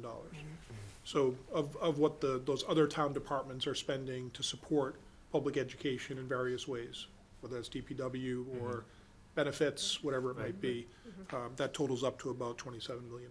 So whatever that percentage is of the overall municipal budget, and Mr. Mizikar is the expert there, I know there's utilities and all sorts of things that play into some of those other, water and sewer and whatnot, but that's a number that we're required to report, and is part of our, that's the per pupil expenditure comes from that, because the Right. state's intention around that per pupil expenditure number is to have an apples-to-apples comparison. Because there's some communities where the custodians work for the school department, and so it's in the school department budget. Here, that's within the public buildings division's budget, right? So it's a different, but they take all the expenditures from all town sources and roll it all into that end-of-year report, so that the state can make those kind of apples-to-apples comparisons of what different communities are spending on public education. So that 17,000 per pupil includes these? Yes, includes that 20-something Includes million that. dollars, yes, correct. Wonderful, thank you. I'm ready for lunch. Are there any other questions from the committee? I'd just like to say thank you for your thoughtful questions and comments. It helps us as we move forward, and we are always mindful of, there is limited funds. We know that. We work well with the select board, town manager, and making sure that we're in this together and doing what's right for the community going forward. So we appreciate everything. Thank you. Thank you. Are there any questions from the public? So, thank you, all of you, for the great work. This was a lot of effort into this, and the results are really remarkable. Thank you.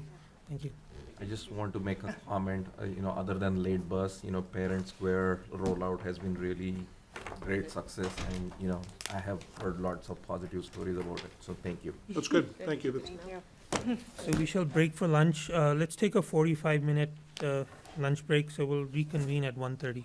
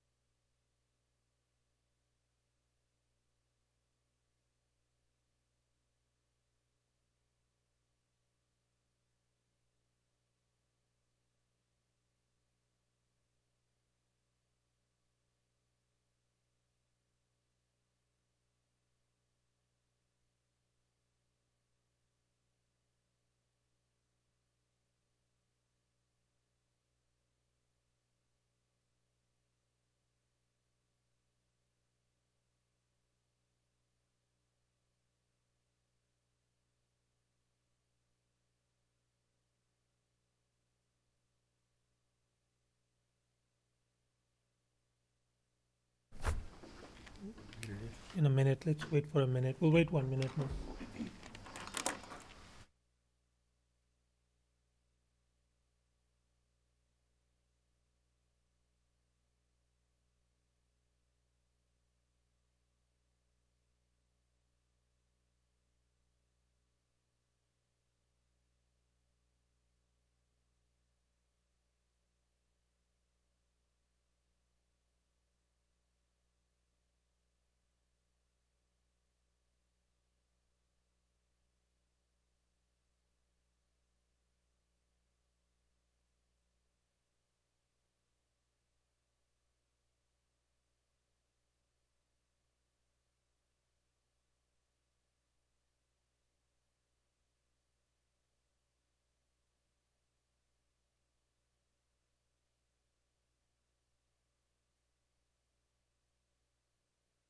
Into the Department of Public Works, and we will start with the Public Works Administration.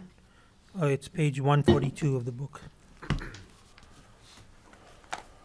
All right. So, as everyone knows, we are in the process of recruiting for a new DPW director, so I'll just kind of provide a quick overview, and we'll then start with the Business Management Division and work through the various other divisions within the Department of Public Works. So,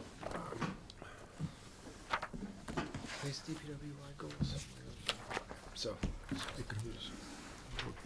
So I'll just touch on a couple of these things that are on the screen right now.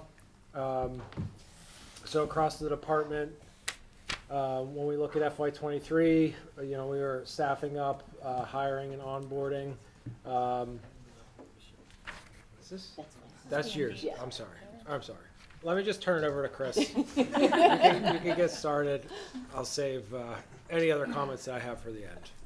So, go ahead, Great, Chris. thank you. Good afternoon, and thanks for having me. I'm Christine Muse. I am the DPW Business Manager. I've been with the town for about 15 months now. I started in December of 2022. The Business Management Team, or BMD as we refer to it as, has 9 full-time employees, including myself. We are the central business support role for the DPW, so we have basically 6 different functions: customer service, accounts payable, payroll, permitting, utility billing, and procurement. And we do that across all of the DPW divisions, and certainly work closely with the other division managers and water and sewer superintendent and their teams as well. Our aim is to proactively support DPW-related needs of residents and businesses, as well as support all the other DPW divisions that we work closely with. Our longer-term vision, I'm working on a kind of a concise statement with the team, but to kind of cite the vernacular, we just want to get everything humming, both people and process-wise. Processes, we want to increase efficiencies, reduce the amount of manual processing and touch points that we have, reduce the paper, get as much automated with our tool set as we can, improve our data, have really well-documented processes, et cetera. And in terms of the people, the team, first of all, have everybody growing and learning. We have a wide swath of work that we do for the DPW, so it provides great opportunities for people to learn kind of across that work, and make sure that everybody feels empowered to drive positive change and make improvements along the way. And then importantly, the community, we want to make sure that the community feels engaged and connected to what the DPW and the BMP team does for them. So with that, the first slide focuses on kind of FY23 and FY24 as well accomplishments. Given the vast variety of work that we do, it's kind of hard to pick out 2 or 3, so as a result, we just kind of went broad on this, and this has definitely been a rebuilding year, similar to our friends with the New England Patriots. We have been coming back and really rounding out the team. We've got more than half of our folks actually that started since October. So we have been spending a lot of time and energy over the past number of months recruiting, hiring, onboarding, kind of getting everybody up to speed so that they can serve the community as best as we can. We just became fully staffed for the first time this month actually. So really feel like we're cooking with gas now. And certainly we've had a team-wide focus on process improvements. We're really trying to better leverage the tools that we have. We switched over to the OpenGov platform back in July, so we've been continuing to really try to tweak and kind of optimize the workflow processes. There's a lot of manual work that we do in the utility billing bill run.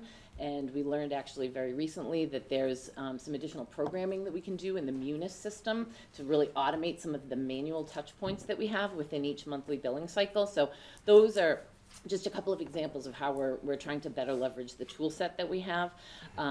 Really trying to get after issues and not kick the can down the road, just really try to dig in and identify root causes of problems and address them along the way.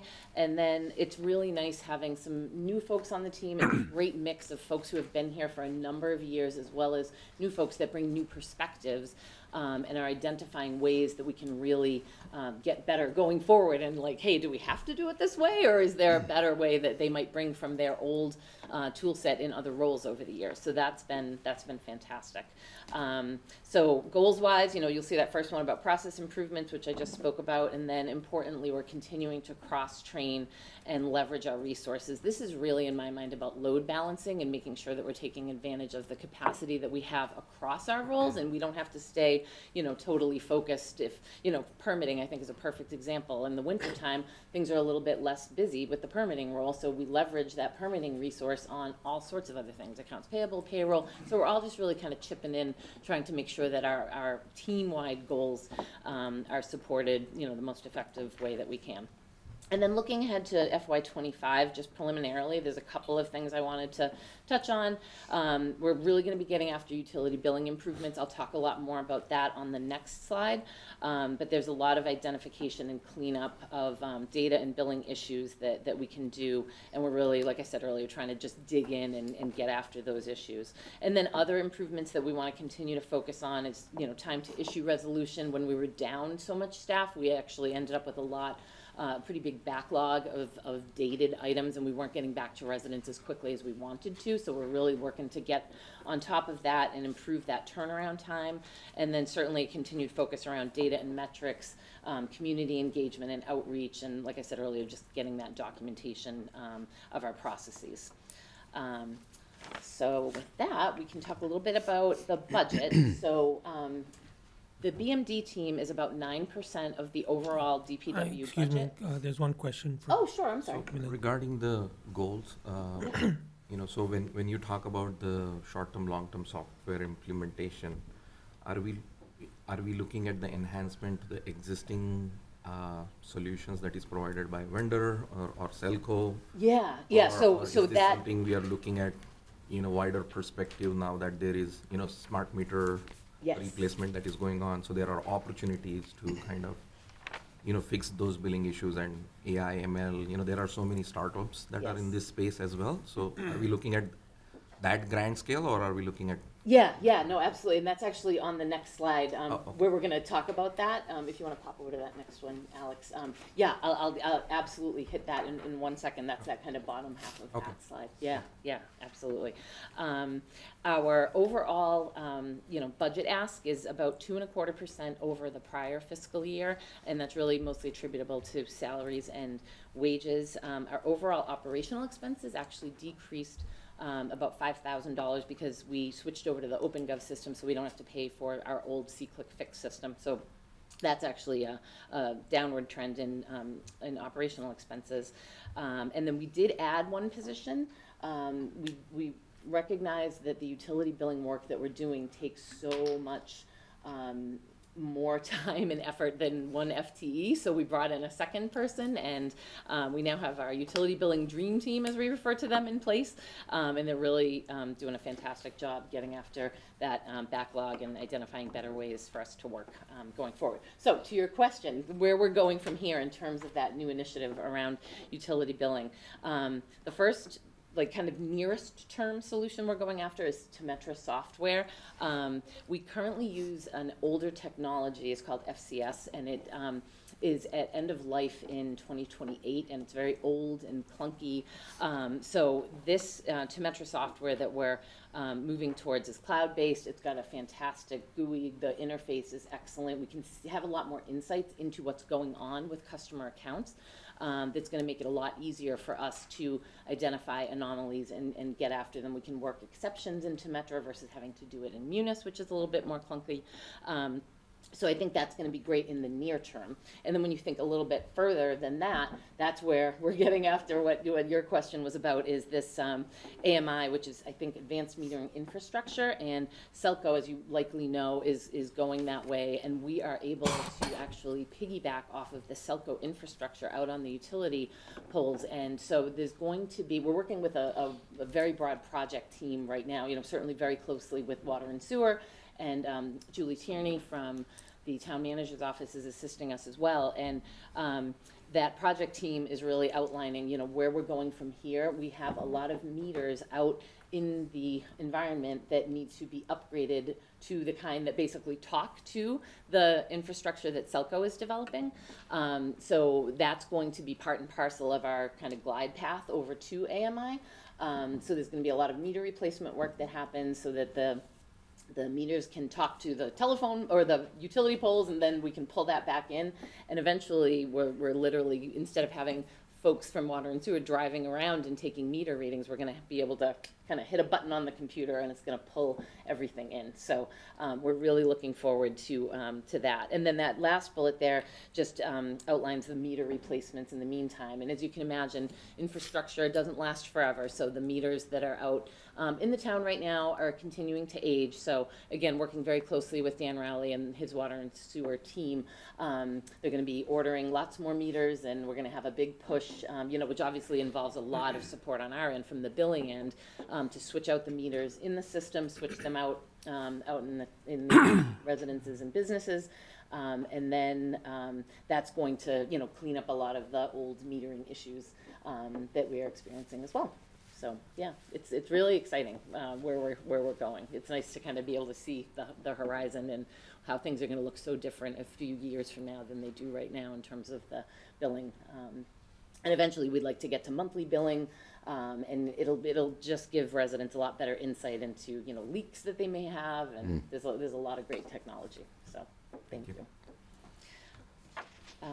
So, the next slide just has a few data points and performance measures. You know, again, there's a wide range of work that we do, but just wanted to throw a few things up here to give you a sense. So bi-weekly, we're processing payroll for 87 DPW employees. Our utility account base is about 12,500. We're doing about 4,000 bills every month, and then servicing those accounts daily, as you can imagine. Our drain layer program, we've got about 45 drain layers licensed and trained to work in town that are currently active. And then this is 2023 data, about 525 permits were processed across street opening and trench permits, driveway permits, water, and sewer. So that's just a few data points to give you a sense of the work that we do. And yeah, this last page is really just the overview of the budget, and you can see that, you know, decrease, as I mentioned, about $5,000 in the operational expense line items, and the 915 to the 936, which is about the 2.25% increase from FY24 to FY25. So with that, I'd be happy to take any questions. Are there any more questions? Milind? I just have a comment, so thank you for explaining that. Sure. So as we roll out this, you know, smart metering and, you know, the software enhancements, I think it will be good to kind of collect the data, like what's our current error, you know, I mean, for all various reasons, and how are we improving as we are. Yes, yeah, you to know, get some metrics around that. Yeah, Absolutely. I think it would be good to collect that data now, that way we can Absolutely. measure that. And also, I had a question follow up on that. We talked a lot today about cybersecurity, and given the fact that we're going to smart metering and all that, there would be potential vulnerabilities in people's houses now because of all this technology.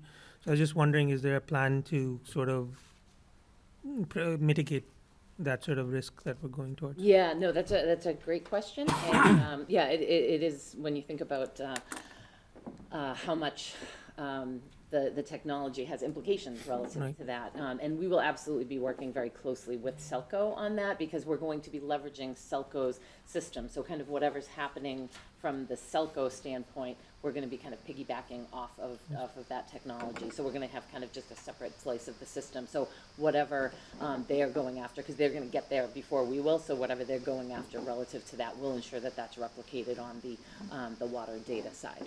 Absolutely. So, just what information would be available on the water data? I mean, it's, you know, there's not gonna be any personal information going back and forth except for maybe an account number. It's, right, in usage, consumption. Usage, but you can't change the usage, you can't shut off a water meter from Right, that. so, right, yeah, it would really just be around meter reading. And we'll still have a meter in the house that will have a reading, so if someone changed my bill, so it looked like I used 100,000 gallons, you could look at the regular meter and say, no.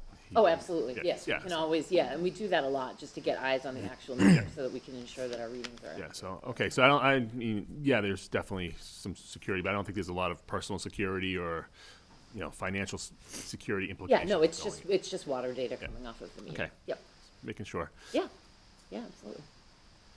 Are there any other questions for Public Works Administration?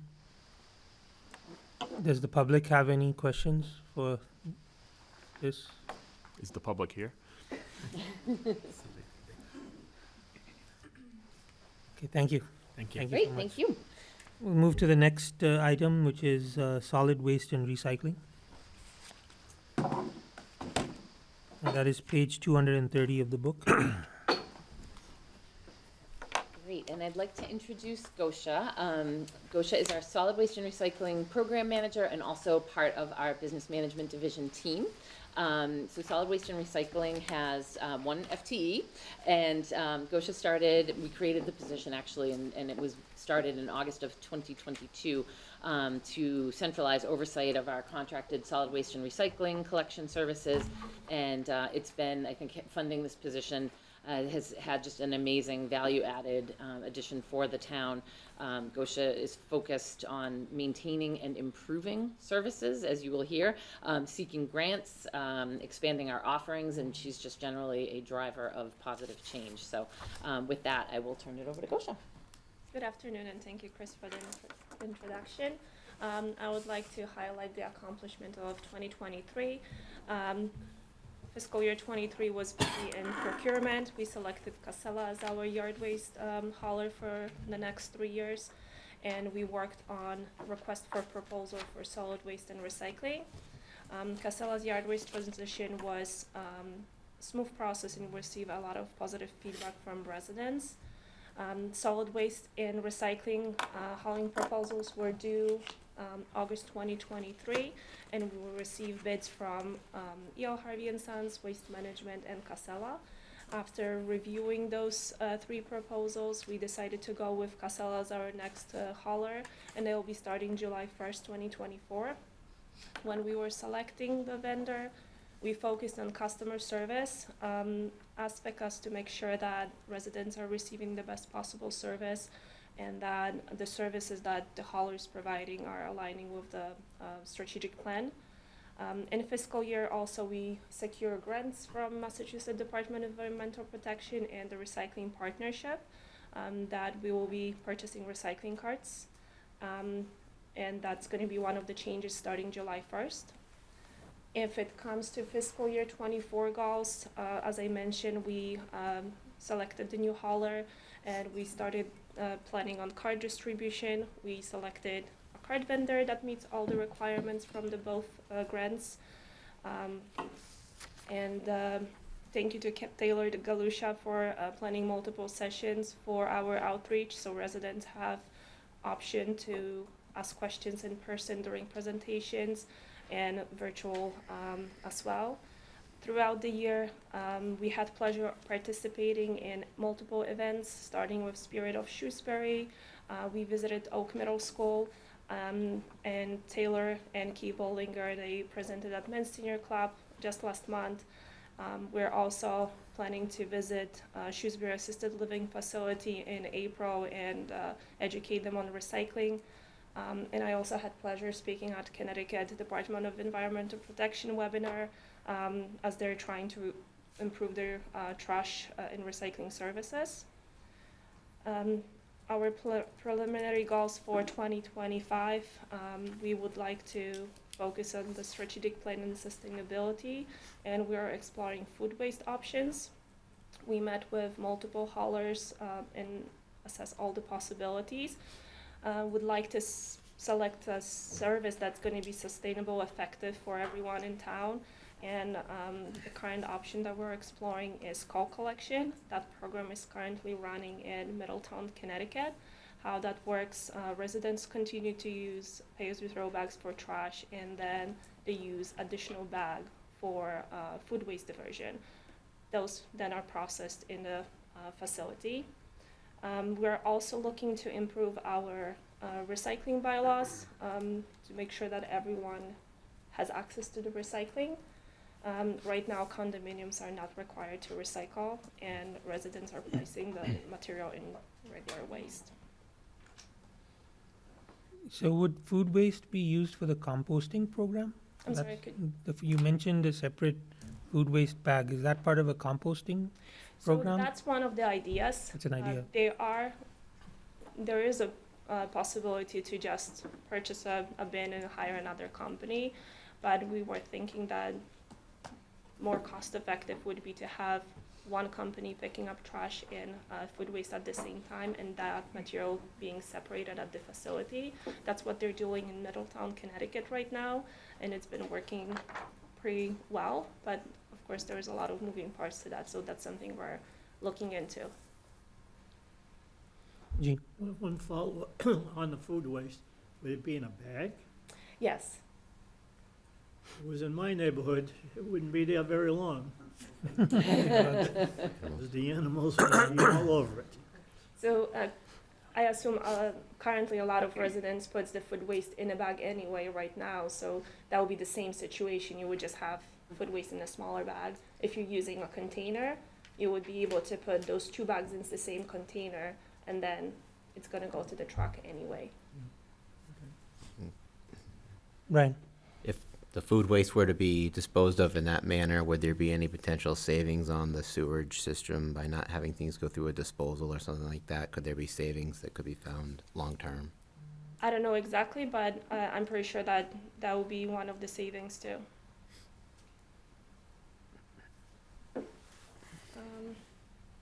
We can move to the next slide. Do you want me to hit the budget? Yes. Great.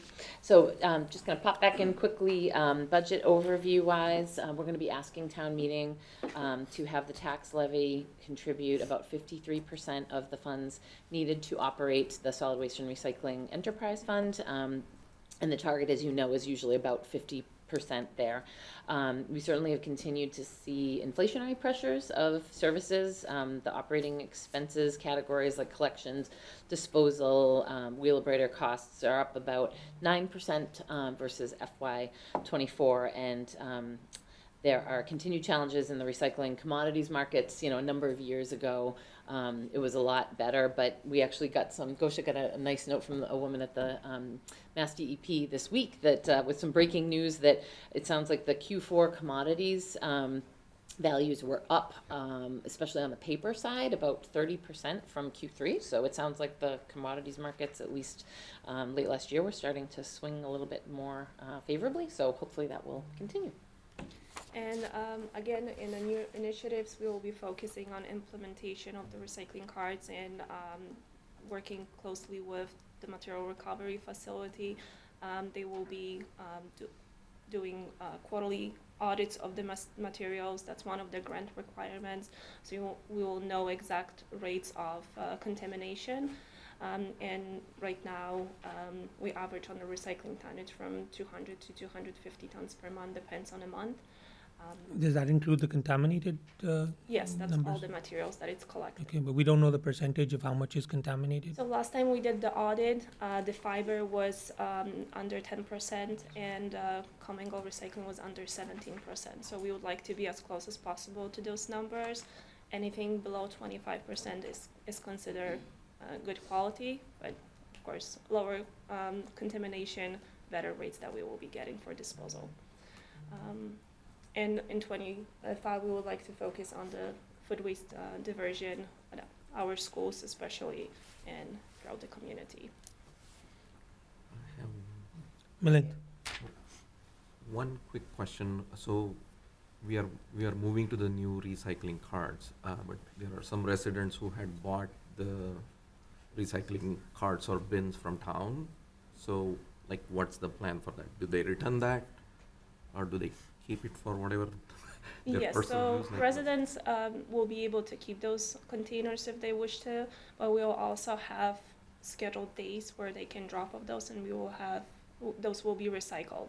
But if they can be repurposed for anything else, residents are more than welcome to do that. Okay, thank you. We can go to the next slide. In this slide, we just wanted to highlight some accomplishments in numbers. We have over 10,000 households, and we received 427,000 in grants for our recycling cards. We collected 2,500 tons of recycling and a little over 1,000 tons of yard waste. Recycled 283 mattresses and collected 27,000 tons of textile. And we were also awarded by Central Mass Municipal Council for outstanding waste reduction program through our RDP points in town of Shrewsbury, which for the first time, 15 points. Each point is about $1,800, so that's the money we can spend later for the programs. Go to next slide. And here's the overview of the grants. The two major grants will be covering the cost of the recycling cards. The grants from Mass DEP, the RDP, and we yearly spend money on household hazard waste materials, and also it's going to be covering our mattresses. We can also use that towards the cards if we have to.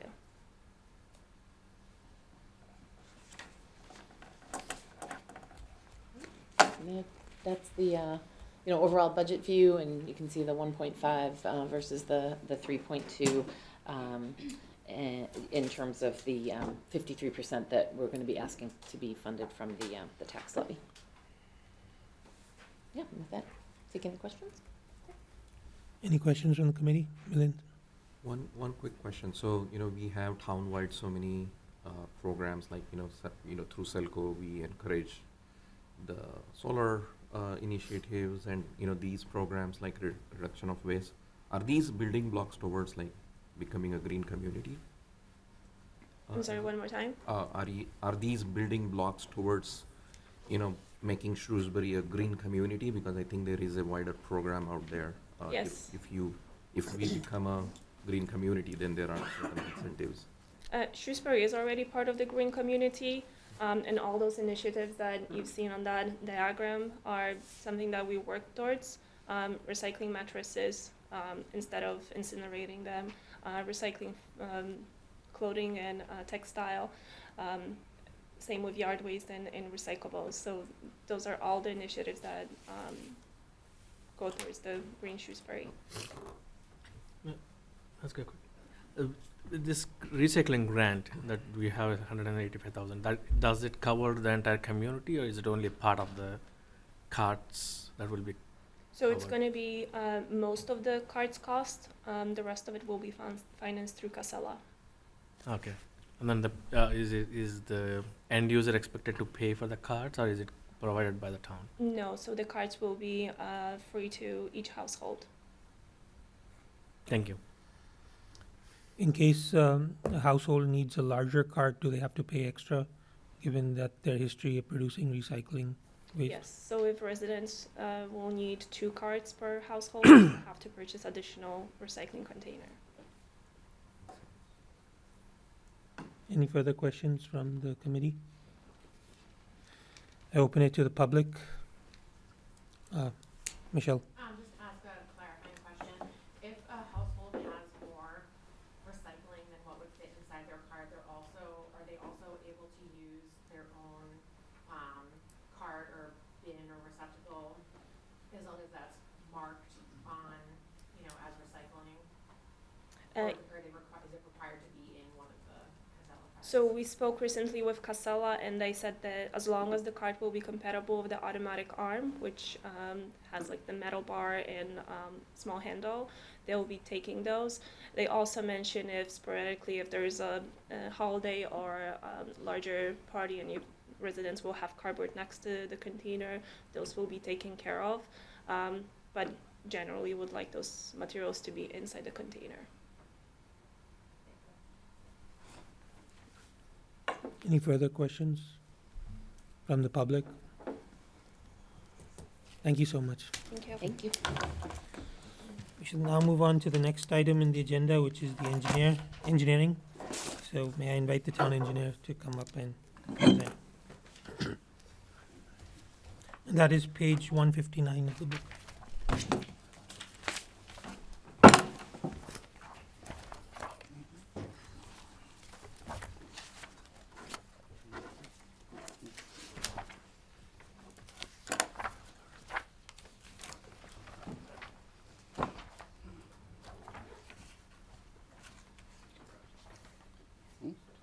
Okay, well, good afternoon. I'm Andy Truman. I am your town engineer as well as the Engineering and Conservation Division Manager.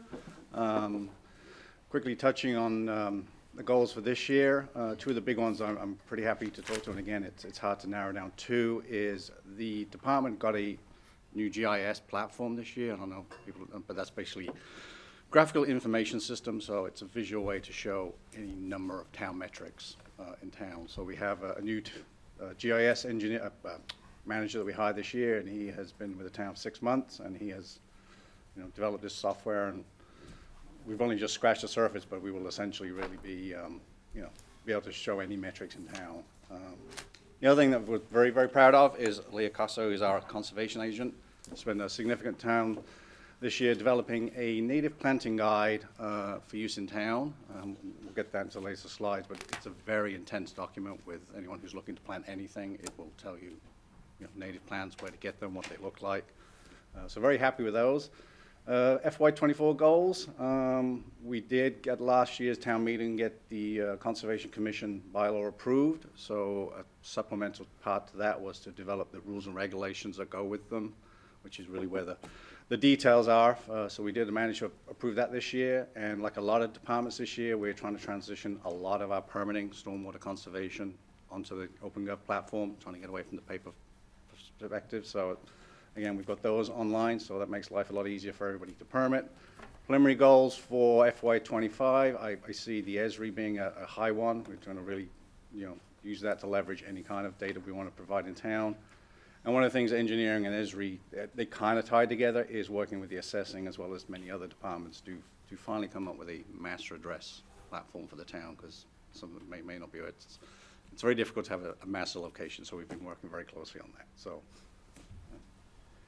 this is quickly, so on the left really is just a snapshot. If you go to the town website, you will see a number of these, we call them GIS tiles. Obviously, it was hard to get all of them on there. But for instance, in the bottom left-hand corner, you've got the Mountford Cemetery. So right now we went in, we shot in all the headstones. So at some point, someone who's trying to find a relative that's buried there would be able to click on the headstone. It would pull up eventually when we get there, grave cards.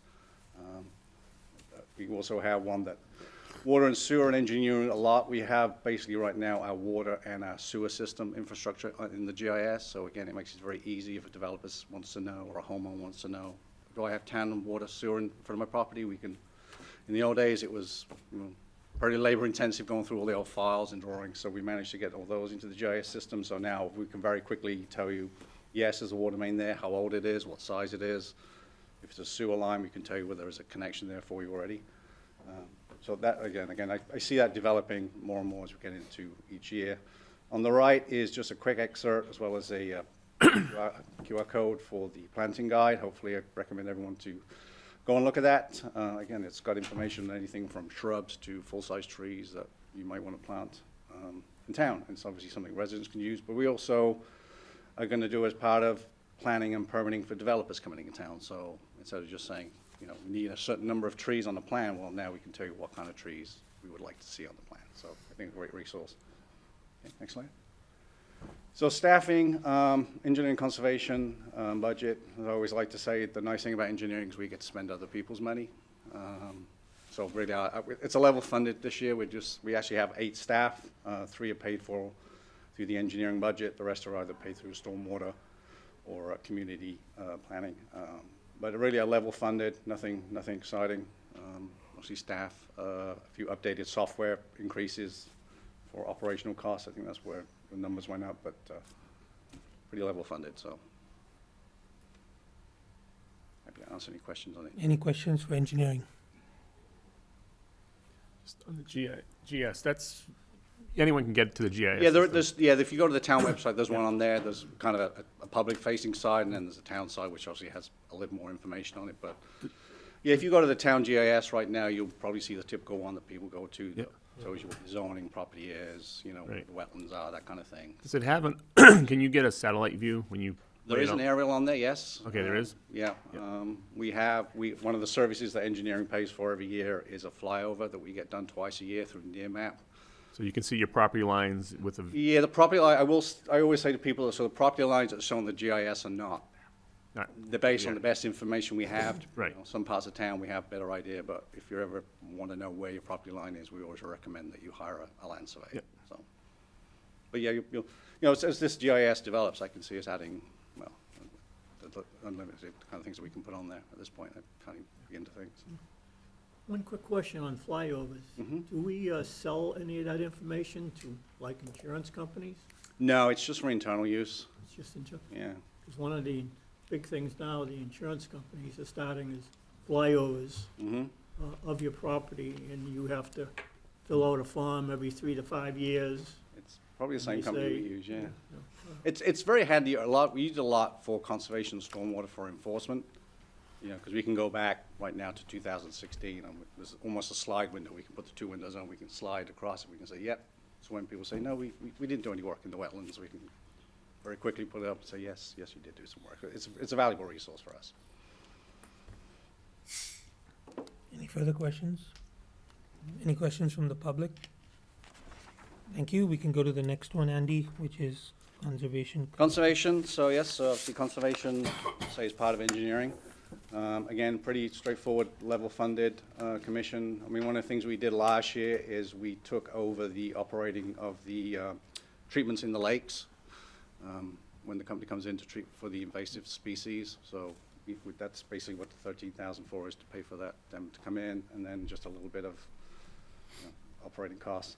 One of the things we did find this year is when people do file with the Conservation Commission, there's a percentage of the filing fee that we get from the state, which historically is not a lot. With the new bylaw, it's a little bit more. But we did realize, and I think it's in your packages, that we realized that we've built up some money in there now, so we're going to start working with Conservation to figure out what we can use that money for, whether it's educational outreach or signage for users. But So are they invasive species? Are they plants or animals? mostly plants. Yeah, the lake has mostly plants. Millweed, I think, is one. There's a few that they treat for in different portions, so they come in and put pesticides in every year to try and keep it. The other one we get is the algae blooms, which. So. I was just going to ask. I know, kind of watching the Lake Commission. Sometimes it seems like we're treating way too late because there's a lot of red tape that has to be gone through to get the treatment. So has that been improving any and treating at the right time of the year now, or? Well, right now our order of conditions is still just about to be. I think our permit's about to be extended for the treatment. But yeah, it's a hard one because you don't want to get it too early. But you leave it, like I say, you leave it too late, it doesn't the treatment. So yeah, we are focusing on trying to get them out a little bit more ahead of time. One, just follow up. There's been no mention of the dams. Does that still come under conservation or engineering, or? So yeah, the town owns 3 dams in town, which we do annual maintenance or inspections on under the statute, depending on the level of risk. So. Well, I'm more talking about the maintenance, because I haven't seen anything done on Old Mill or Sewell. Well, Old Mill typically, there's not a lot of maintenance. It's usually, turning the spigot I wheel. mean cleaning out. Yeah, so Newton Dam, anyone's been to Newton Sewell, you'll see that we cleaned out all the brush recently. When? We did it this year. We did it actually last year. All filled up again. Probably, yeah. It's an ongoing battle, but we did Big time. pull out a lot of those trees that are growing in there because it was identified as part of the study to fix that. But yeah, there are actually more dams in town. We did a very interesting walk just recently with one of the watershed groups and realized there are actually more Well, towns. you've got one up off of Prospect. Yeah, that we don't. Federally funded. Yep, that You one. don't even touch. There's several that we didn't even know we had. So we're again one of those things we can put into GIS now, so we can actually track it. So. It's good to keep track. But legally, there are 3 we own in town. Any further questions on conservation from the committee? Open it to the public. Okay, we can go to stormwater. Andy? Okay. So stormwater, as I think most of you will know, we are under the EPA's MS4 permit. And I think, it's an ongoing issue, but one of the biggest things that we use for the utility fund is just general capital upgrades to stormwater systems. Whenever we do a paving project in town, we coordinate with Rebecca on the highway, and we would typically swap out catch basins and that kind of things. We also do general maintenance. The town owns about 120 detention basins that we have acquired over the years as streets have been built, and we've accepted those streets. We spent probably the first few years tracking down all these detention basins, and now we're at the point where we're going in to remediate them or repair them. Some of them, it's simply a case of cutting down a few trees. Some of them, you could be standing in the detention basin and you wouldn't even know it was there. We've basically got to almost build it from scratch. So those are the two big things that we do. It's just under $1 million a year that we use. For 2024, again, trying to transfer those permits to the online opened up platform. So we did get our stormwater permits for site developments this year. The other thing we're also doing is allowing homeowners to begin to tie into the town drainage system, because a lot of calls we get are people have ponding in their house or flooded basements, and they want to be able to tie into the street. So we've actually come up with a formal process to permit those connections. One of the softwares that we currently use when we are cleaning out the catch basins is Utility Cloud. We found again with the new Esri program that's not really required. We can basically mirror that process in Esri. So we're currently developing the forms for that and transferring that information over. That hopefully should be done by the end of the year. Then for 2025, one of the big ones we're doing, while we have a pretty good idea where our water and sewer infrastructure is, stormwater, historically, we've not had such good records. So we are hired Western Sampson, who is the town's water and sewer as well as stormwater consultant, to give us a proposal to basically go out and start mapping the drainage for us, because unfortunately we just don't have the resources in-house to do it. So that's a 2-year process, and we'll get into the budget last year, but it has a fairly big ticket item. The other issue is, and again, I'll go into the slides, but we are getting into the lake phosphorus control plan. So we have the lakes in town that will have phosphorus in them. Those are our TMDLs. So if we want to go to the next slide. So budget-wise, so we say we're in year 5 of the 15-year permit.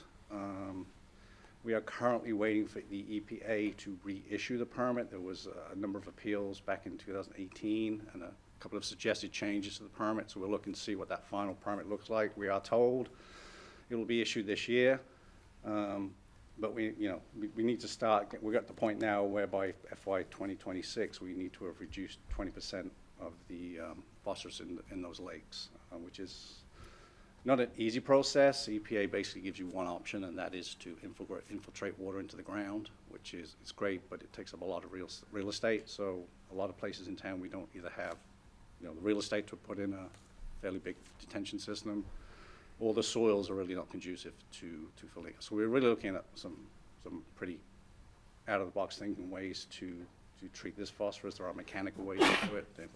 There's a company that makes filters that we can put into catch basins. Do you have a question, Gino? No, I was just waiting till you finish. Okay. Yeah. So we're really trying to get ahead of that curve for 20. I mean, as you can see from the numbers, these are the estimates from Western and Sampson over the next 15 years for the permit.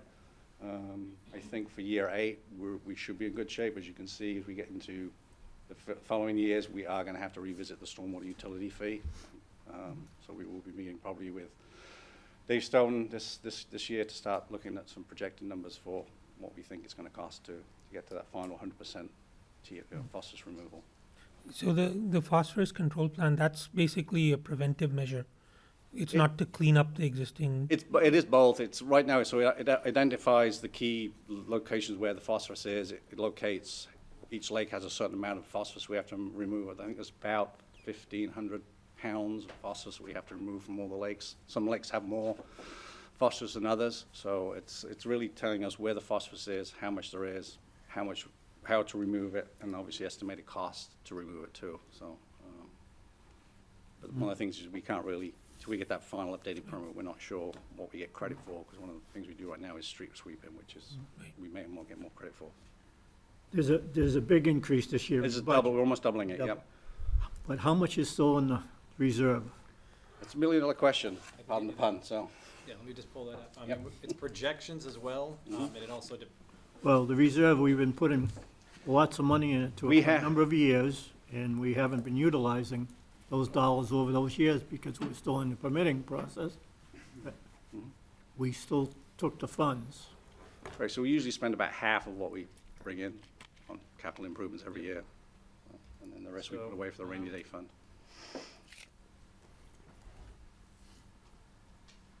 Sorry, 1 second. The unreserved fund balance at this point in time, without the retained use earnings that is presented in the FY25 budget, is $3,112,000. FY25 is requesting a use of $2.6 million of those retained earnings. Okay. So you're drawing down from Significantly, yes. Yep. Thank you.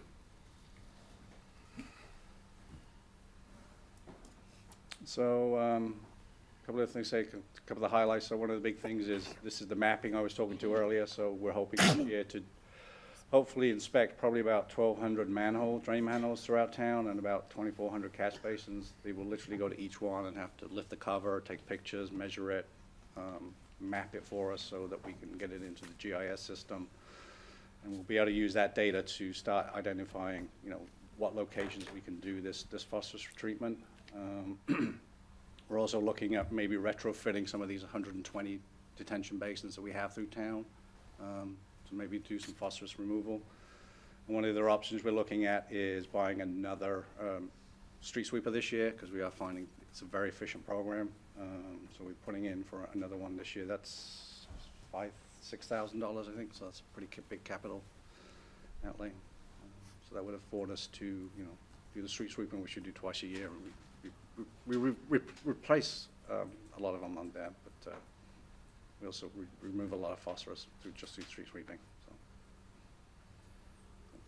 So does that come in their capital expenditures budget or in the stormwater budget? It's in the stormwater, yeah.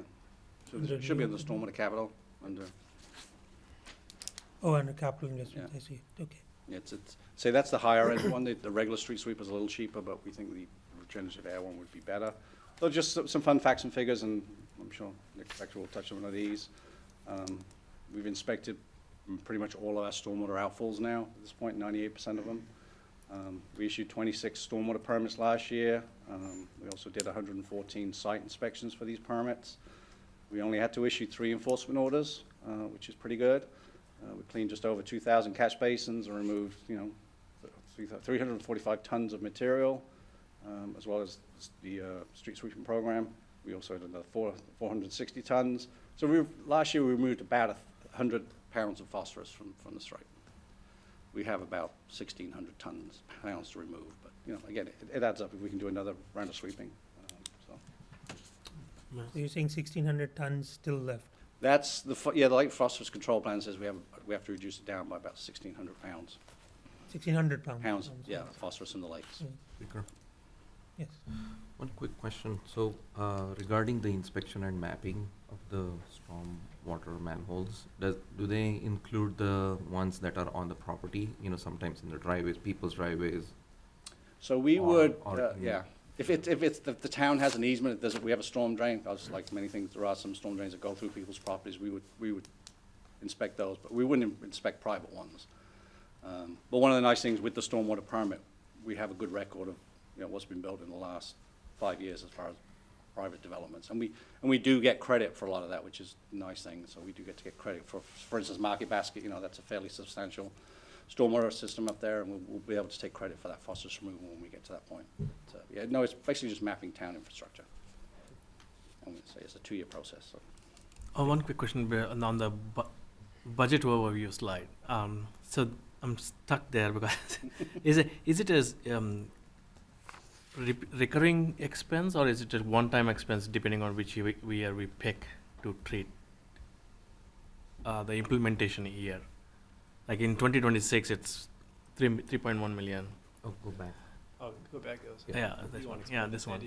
So this is this is their predicted costs. So it's whichever year we pick, that's one time and done. Yeah, so that's what we expect it to cost for year 8. It'll be 3.1 million to do, you know, 2028, which is, I think it's year 10, 3.6. So the first, you know, 5 or 6 years are somewhat manageable. It's when we get into the other ones. But yeah, those are estimated costs each year for the phosphorus removal. So it's recurring. It's a recurring event. Yeah. Then, so with the existing funds within the storm water budget, and then utilizing them up in 2026, so we do have a deficit there, right? A humongous number of amount. Yeah, and the initial rate design for the stormwater program that was implemented was for a 5-year cycle. So it's very likely that over the course of the next 6 months or so, the work will be conducted on conducting an updated rate schedule for the next 5 years. Thank you. So we can look forward to a higher water rate. Look forward. Yep. Forward to utility, yes. We will have to adjust it at some point in the next few years.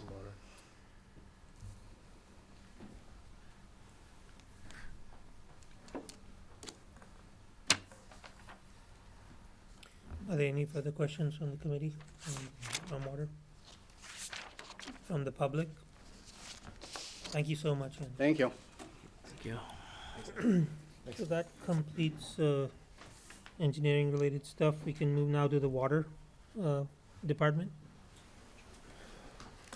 Dan Rowley. That is page 224 of the book.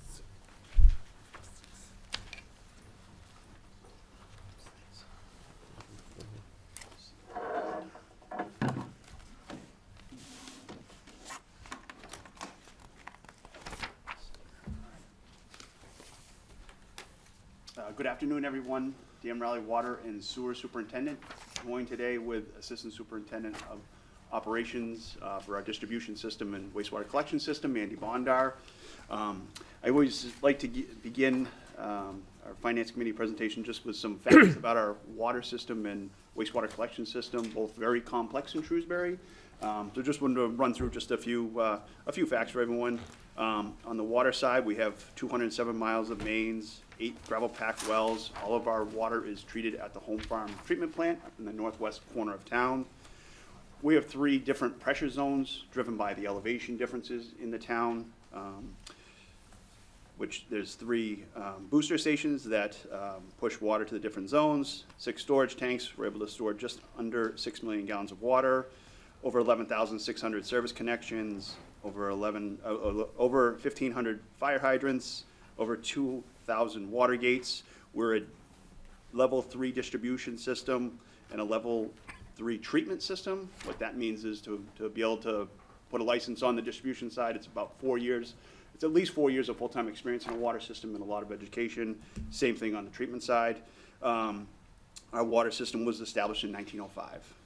On the wastewater system, we have just under 170 miles of mains, 39 sewer pump stations, over 4,300 manholes. Most of our sewer is treated at the Westboro Regional Wastewater Treatment Plant. We have a little flow going to the town of Grafton, and we have some flow going to the upper Blackstone, primarily the Route 20 corridor. And the sewer system was established in 1963.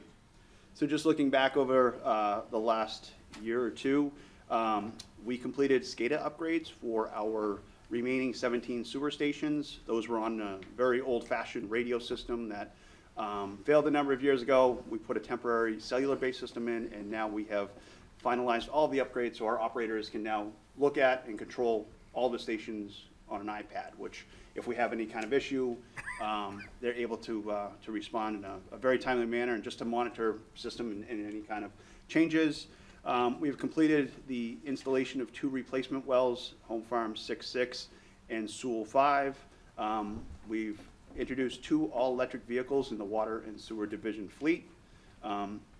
We've secured state revolving funding, which is low-interest borrowing for the Maple and Rolfe sewer station upgrades and force main replacement, as well as the Home Farm PFAS treatment plant.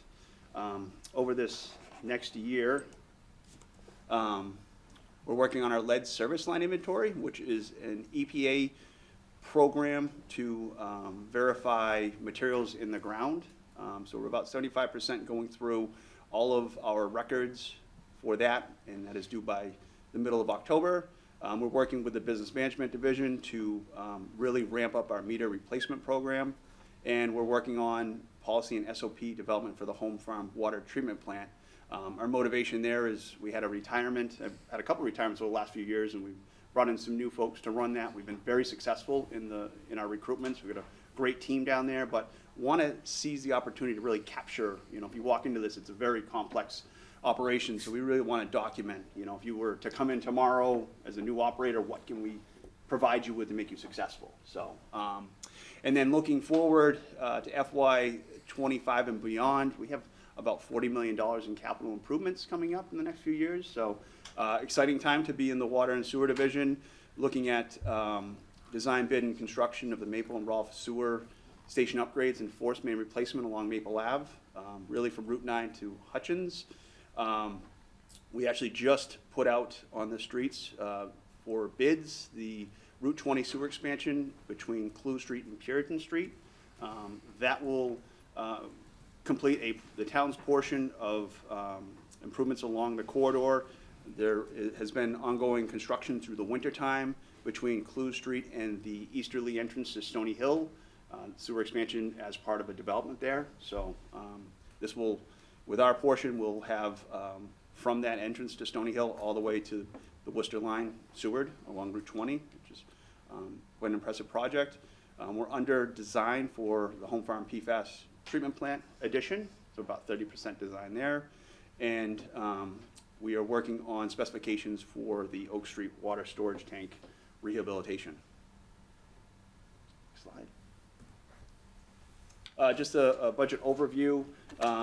Minor increases for FY '25 on the water and sewer, primarily things like electricity, some chemicals, overtime. One of the things that we realized through this budget process is we've had a challenging time recruiting staff that has the appropriate level of experience to really let them out in our system and do things like unidirectional flushing, given the complexities of our water system. So we're shifting, and we'll see it in a future slide, some of the salaries to the 4, 5, 6 accounts for professional services for unidirectional flushing to keep that program going. Picture from last year's customer confidence report, that is water sewer team, business management team in front of our new 6-6 well. Slide. Just a couple highlights. Last year, we completed year 12 of our inflow and infiltration investigation program. So what that means is it's a 12-year program, so we've now gone through the town once. So we have video footage of all of our sewer mains, and every 3 years we do a construction project. So this year we'll be doing years 10, 11, and 12, so construction improvements, and that's to eliminate inflow and infiltration into our sewer system. So starting in the next few weeks, we'll start right back where we were 12 years ago at step 1, and that'll be an ongoing program. And just some data in terms of water production, about 1.38 billion gallons of water that we produced at Home Farm last year, up from the year before, 1.27, and then FY '21 was 1.3. And just give you an example of the Westboro wastewater treatment flows. Those are reported in calendar year, so I apologize between the fiscal year and calendar year, but a little bit of fluctuation through the years, but about 1.3 billion gallons of flow going down there, about 58.8% of the flow going to that facility. One grant we received last year, second time we've been awarded this grant, $7,500 for an electric vehicle. This was used to buy a Ford Lightning for our water treatment plant folks. So they use that when they're out collecting samples or going to training. And with the help of Selco, we were able to put a EV charger down there at no cost. So that's really been a good vehicle, and really one of the things we're working on is just kind of changing the mindset of what we actually need for the vehicles, you know, for the job we do. I know Joel Kim will talk about that in his presentation about fleet management, but you know, last year we bought a SUV instead of a pickup truck for our field inspector, simply because we don't need, you know, that level of vehicle and that consumption of fuel. So really, Andy and his team just kind of looking at exactly what we need to make sure we're as efficient as possible. So again, not a lot of changes. You're seeing, as I mentioned earlier, this is the water budget. We're reducing the number of positions simply because we haven't been able to hire them, moving funding down to the 4, 5, 6 accounts for unidirectional flushing and some other minor increases. We've included some money in professional services for consulting services for the business management division, for the meter program, and other small increases. Services not classified, you know, there's an increase there because we have to take our soils from water main breaks to a site to have them properly disposed of. We used to stockpile them at a location in town, and it wasn't something we could continue. So, Dan, just going back to salaries, I think you said that we weren't able to hire somebody because we had some attrition and we can't get somebody qualified enough to do it, or we don't need that? So over the past few years, I've come forward, and the town's been great to support me on some initiatives and to bring our staffing levels up. You know, like we wanted to bring in unidirectional flushing to our staff, and so these are really extra positions that we weren't able to hire. So just simply because the folks that we need aren't really there that we can bring in and really send them out with a lot of training. So we've been fortunate. We've had very little change in staff over the last few years. So we've been very, very fortunate. It's just trying to find somebody that has a lot of experience. They're typically in another water system somewhere, comfortable and know the system. So to try to recruit them, it doesn't always happen. Sometimes we get lucky. Mr. Bondar came from the town of Holden with many years of experience there. So once in a while we do get lucky, but it's not that often, so. So what would it take to train someone to do that? It takes years of experience.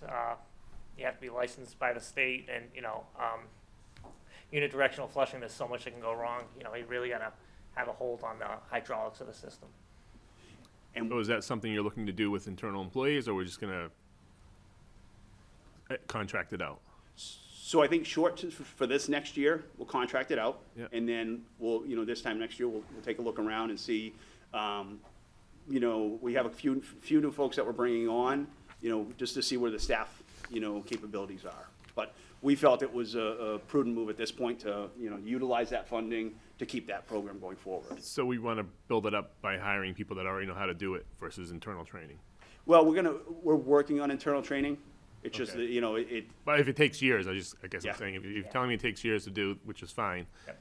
we'd probably be better off trying to just hire people that can already do it. Yeah. And then maybe train one person on the staff, a junior person over years. Yep, absolutely. Yeah, especially with our system with the 3 different pressure zones, and we have split valves, and if somebody opens one up and doesn't know what they're doing, it can be Expensive. catastrophic, yeah, so, yep. Quick question, how many gallons a year are we still losing that So- we can't account for? So last year, we're still in the high 20s, so, I last, mean, high 20s. 29%, 28%. That's a Yep. big, Not 20 gallons. and you Percent. talked about going outside to hire, to have jobs done. Would it be something that you'd maybe get the meter programs to speed it up a little bit? Because in order to change all the meters all over again, that's gonna take some serious time. Yeah, so that is a program that we're looking at, bringing in some outside resources as well. So, we're just right now we're working through some changes in the software and just bringing the materials in, but that's certainly something that we'll bring in some outside resources. And they have to because- be very flexible because, the average homeowner is not home all day long, so they'll get home to 5 o'clock, so you gotta have people that willing to go after 5 PM and change a meter, or 6 o'clock in the morning before they go off to work, so. Yeah. So, that's something we're working on, closely, so hopefully we can get that underway in the next handful of months. So, because that's really, as we look at account for water, that certainly is one area that I think is, the metering is something we need to tighten up. Mr. Chairman. With the Uniflow testing, so what's the cost benefit analysis? So if we have the employee in-house over a period of time and then towards contracting it out for a substantial amount of time. So did you get a chance to look into that, whether it's? So it would be a lot less expensive for us to do it with our own staff. So I'm willing to bet, it's probably It's generally a 2-man job, no matter, 2 people, so, at bare minimum, 2. yeah. So realistically, it's probably twice the cost, 2 to 3 times more expensive to, just rough numbers, to have a contractor do it Of course, versus right, having yeah. the staff and benefits and all of that. Right. So over the long run, it will be more beneficial to have in-house Yeah. rather than outsourced. Yeah, and then that puts, that gives us staff, is we're a 24/7, 365-day a year operation, and, we have, emergencies and things like that, and coverage and different things. So, the more folks that we have, available to us, that's another benefit. Does the in-house training program, do you have like where the existing peer staff can teach the newcomers? And maybe we can, there's one option, maybe get training from the current service provider to our staff, and then get them up and running. And that's the thought is, the next time we have them come in, have a few of our staff just go with them every day just to learn, because Right. the contractor that we had the last time does it in a number of different communities. So, they have a lot of experience and very talented staff. Wonderful. Thank you. Welcome.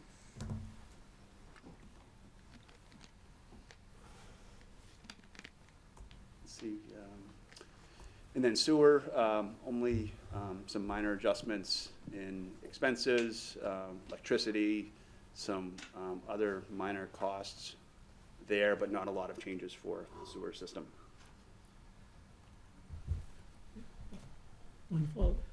Westboro was talking about additional update on the sewage plant. How far off is that?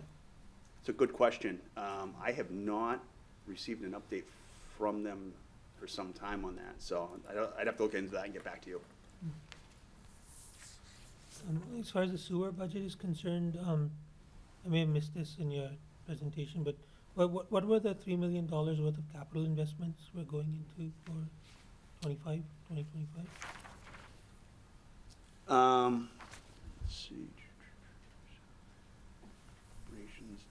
So in the sewer capital there, we include ongoing sewer station and sewer main improvements of $1 million. There's some sewer station investigation efforts, which we'll go in and actually have our consultants go in and look at a station and come up with a plan on what we need to improve. Next year, we're doing town-wide flow metering. That's a $425,000 expense, and that's gonna give us an understanding of where we're seeing flows in the system. And then we'll be on year 2 of the I investigations, which is $325,000. We have a service truck in there as well. Mr. Chair, can I, one more question? So with respect to aging of the system, right, like whether it's water or sewer, how far are we, needs to replace it? One thing, and then the other thing is with the new regulations from the federal government and the funding available through the federal government to update the lead pipes and all those things. So are we leveraging any of those resources, existing grants? So, good question on the grant. We have not leveraged the grant yet. That's something that if we have lead service lines that we have to replace, we would leverage that, because that would be a significant expense. Right. The inventory we've done in-house, and it worked out well where we were in between construction projects, so our field inspector, who's been with the town for over 30 years, so was very familiar with the way the town's been, built out through the years, has conducted that work. So we didn't seek grant funding for that portion. I know some other systems did. We were lucky we had, someone that was, knew our records and where to find things. So in terms of, capital improvements on both water and wastewater side, it's both ongoing. So the sewer stations have a expected lifespan of 20 years. So it's just ongoing cyclical upgrades and replacements. And unfortunately, I think time passes faster than we're able to financially get to things realistically. So same thing on the water side. We are actively replacing water mains, every year. This year we're about $3 million, and next year we have a few $1 million worth of water mains. So it's just ongoing, improvements. Thank you. You're welcome. Any further questions related to water and sewer from the committee? I open it to the public. Thank you so much. Thank you, everybody. Thank you. We shall now move to parks maintenance.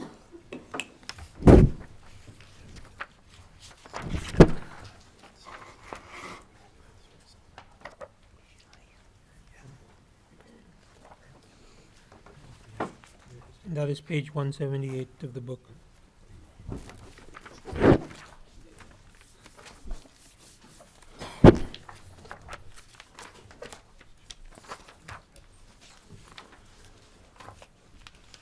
Hi, good afternoon. I'm Kevin Esposito, and I'm the Parks and Cemetery Maintenance Division Manager.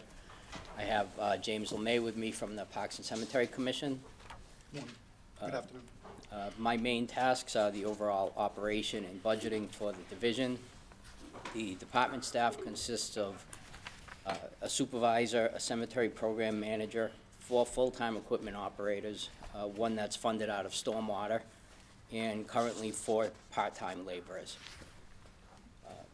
Our mission is to provide safe and aesthetic parks, playfields, open spaces, passive recreation, and operate and maintain the town's cemeteries.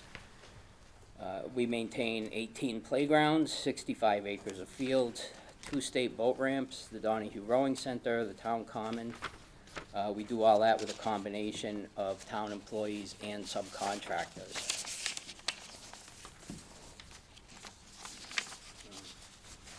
Fiscal '24 accomplishments, a couple are, we completed an assessment of all of the town playgrounds. We'll be presenting that to the public on April 9th at the commission meeting at 7 o'clock. That will be held at the senior center. We are currently doing improvements to the Maple Ave Fields infrastructure, not the fields themselves, but the roadway and improved drainage and new water line. Our goals, status of our goals is, of course, regular maintenance is ongoing. We have Dean Park basketball court replacement and a parking lot at Camp Wonigan that are out for bid right now. So we hope to be moving forward with those in the very near future. Preliminary department goals for '25 are, of course, to maintain the parks and playgrounds and school fields and continue projects being paid for with ARPA and CPA funds. We are tied to the strategic plan in the thriving category by providing active and passive recreation, improving recreation offerings, and access throughout the town. Yes, Diana. Are any of these, where the ARPA funds were targeted for the parks, are any of these at risk that we're not gonna be able to complete on time to spend the funds? I don't believe so. I believe we'll be using all of them.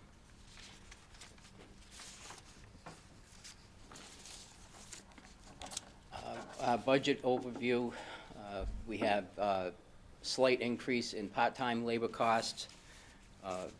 We're looking to expand some of the hours, and we go a little later into the year now, if weather permits it. So we've added a little into there. Anticipated budget increases for electricity, playground equipment, maintenance, and supplies.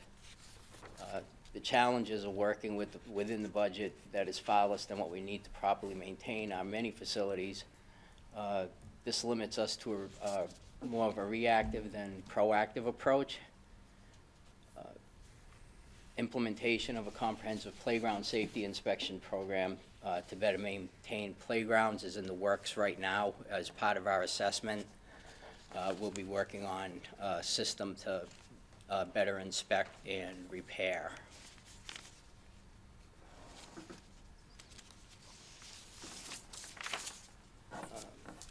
So a list of some of our highlights are we had 145 service requests for calendar year 23 for storm cleanup, illegal dumping, irrigation repairs, fence repairs, tree removal, sinkholes, and broken items around town. We installed 2 donated scoreboards at Dean Park, provided support to the Recreation Department for community events. We still install a story walk at Lake Street Park in conjunction with the library. Participated in the Arbor Day event, planting a tree at Dean. We plan on planting a few of them this year in April. We provide support to the Trails Committee with tree removals on the trails, line and painted fields for scholastic sports at Shrewsbury High School and Oak Middle School. We maintain all of the trees at all of our parks and the cemetery and the town common. We maintain parks, sport fields, playgrounds, and stormwater areas. We continue our Keep Shrewsbury Beautiful program to aid in trash issues throughout the town, and we support local scouting organizations with their ongoing projects.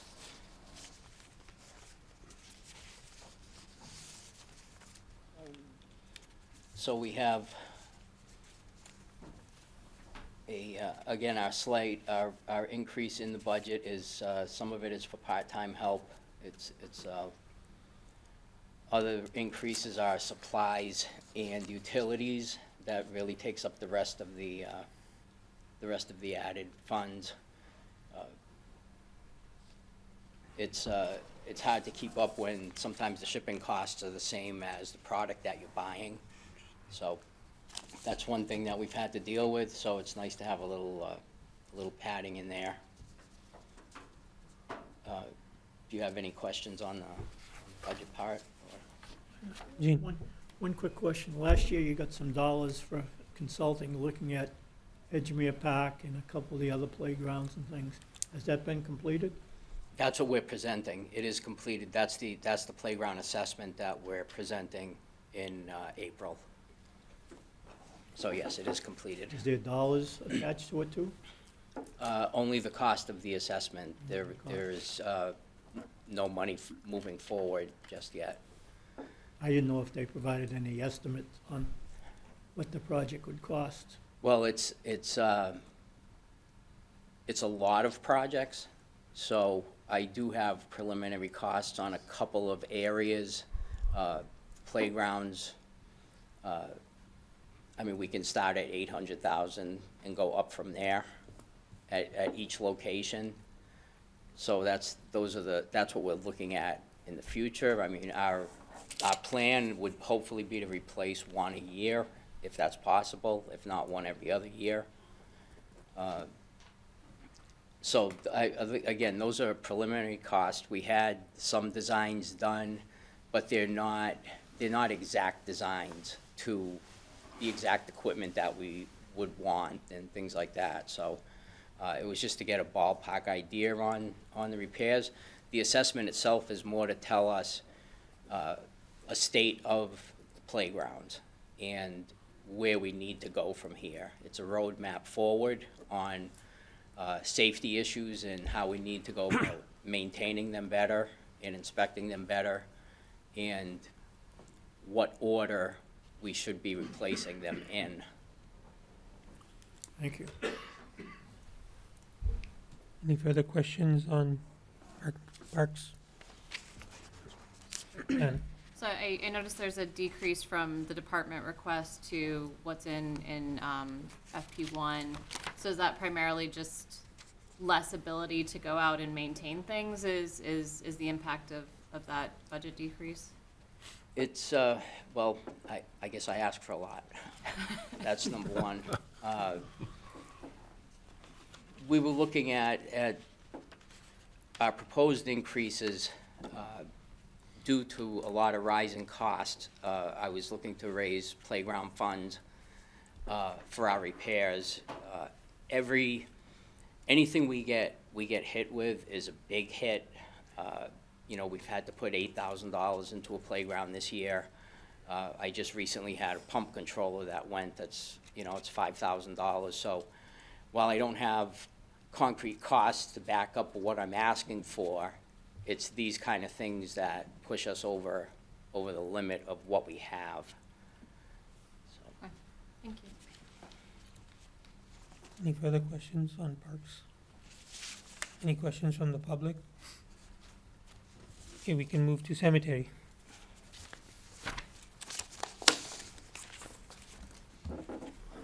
So our cemetery accomplishments for, actually would have been 23 and part of 24, we completed the digitization of all of our cemetery records, all of our lot cards, and any information that goes along with them are on an internal drive. That makes things a lot easier for us when somebody's looking for a location or needs to do a burial. We can find all that stuff online now, where before we had to go through 4 or 5 different sets of cards depending on what we were looking at. So that was a major improvement on our side. We hope to have a public-facing part of this at some point where the public can find, say, grave locations, but we would not have like all people's personal information in there. So we're still working on that. We did have a new cemetery program manager that came on. Justin from the town manager's office was our former manager, and we moved someone internally from the business management division, and it's been a really smooth transition from one person to the other. So that's really what helped us get all this the record keeping accomplished. We did start a foundation program. We've had a lot of leaning headstones. We did 20 of them this year. They were subcontracted because of the amount of labor that's involved. And we still continue to identify any possible areas for burial space. Leading into our next year's goals, We're still looking for open areas that might be available. It's time consuming to find some of these open areas, so there's looking up on paper, but there's also going out in the field. And without a real cemetery staff on site there, except for the program manager, it takes a little more time. We are doing a headstone restoration program through community preservation, if the funds are voted in May. That's about a $200,000 project. We were able to get a $15,000 grant for the restoration of veterans' headstones. So that will cover some of those. And those are only the historic sections of the cemetery, which on the map is like 1 through 9. And we also started contacting people about overgrown shrubs. We had we're in the 100 range right now of what we've removed, and we still have a list ahead of us that people answered back and are paying us to remove their overgrown shrubs. It's just that some people don't have the means to do it physically, and they really shouldn't anyway, but that's moving along very well. We're tied to the strategic plan through the exceptional category on effective long-range planning with the scanning and updating of forms as it relates to smart, reliable, and robust municipal services and utilities. And some of our department highlights would be 46 requests for sinkholes and broken flag holders, other cemetery issues like sunken markers that family are looking for. Again, the 100 shrubs that we removed. We installed 31 new veteran flag holders, 10 government markers. We had 132 interments, 49 were cremations, 83 were full burials. We sold 21 grave spaces and 8 columbarium niches. We organized the placement of flags for Memorial Day with town staff and Girl Scout volunteers. We also organized flag removal in November with various scout troops. And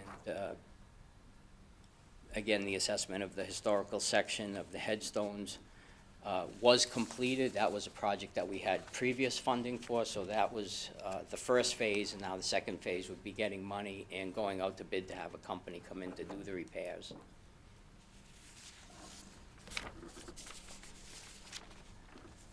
So our budget, we have our $95,000 for operational expenses. That's for our subcontractor that does the mowing. We do have another subcontractor that digs graves for us at no cost to us. He's paid directly through the funeral homes. And then we have our salary for the program manager that works out of the cemetery. Rajesh?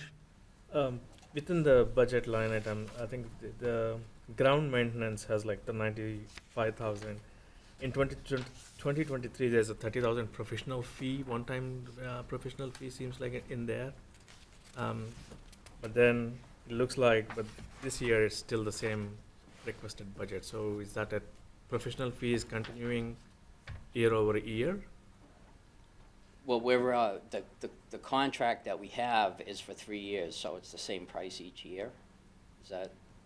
So that's I for understand that. maintenance. That's what like I'm trying to understand what the professional services are for. The, I'm not sure.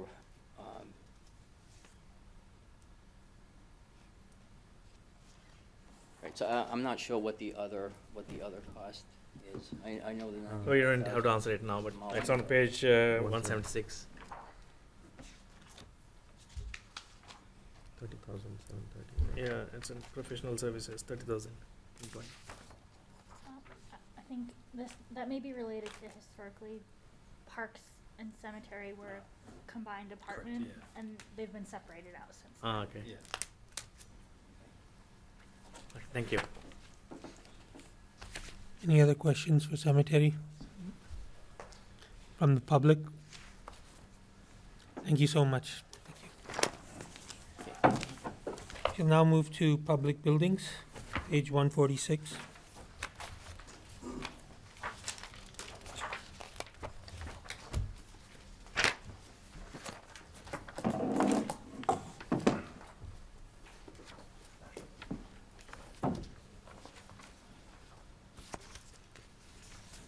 Hi, everybody.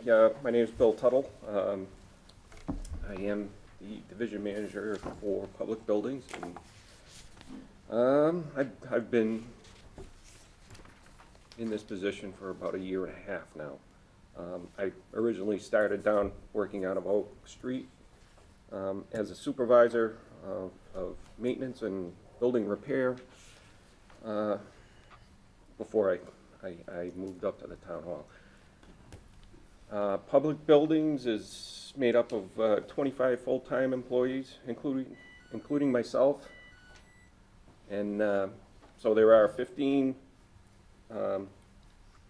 custodians, there are 5 maintenance craftsmen, 4 supervisors, and myself.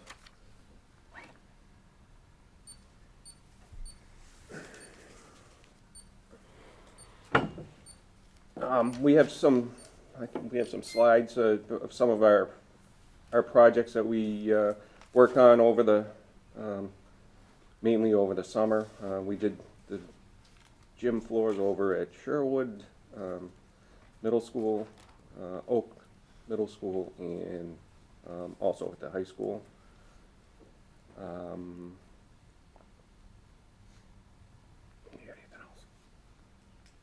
We also finally completed the LED light replacement at Oak Auditorium. If you look at the on the right side of this, it shows what our savings is, and it's over $7,000 a year by adding LED lights in there. Another plus with that is the low maintenance that LEDs take. The halogen lights that were in there, we used to have to replace 2 times a year before town meetings. So the savings is in the labor and the force account labor.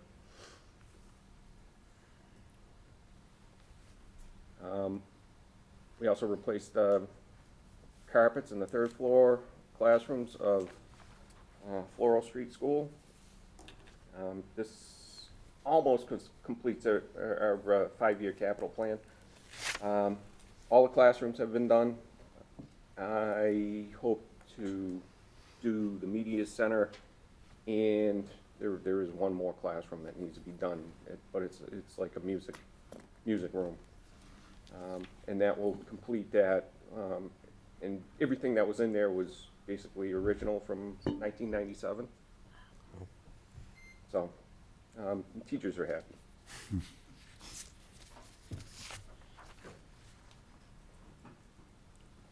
We also, at Floral Street, if you see the top line there, we replaced the HVAC, and this was a warrant article that was from town meeting. It was a major project for us. Basically, the systems that were there were from the late 90s, and the building was actually built around the systems. So it was quite an undertaking to get old air handlers and everything else out and get the new ones in, because the school was basically built around everything. We have 2 of the supervisors are taking the BOC certification training.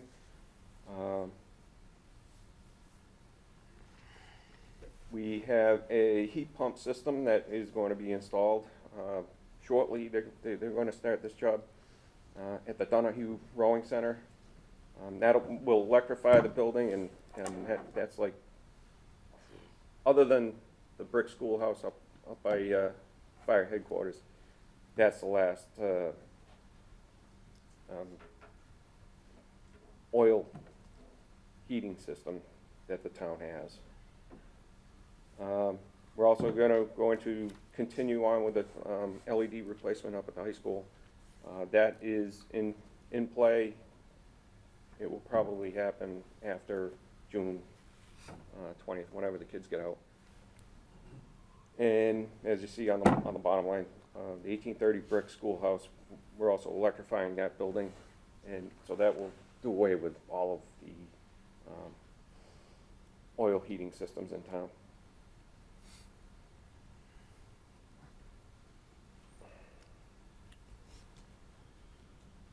Question. Yes, Brian. Just curious, based on Floral Street and the replacement of the HVAC and the challenge there, is the new system, would that be easier to replace in the future than the one that was removed? I would assume so, but it went in, so yeah, absolutely. I mean, they had to cut the old system out, basically. So we had the school closed for the summer, just because this project was pretty massive. So, and it's a VRF, so it displaced natural gas. So there's a savings there. That's what that rebate was. Yep. From Mass Save. So. Thank you. So it's supposed to be more efficient. Overview of the actual budget. We had a lot of Jeff and I put this together. Jeff was my former boss. Our DPW manager, and we were pretty aggressive with it, basically because we've been under budgeted, and we've had to make massive transfers every June just to get to zero. For instance, last June we had to find $210,000 to get to zero. So I know when you get something that says, "Oh, try to keep it to 4%," we were trying to reset the budget, and we had all sorts of different things that come along. For instance, in January, one of our contract cleaners that cleaned 6 of our schools told us they were done at the end of February. So we had to do an emergency bid. We bid it out. Basically, it's $35,000 extra just to get to June 20th, or one school gets out. And a lot bigger amount next year, $190,000 more for FY25. And these things are just that come out of nowhere, and we dealt with it. The cost of goods and services are extremely volatile. Just paper products to keep these buildings stocked are huge, and we're just seeing it all over the place.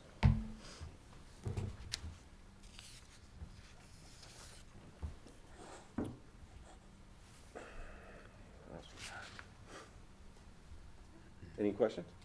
Any questions from the committee? Gene's going. I got a couple. That 190,000, that came under professional services Yes, sir. on there. Your overall is up 352,000 on there. It was at 880, and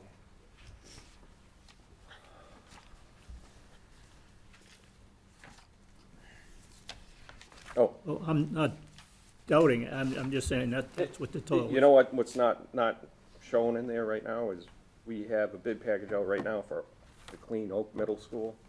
That's part of it. The contract that we have runs out the last day of school. Are you having problems getting contractors to bid? No, but just the costs are, basically, the biggest problem the contractors have are trying to keep people Themselves. that will work, yeah. So, So it's been, I don't know, it's been interesting. We're busy. Diana? I noticed a comment in your budget challenges about the new buildings coming online without increased maintenance. So what new buildings are you referring to? Well, okay, perfect. The Beal School, for instance. Okay. Okay, so we had a 30,000 square foot building up here, if even that, and we built a 126,000 square foot building up there, and there really wasn't any money put into the Major budget. increase, gotcha, okay. I think the general consensus is, oh, it's new and nothing's gonna break, but we're spending real money on it now. It's after 2.5 years. Plus, keep in mind, we just added a 40,000 square foot building next door that replaced a 14,000 square foot building. So, you know, it should be taken into account. We kind of did with the budget when we put it together, but, you know.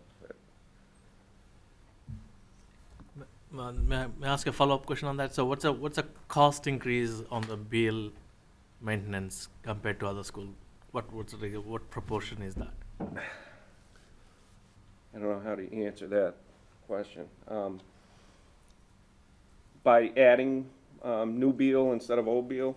Not old Beal, but any other school building. So because it's part of known thing, right? It's a big school. It's part of the maintenance will be more, but it looks like it's come out of a surprise for you that it's cost that is Well, that high. It's all related to goods and services. You know, for instance, like the HVAC contractors, their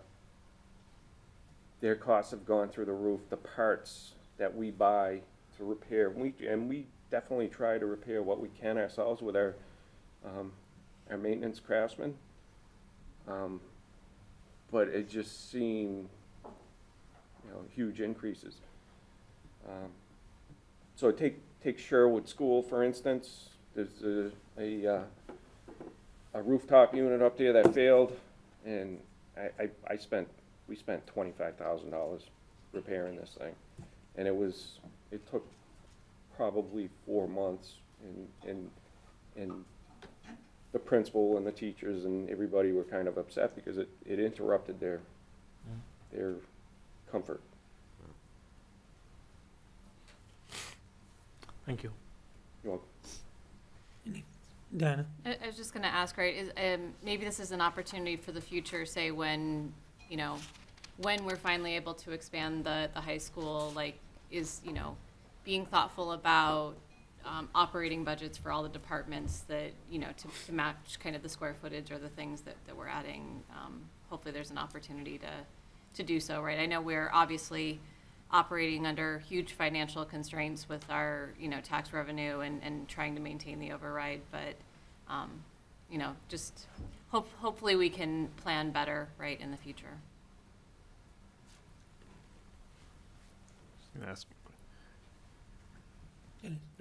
Do we know how often we under budget because of, extraordinary circumstances? The AC unit goes out, the big spend items.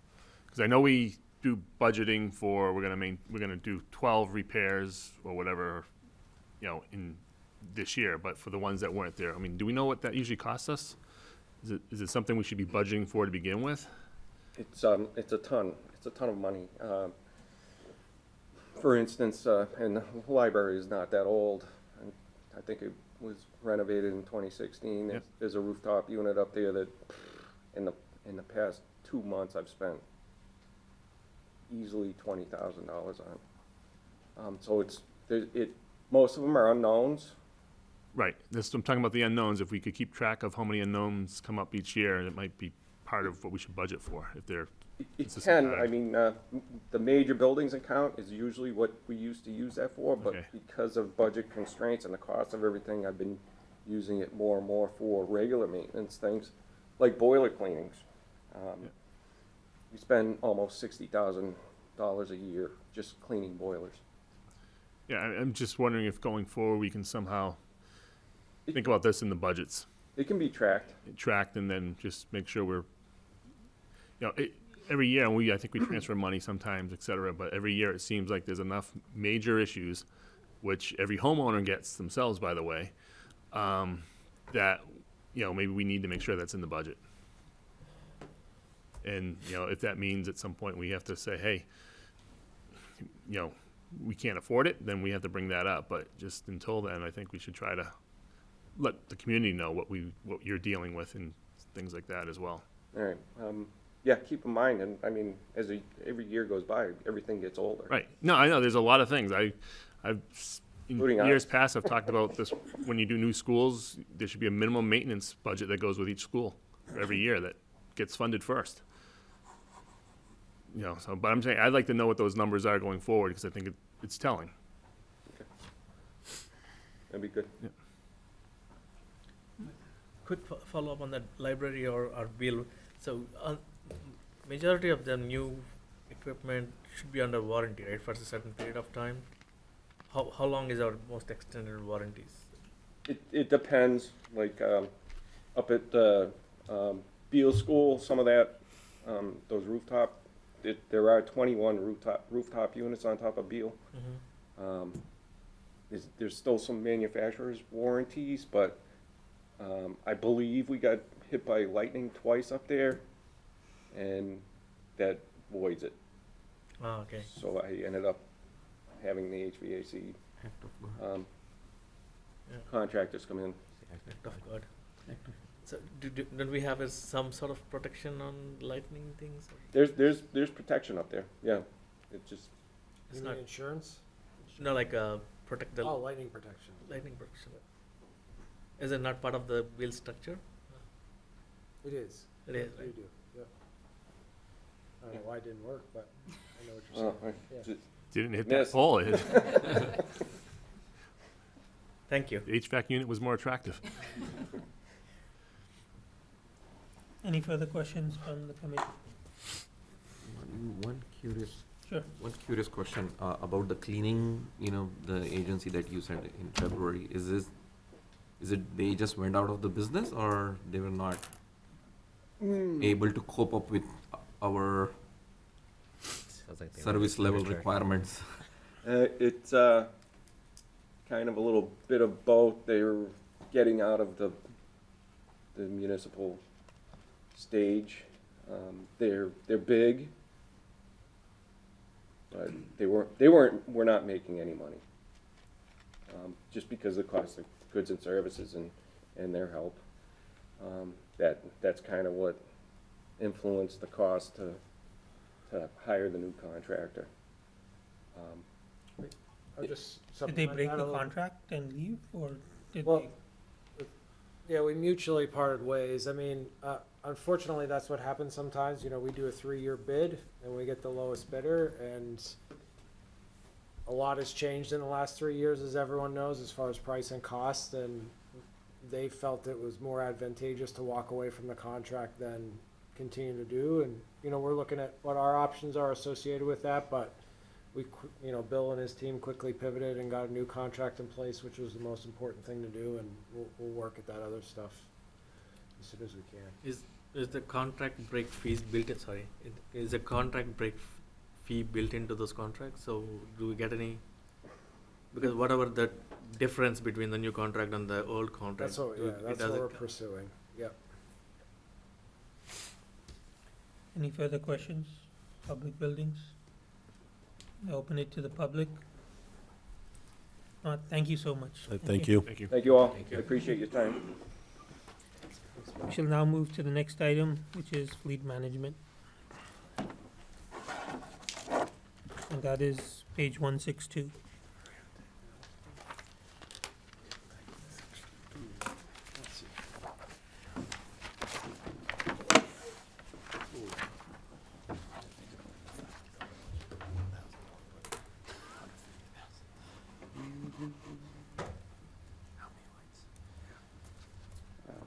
What's up? Good afternoon, everyone. Thank you for your time. Let me speak on behalf of the Fleet Management Division. My name's Joel Kimball, and I've been working for the town since 2012. I've also been the fleet manager since the development in 2022. We are a smaller staff division with only myself, one supervisor, and 2 techs total. We have a large outreach across DPW. Fleet has the pleasure of working with all the DPW divisions and interacting with all other departments within the town. Maintaining more than 150 vehicles and many other off-road equipment year-round certainly has its challenges, but with the support of a very talented techs, willing to step to the plate and take on new tasks, definitely benefits us all. Next slide, please. Throughout the year, Fleet has taken on some large and challenging projects that the Fleet team has done an outstanding job at completing. Starting off the year with rebuilding one of Highway Division's dump bodies in hoist on one of their trucks that was quickly followed by performing a full cab swap on another salt spreader that was slated to be replaced but still needed to be safe for operation for the operator and also for the public. Being able to take on such large projects is great hands-on learning experience for techs as we move forward with training and setting up for the future years. Along with refurbished projects in day-to-day services and repairs, we're able to work side by side with other divisions to help purchase new equipment and vehicles. A new state-of-the-art remote retention pond mower was purchased for stormwater. A new truck was purchased for Parks and Cemetery Division. New EV for the permitting office, and also assisted in ordering a vac truck and additional EV truck purchases for the Water and Sewer Division.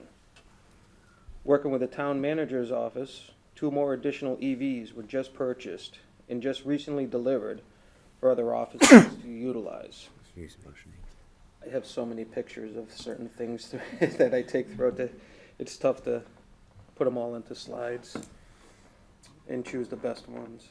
Is the second one the remote mower? So so in this current picture here, the top left-hand corner, that's some training that we hosted in-house with other towns around. The one in the middle on the top, that is the remote robotic mower for the retention ponds.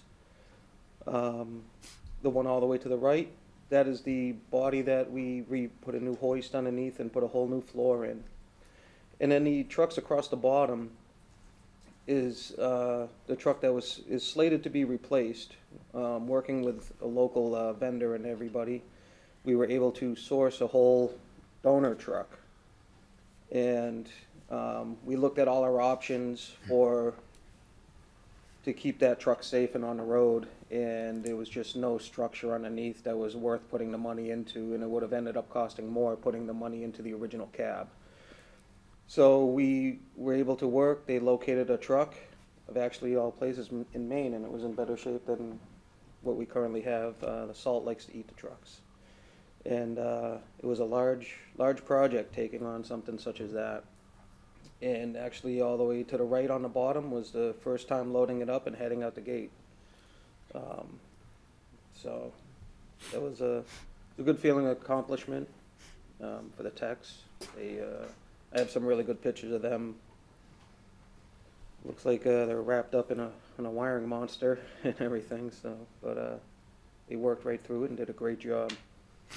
But currently the town's fleet has 10 hybrids for police, along with 2 fuel-efficient internal combustion engines for PD, along with 6 EVs, not including Selco's. We don't work on Selco's fleet, and 4 fuel-efficient internal combustion engines in service. Trying to make the best decision possible for the town for different applications is at the forefront of the future of vehicle purchasing also. Quick question. Sure. For the EVs and the hybrids, how much of the repair work can we do here versus you hear like Ford had their F-50 Lightning problem where they had people were shipping their cars off for months at a time to get them fixed. So far, the largest fleet of hybrids in every, and the only hybrids that we have in town are with PD. We've seen an extended and lengthened service life. Routine service, oil changes and everything. We haven't gotten into any larger issues with them or anything outside of brakes and just regular tires. But I meet with a group of other fleet managers from surrounding towns and also other areas, and try to stay up to date with possible issues that are coming up with them. But they've actually been behaving themselves very well. But if we had to fix them, can we do them in-house if it's anything to do with the electric motors or things like Full that? EVs, I am very not too optimistic of if we have an issue with them. We have to reach out to dealer provided. It's constantly looking into training and what we're going to be able to do in-house. And also,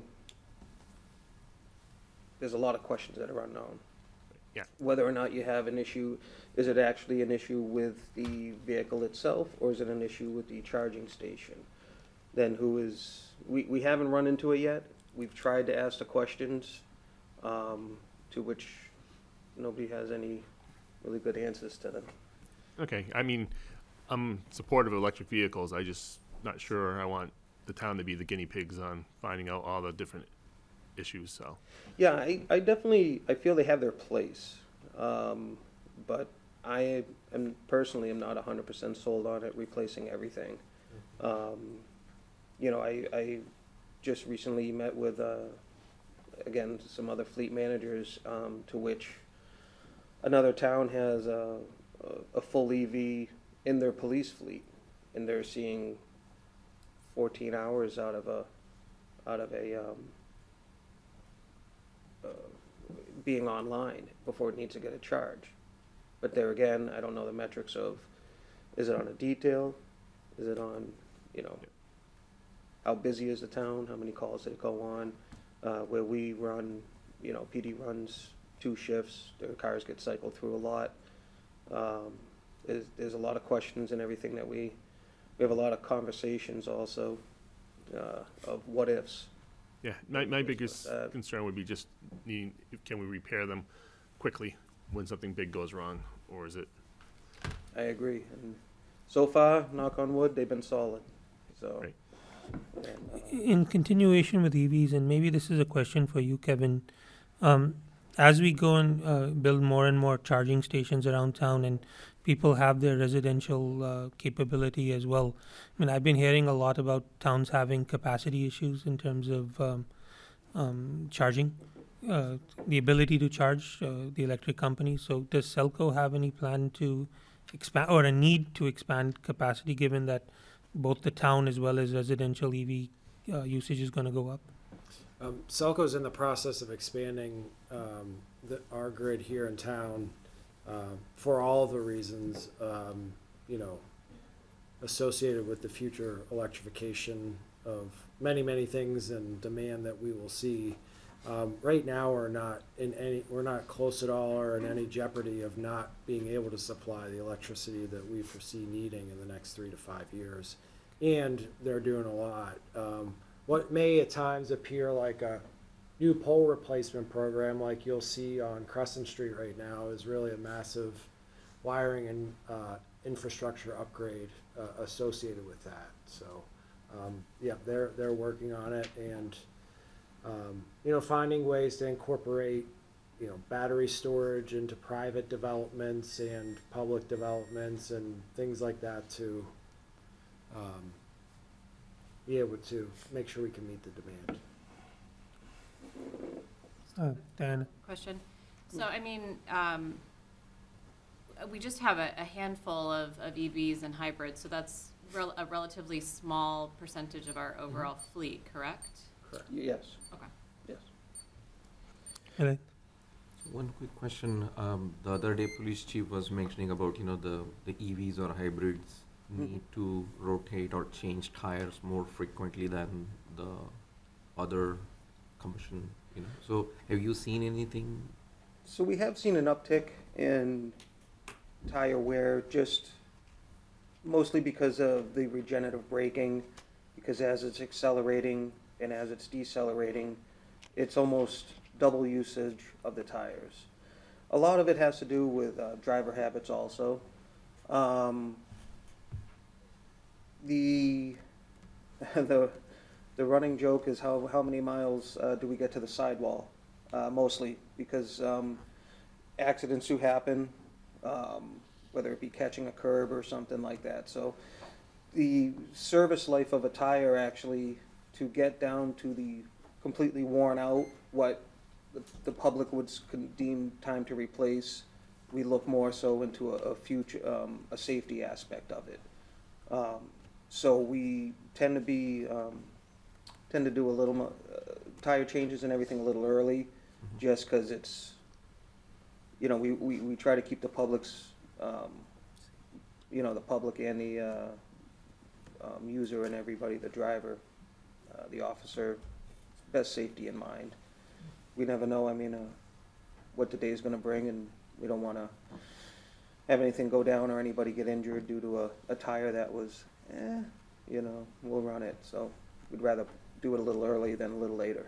So if I may ask, like, just to get more detail, in terms of miles or the number of months, right? Like if we are changing, a common person like me is changing like every 70,000 miles, you know, what are we targeting, you know, to do it earlier? So we basically don't go off of mileage. We go off of tread depth, because mileage can be a funny metric to go off of. The amount of turning around that the cars do, the 3-point turns, the acceleration, the deceleration, just staying in town, really that's where the majority of its wear is put on. So we mostly look at the tread depth, measuring tread depths, and keep an eye on that. You know, and we make our decisions off of that. Thank you. Maybe this question related to policy, maybe it goes to Mr. Mazakar. So do we have a policy on what vehicle we're going to invest in, like, moving forward? Is it a completely EV fleet, or is it a hybrid fleet? Because EVs are little still on the hype, but I think it's slowly coming down very fastly. But are we hedging all our bets into EV fleet, or are we hedging into more hybrid mix? We don't have a hard and fast policy. It's really a vehicle by vehicle, need by need decision that we're making. We are doing everything that we possibly can to move away from internal combustion engines and move into electric vehicles and hybrids. We know that many manufacturers are changing their thoughts on what vehicles they're producing. Like, as Chief Anderson said, Ford will no longer produce a hybrid police cruiser in 2025. So, you know, we're not seeing, although Highway Division Manager Nick Rapekta went and tested some, we're not seeing a lot of heavy-duty vehicles that are, you know, make up the majority of our fleet being available in you know, electric or hybrid at this time. But the hybrid vehicles that we are buying are, you know, seem to be working really well and tried and true, and they're frontline vehicles, but they don't see a lot of, you know, heavy usage or strenuous usage. You know, there are inspectors and are just being run around town. You know, and that's where they perform really well too. Right? We're not taking them out on the highway, and we don't have any plug-in hybrids. We don't, you know, we have the police cruisers that are Yes, the yeah. hybrids, but we don't have anything else in that realm. So we don't have a hard and fast policy on it, but every time we have the option to buy something, we look and see what's on the market, and you know, Joel plays a major role in that, seeing, you know, that he gets to look at all the vehicles and understand how they're performing. Yeah. Thank you. I will say with the hybrids that the PD is currently running, where they really do shine is whether it be a detail on the side of the road, is where they're going extended hours of operation. You know, that's really where they seem to be, the hours of in-service. We can read all those while they come in for a service, and extending those hours in between definitely seems to be a plus on that side. So, next slide. So our FY '23 capital improvements from last year have greatly improved the division's efficiency and expanded the workload that we're able to keep in-house. The purchase of the tire changing and balancing equipment in just 6 months' time has proven to be invaluable. Purchasing workstations and equipping them with state-of-the-art tools for the techs has also been well received by the techs. Moving forward to the future, additional improvements to the workflow will help us streamline even more to assist other divisions with what our future outlook brings. Working with the town manager's office and also with the select board, Fleet received a donation from Tufts Commons School of a more efficient shop air compressor, producing more volume of air, compressed air, to supply the building at a fraction of the electric requirement of previous compressor, saving operating costs. With the assistance from other divisions such as water and sewer, we were able to create and implement the beginning of electronic record keeping and data collection for services and repairs at the beginning of this year. Each tech is assigned an iPad in which procedures are laid out and being developed to standardize workflow and make records available to everyone with access to the folders. Being able to collect this data will also allows us to get a better understanding of cost, work being produced, and make us more efficient in future services and warranty claims that may arise. Thanks, again, thank you for the time. I'd like to open the floor to any questions if there are any. Any further questions? I opened it to the public. Thank you so much. Thank you very much. Thank you. Thank you to the manager's office also. Now move to highway, and that's page 165.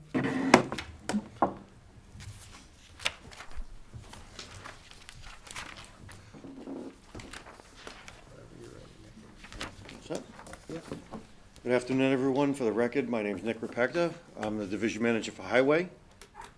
I've been with the town since 2004. Started my career with the Parks Department. I moved to Highway in 2008 as an equipment operator and promoted to foreman in 15. And with the retirement of John Knipe, I was promoted to division manager in August of 2018.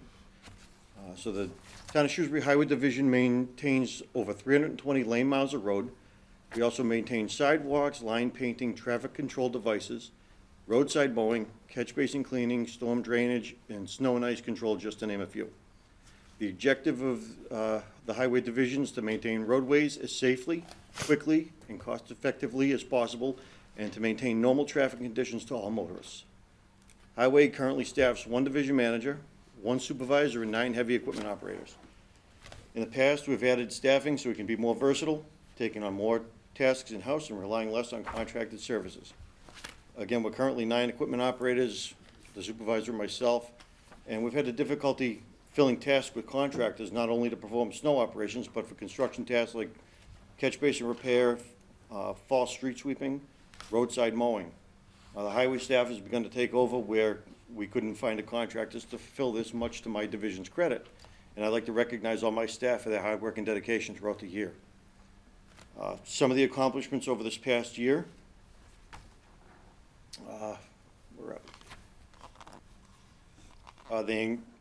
We continue to utilize and expand our salt brine pretreatment program to enhance our snow management program.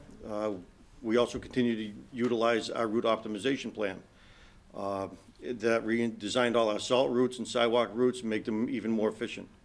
Last season, over 3 miles of roads were paved using Chapter 90 funds, and with the help of the engineering division, they bid that out, designed all the work, and we completed that on time last year. We're working on, lost my place. We've added LED flashing pedestrian crossing signs at several locations throughout town. and additional traffic warning signs with the LED flashing capability to assist with traffic control. Working together with engineering, we've begun the process with a consultant to have our roadways reassessed and update our pavement management plan. We updated our Mass DOT roadway inventory to include all of the newly accepted roads that we got at town meeting last year, and a couple from the previous years, we did it in one big group. That'll actually add to our Chapter 90 funds that we'll get because it's additional road mileage. And another big highlight that we had, we worked with Mass DEP and the Shrewsbury Police to curb illegal dumping down on Holden Street.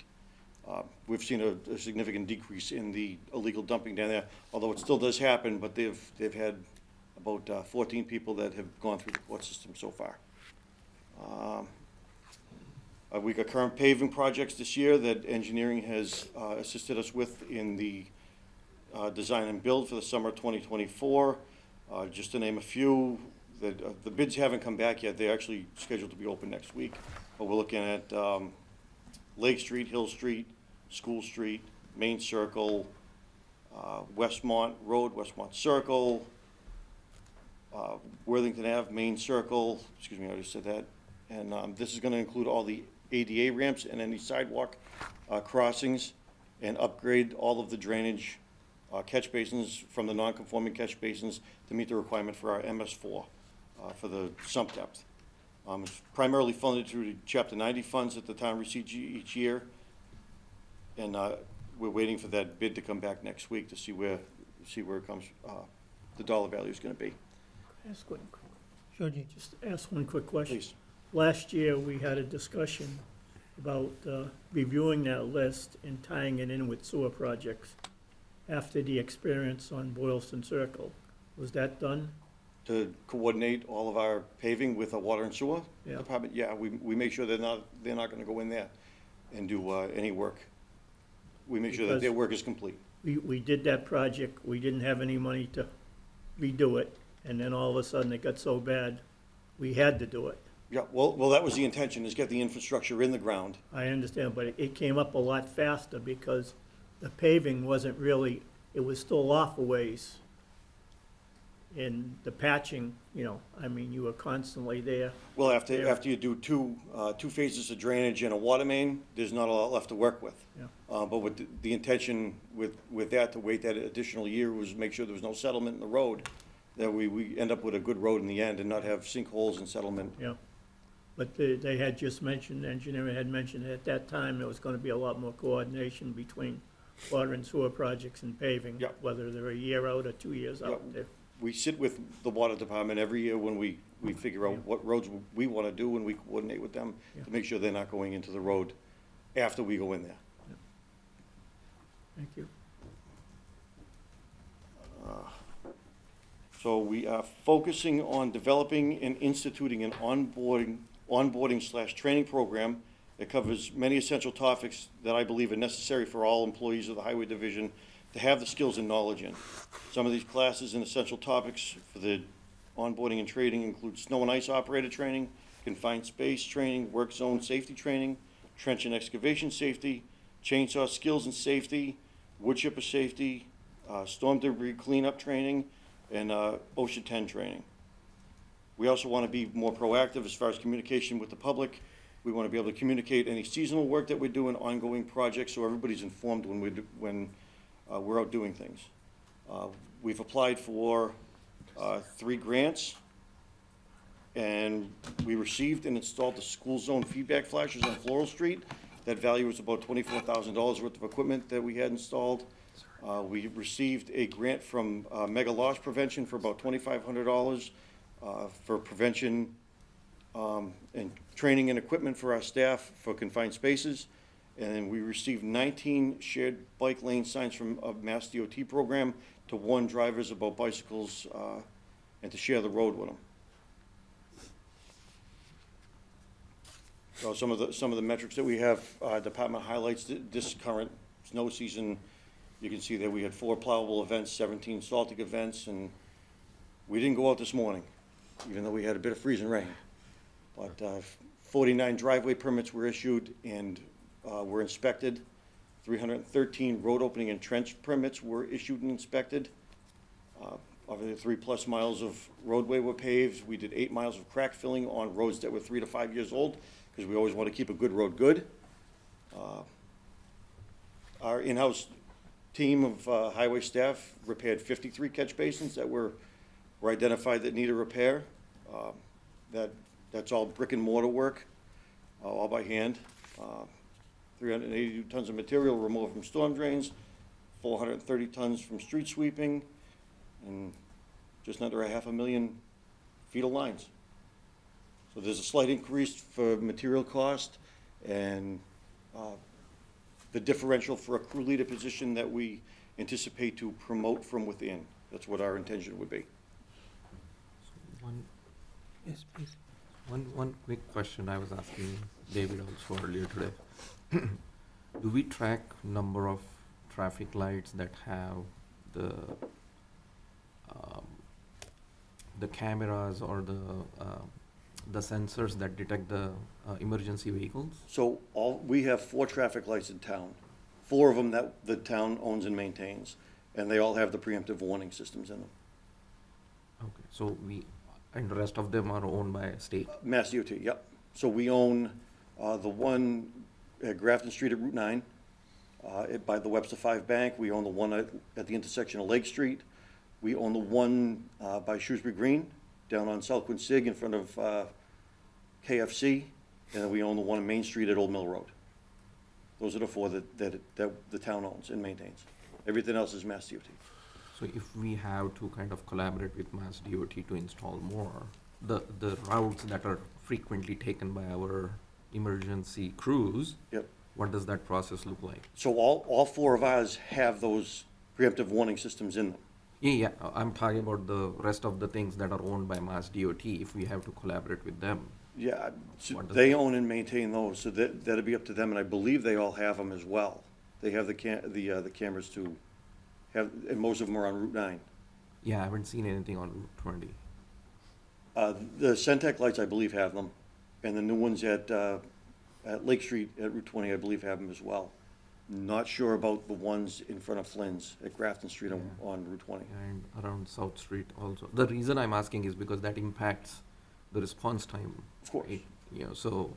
So South Street And at some Route of 9, these streets that I have seen, like some of them detect as far as like 20, 200 meters, and Mhm. some of them like unless the emergency vehicle doesn't stop there in the light, it doesn't. Well, they're all based switch to on, green. they're all based on line of sight. So if there's a curve or something, it's only as far as they can pick them up. Yeah.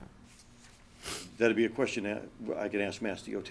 Yeah, I think if you can, Yeah, because I can reach out to them. I have seen a lot of traffic increase, and you know that is even more challenging to our emergency crews. Of course. And you know, if the intention is to have them clear the paths, you know, by making all those lights green. Mm-hmm.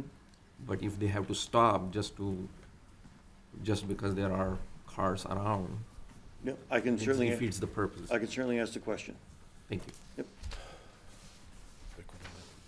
Yes, please. Just Nick, when you talk about the tons of material, where do you dispose that? Do you have to pay for it? to be So currently, right now, all of the material, will be street sweeping and catch basin cleaning, goes to the landfill and they use it as cover. Hmm. So we don't pay for it. Okay, good. Thank you. Any other questions on highway? Yes, please. For the promotion, you said you want to do it from within. That's our intention, is from within, yeah. Does that mean you'll be backfilling that other position, or you just have 2 supervisors and 8? No, so the way I envision the crew leader working, it's like an assistant to my current supervisor. Okay. It gives him redundancy. Yep. So when he's on vacation or out, we have an accountable someone- person, but that accountable person would be leading a crew every day of 3 or 4 employees Right. on the group tasks, repairing catch basins, something that would involve somebody to make a decision. Yeah. We anticipated promoting from within. Great. That's good. Any further questions on highway? I have one question related to the budget line item, and then maybe with the succession planning Should we That's come a- back to that later? yeah. So Okay. well, maybe can I ask very quick on succession planning or promotion within? So do we have an inbuilt policy on the succession planning? Where if there is an opportunity for the existing employees to move into next role, We don't have a specific succession planning policy. In this situation, we would post it internally, the position internally first. Is this a union position or not? This is a union position, yep. So But we they're not have to tra- follow their collective bargaining. But they're not trained until they get that position, right? In that scenario. There's opportunities. You know, we have union employees will or employees will act in higher level roles on vacations or when there's time off, and they'll be given training throughout if they're interested. So yeah, there's a variety of opportunities for them to gain experience before they're actually appointed. Thank you. Any further questions on highway? Public? Can go to forestry? Or was there something still left you wanted to present, Nick, on highway? No, I mean, I just provided a couple of highlights and pictures of some of our work that we've done throughout the year, you know, and just to show you some of the equipment we do have. We've been very fortunate to put some real nice additions to our fleet in the past couple of years. I'm very appreciative of that. On that, there's in the budget line item. Sorry. Sure. So there's a humongous increase in the rental equipment on page 168.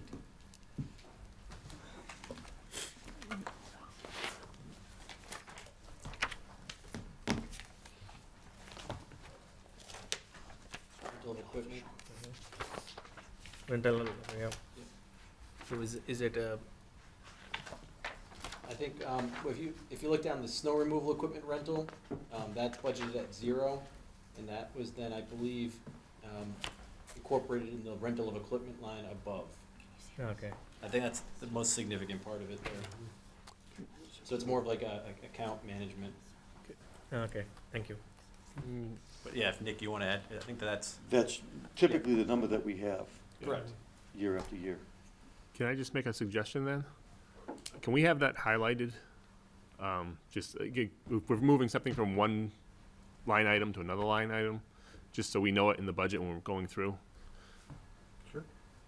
Because that happens every year a few times where we say what happened here, and then it's a very simple explanation. It'd just be good to know ahead of time. Okay, I guess we can move to forestry then.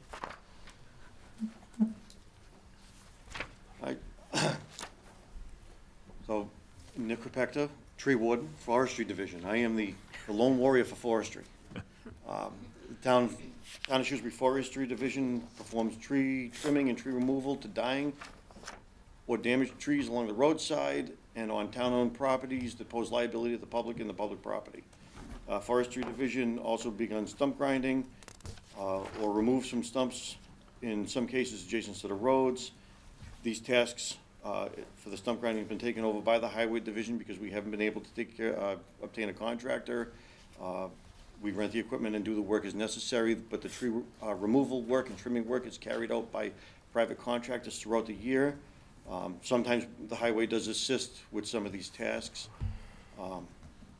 Usually, tree trimming is usually in the fall when we obtain the contractor and have them work with us. But tree removal is done throughout the course of the year. Last year, we had 37 removals last year.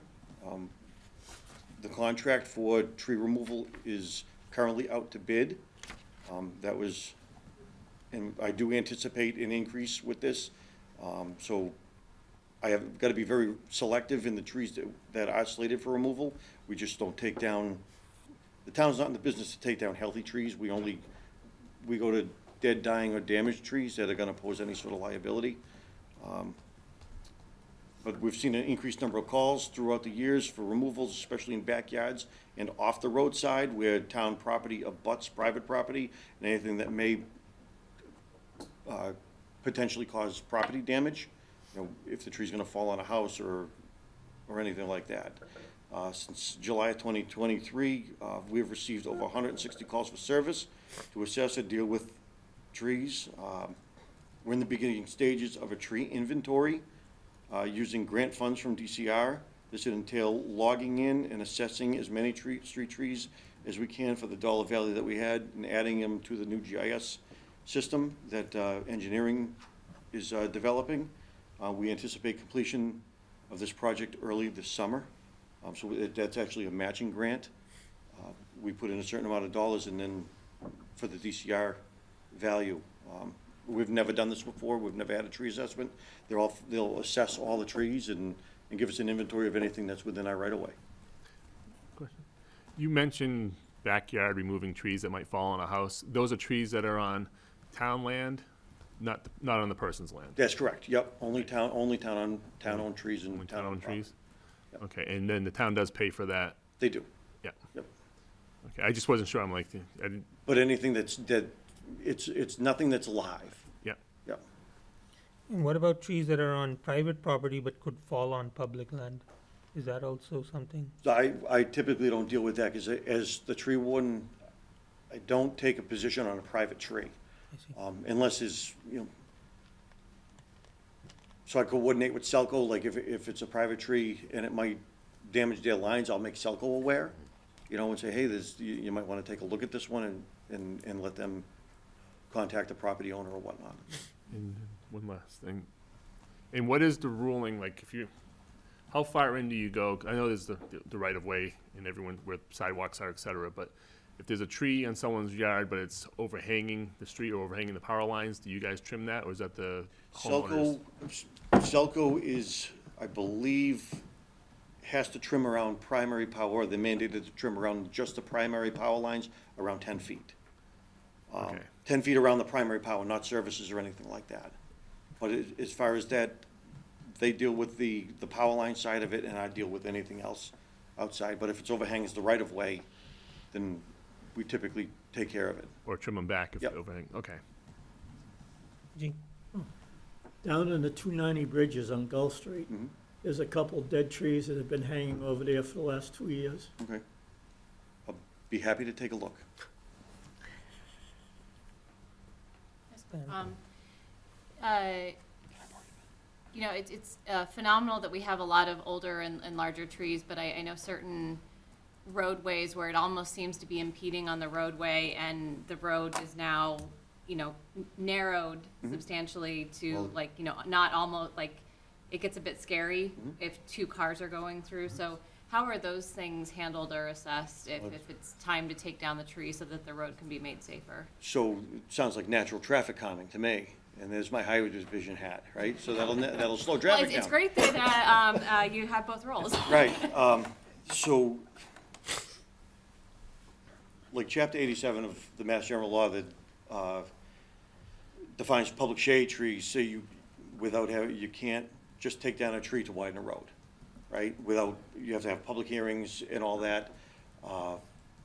It has to be posted for a certain amount of time, so you can't just take down a public shade tree just because you want to, unless it's dead or dying or damaged or diseased.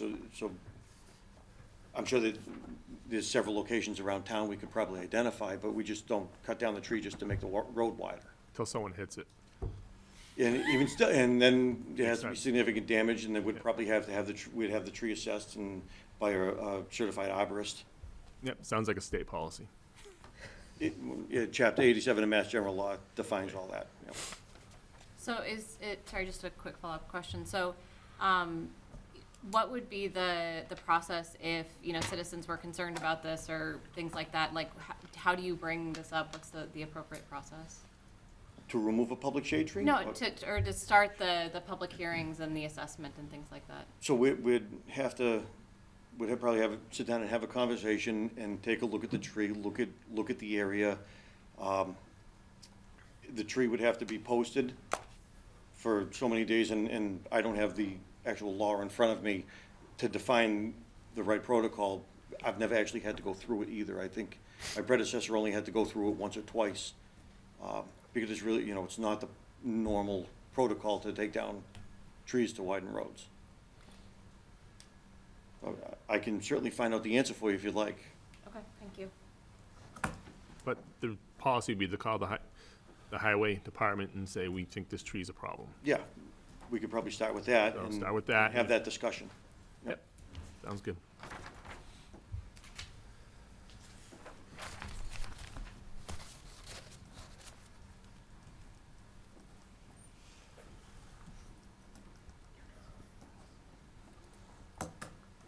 Was there more you wanted to share? Nick? No, I think I covered pretty much everything. Just a couple of slides of some of the work with our contractors that we currently have. Picture on the left was actually a tree that fell on a perfectly calm evening, right in the middle of 140, and actually shut down that portion of 140 for about 6 hours while they cleaned up the debris in the road and took down the codominant stem that was right next to it. And the highway division, we always get calls for trees, for any sort of removal if they fall in the road or whatnot. And that's just some of my staff out there cleaning stuff up, and then, again, one of the staff members working the stump grinder. I had a question on that. If a homeowner doesn't take care of their trees and it falls into the road, are they responsible? Do we bill them for the cleanup because they had a dead tree in their yard, they didn't take it down, and it fell in the road, and now you have to clean it up? No, we don't bill the homeowner. We usually clean up what we can. Okay. Usually. Has there been any thought of doing that? With it, well, unless there's I mean, if it's a dead tree that falls in the road, I can see that's going to be an easy one to prove the homeowner didn't do anything about it. Unless they weren't previously informed. Well, if it's a dead tree.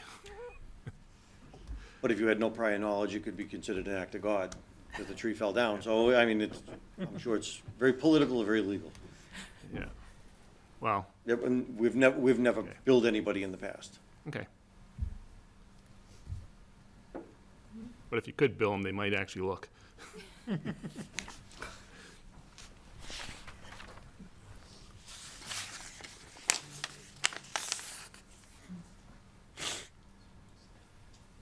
Are there any questions for Nick on forestry from the committee? I open it to the public. Not, thank you so much, Nick. Thank you. Thank you. So even though that's the end of the list, we're not done. We'll go back to 2 items in DPW, weights and measures and street lighting. So we can start with weights and measures. Kevin, you'll be at. Commission on Disability. We'll come back to that. That's not DPW, so let's complete DPW. Just have, and we have, okay, sounds good. So weights and measures is an obligation that we have as a community to ensure that weighing devices and dispensing devices that are used by the businesses within town are proper and managed appropriately. So we have weights and sealer of weights and measure, John Knipe. So we provide a stipend to him, and then the operational expenses associated with his work. And performs a lot of activities throughout the course of the year when it comes to gas pumps and scales within grocery stores and other commercial establishments. So happy to answer any questions, but small $11,810 budget. Any questions for weights and measures? Yeah, real quick. Is John the one who's sort of retired and we just bring him back in? Correct. Yep, he's the former highway superintendent. Do we know how much longer he's going to be willing to do this? Yeah. Because I'm assuming that price will go up when he. Yeah, I mean, we've been steadily bringing the number up, and you know, John has. I talked to him a couple weeks ago, and he assured me that he'd let me know when he thinks he's going to be done. Okay, no, I mean, I think it's a great relationship we have right now. It's just, unfortunately, you know, if he's already retired, at some point he's gonna absolutely go down to Florida or something. Yep. He's a young retiree. Are there any questions further on weights and measures from the committee? I open it to the public. Thank you. We can move to street lighting. So street lighting, these costs are directly associated with the utility consumption of the street lights within the public domain. So the cost adjustment is associated with catching up on the increasing utility rates and projecting a Cellco rate sometime halfway through or 3/4 of the way through the fiscal year. Are there any questions on street lighting? I open it to the public. Thank you. That completes Department of Public Works, all the departments within DPW. We can now go to the final item, which is under Human Services. the Commission on Disabilities, page 209. So the COD does have an operating budget with $500 in operational expenses laid out there. Justin Dobson and the town manager's office staffs and supports the work of the Commission on Disabilities. They've been very active over the past few years, working through a number of initiatives that provide accessibility across different departments and different aspects of the town, and we appreciate their commitment and work within the community. So happy to answer any questions you may have about the COD or their small budget. How do you handle complaints? Well, it depends what it is. So I serve as the town's ADA coordinator.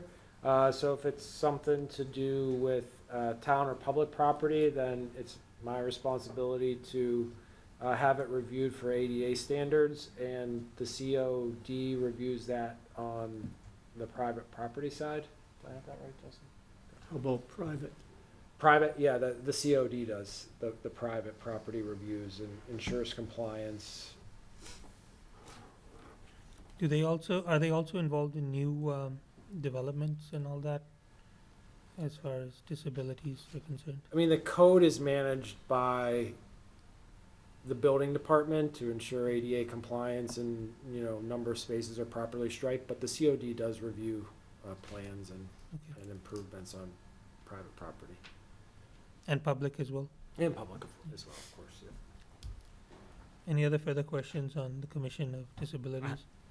Rajesh? And this 500 is towards just regular expenses? $500 generally. What does it go towards? So in the past, they used it to invite speakers. So I recall maybe 2-3 years ago, Valerie Fletcher, who was the executive director of the Institute for Human-Centered Design, which is an architectural firm. They've also used it for promotional materials like handouts. So COD tries to do events like Spirit of Shrewsbury. I know that they haven't expended anything of their budget to date for this fiscal year, but plan to acquire some promotional materials related to disability that they can use at the upcoming Touch a Truck event and other events this upcoming summer. Thank you. Are there any other questions on COD from the committee? If not, I open it up to the public. There are none, so we can now agree that we have completed all the items on the agenda under the public hearing. So may I get a motion to formally close the public hearing for the budget of fiscal year 2025? So moved. Second. All in favor, please say aye. Aye. All opposed, please say nay. Nay. I want to stay. No, it's like, do we need to review this meeting dates again, or? We'll quickly go through it, yeah. So, the motion so passes. The meeting dates we went through yesterday, on Thursday, they stay the same. April 11th, April 25th are public hearings for the town meeting warrants. Monday, May 20th and 21st will be the annual town meetings. And then we meet on Thursday, June 20th, for our routine FinCom meetings. Any questions or comments? One quick question, comment. How early would we get those public? Yes, that's a good question. Alex, when would we be getting the warrant information? The for review? report? Yeah. The select board will sign the warrant at their meeting on Tuesday, and so I can sign the warrant after that. And then the finance committee report, we can review a draft at the Thursday, April 11th meeting, and most likely vote on it at the April 25th meeting. And we're not sure if we'll start the meetings at 6 or 7 yet. Is that part of the question? No, Okay. I just needed. Just to review, you'll get us the warrant articles this week, Wednesday. next week sometime. Yep. Yeah, middle of next week. And But now that you're asking, David, I'm assuming that it will start at 7, but. I think that, that would be our intent. I thought that was the question, is how early would we be starting on those days? Typically, it would be. oh yes, but my understanding is it's quite a large number of warrants this time. So would we be needing more time?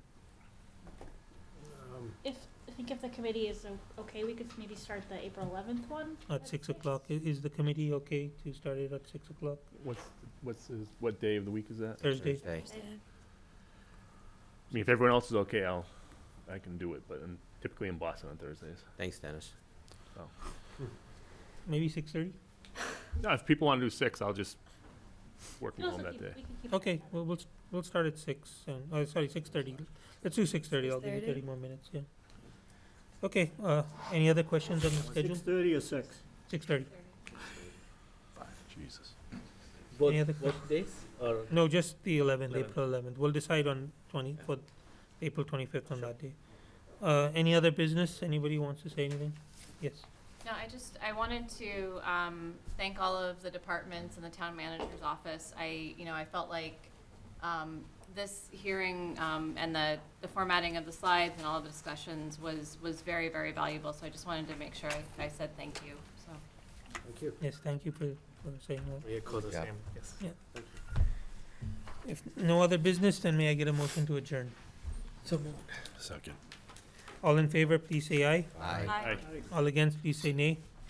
The motion so passes. Thank you, everyone, and thank you again, Town Manager's Office.